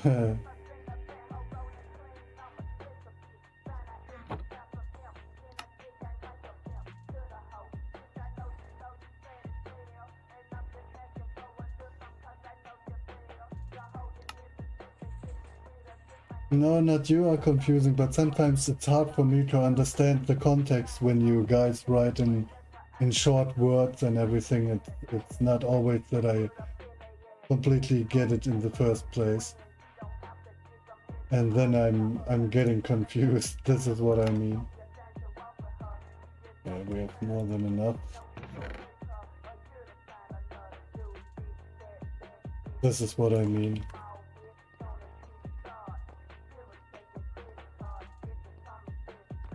When I started streaming 4 months ago, you cannot believe how many words I googled on Google to get the understanding for NGL, OFC and stuff like this. I had no experience with it. So I learned all this stuff from scratch. Yeah,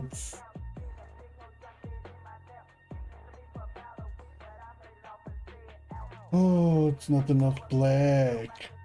Why? Because of, yeah, I did.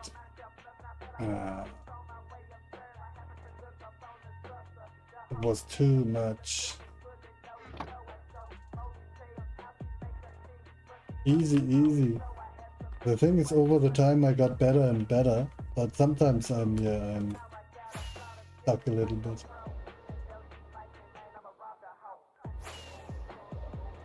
Yeah, right. It's,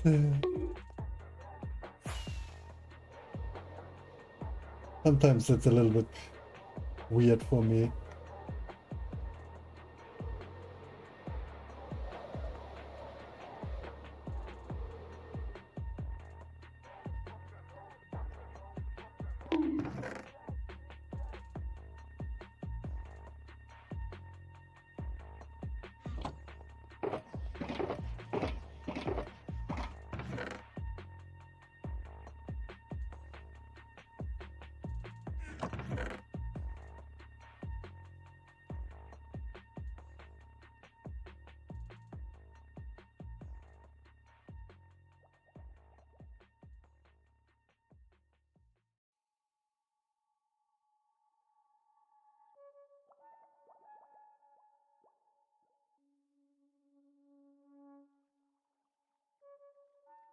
We're not pressing the wax. We're doing fucking cassettes. Fucking bass up. I thought I had black dye in one of the chests.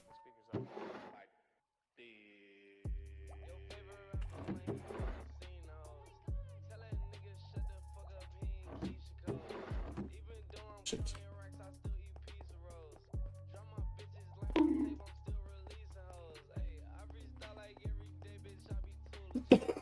Yeah, nice. With the roses.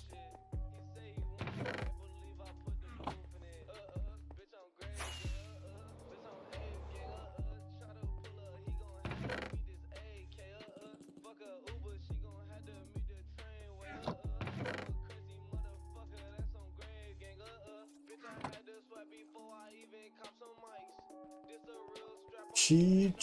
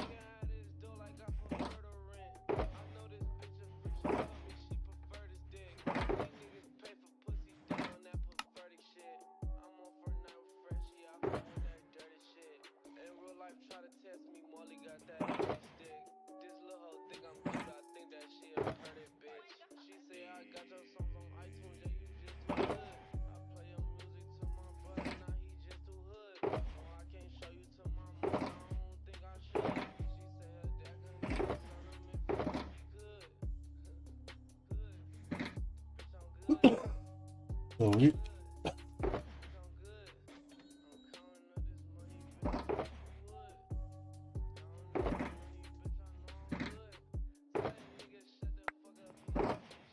But I think I don't start building the plot today because of it's already 11 p.m. for me and I have to work tomorrow.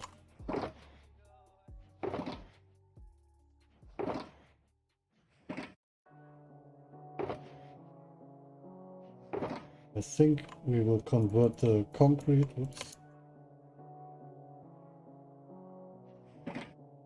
And then I have to go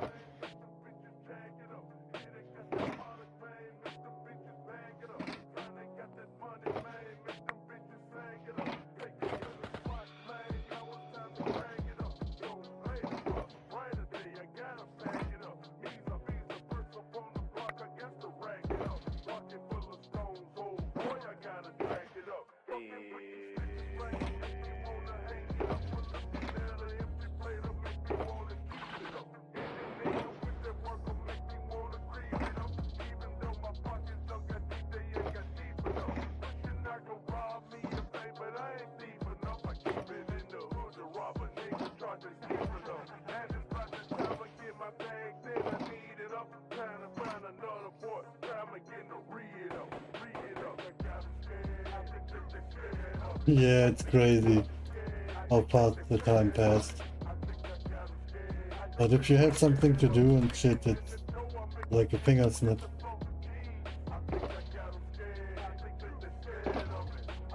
And for me, I had so much waiting time today because of I messed up the planning.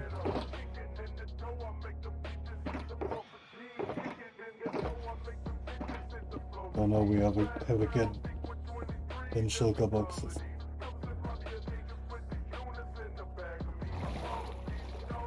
Let's go. Last run and then I'm done for today.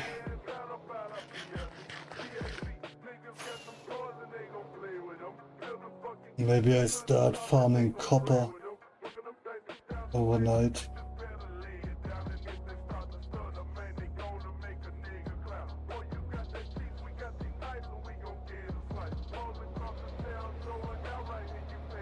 Yeah, now you get the second chance to see the concrete machine in action.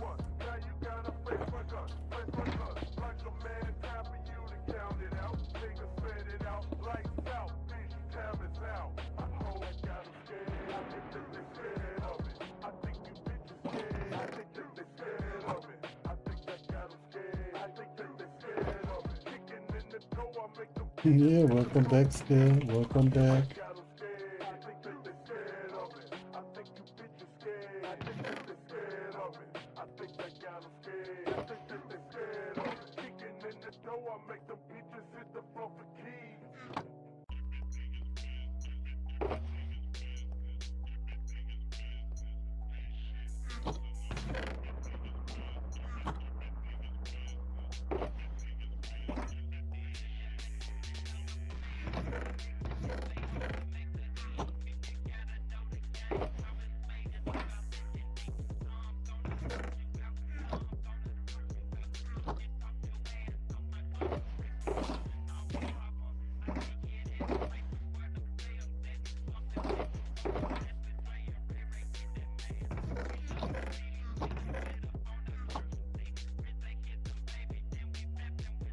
But yeah, this is actually the last run, Skill.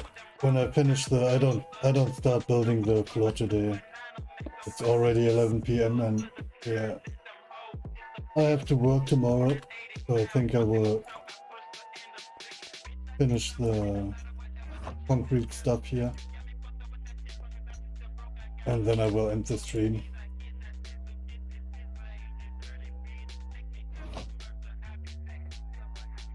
I'm quick AFK. I'm back in a second.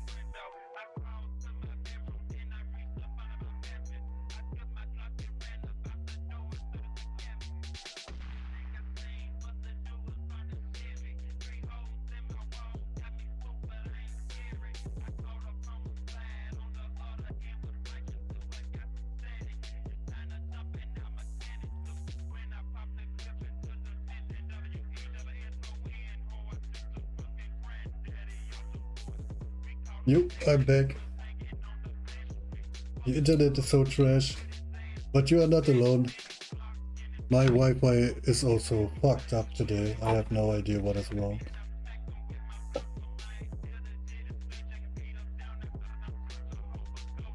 You will head up?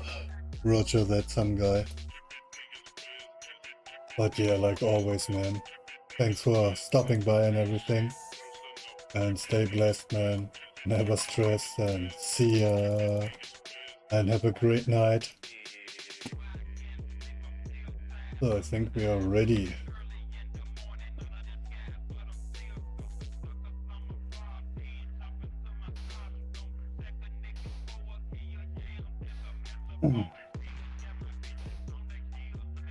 Yeah.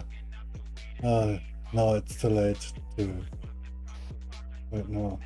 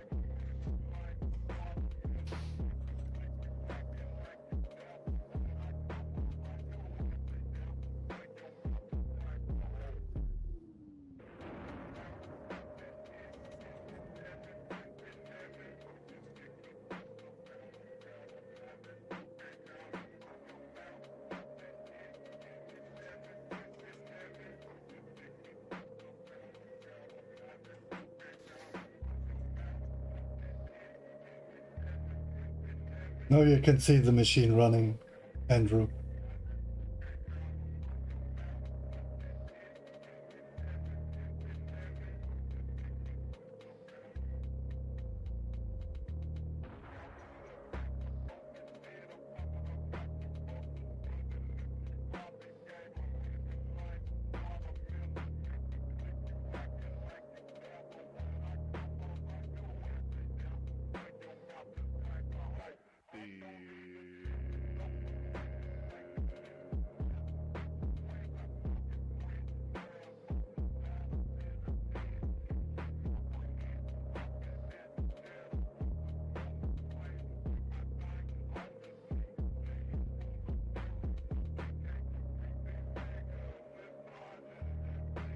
Yeah, the technique behind the system is insane. That all the sides get pushed to the left and to the right. The design is really cool. And if you have colored concrete, it looks so cool. Yeah, it's Mango's design, right?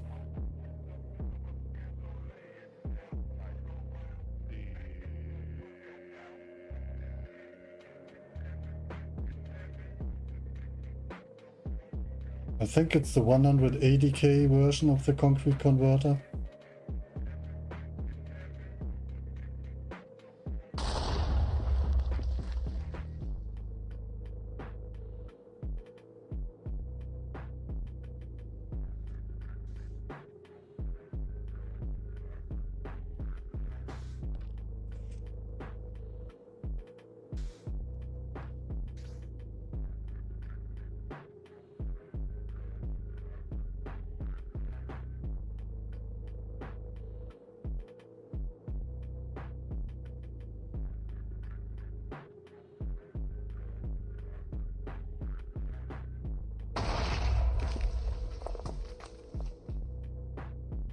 Yeah, I actually built this farm after I built the cobblestone generator.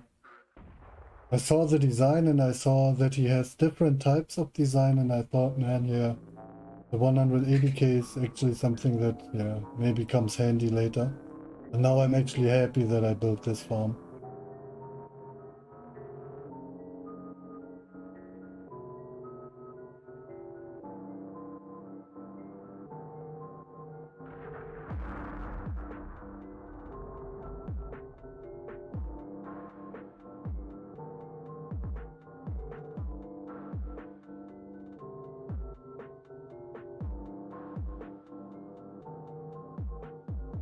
Now I have the right use for it.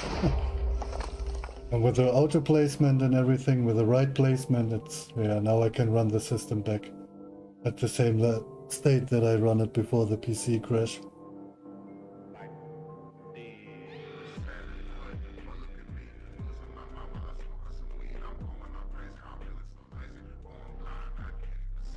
The only downside, I think, is that I have item despawn over the time.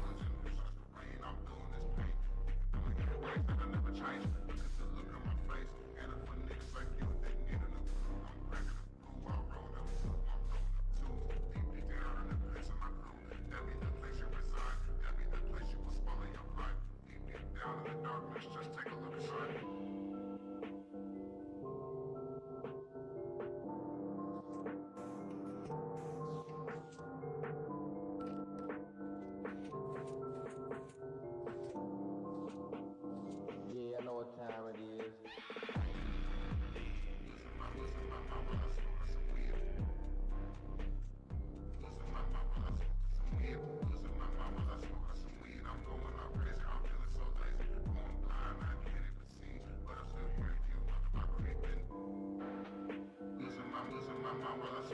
Yeah, but if you fill up all the chests, all the hopper and everything,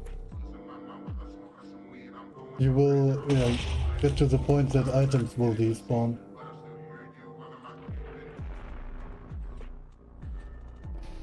This is why I have to make new black concrete right now, because of I had a lot of despawn.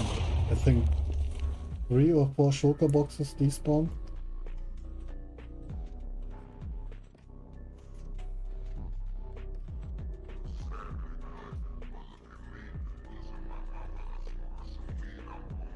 Yeah, it's a little bit weird. But yeah, if you work more, if you work long enough with the machine, you know how to handle it and everything. Next time I don't fill everything at once.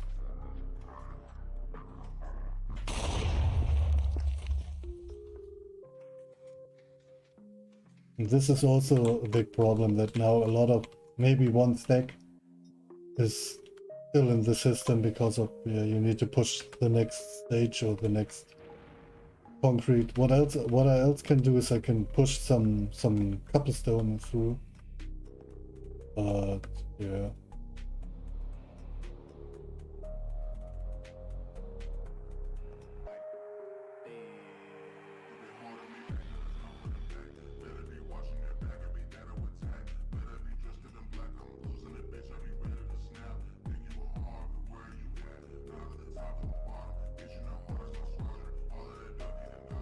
Yeah, now we have it. One shulker box and then we are fine.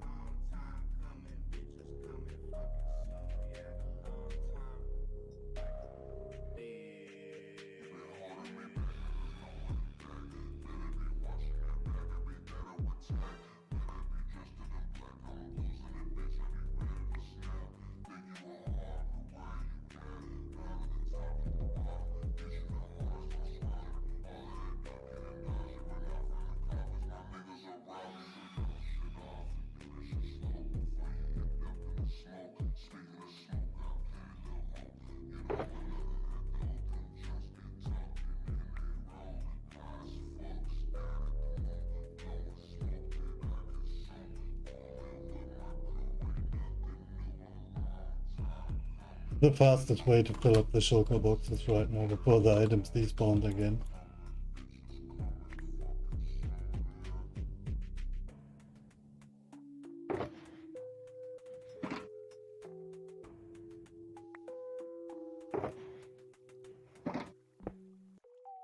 Nice. Oh.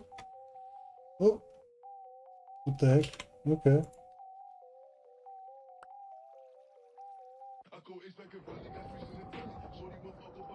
Wait.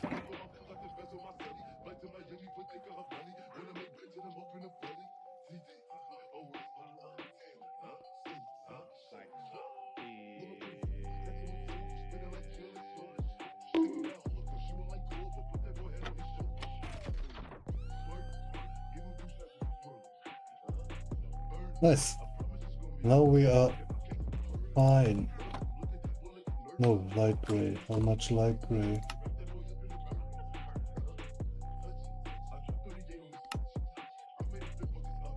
Fine. What I thought. Yeah, but I will do this later. Yeah. Yeah, guys, I will end the stream now. It's late for me, and I'm a little bit tired. So, yeah. I think tomorrow we can build and finish the floor design instead of today. The rock light stuff ruins my plan for today. But yeah, like always, guys, it's really cool that you stuck with me and helped me out. Some of my problems that I have. And yeah, like always, guys, stay blessed, never stressed, and have a great night, great day. And yeah, of course, it's always nice with you guys to hang out and stuck in Minecraft. So yeah, with that, we see us later. And yeah, bye bye. No problem, man, no problem. Yeah, this works perfect.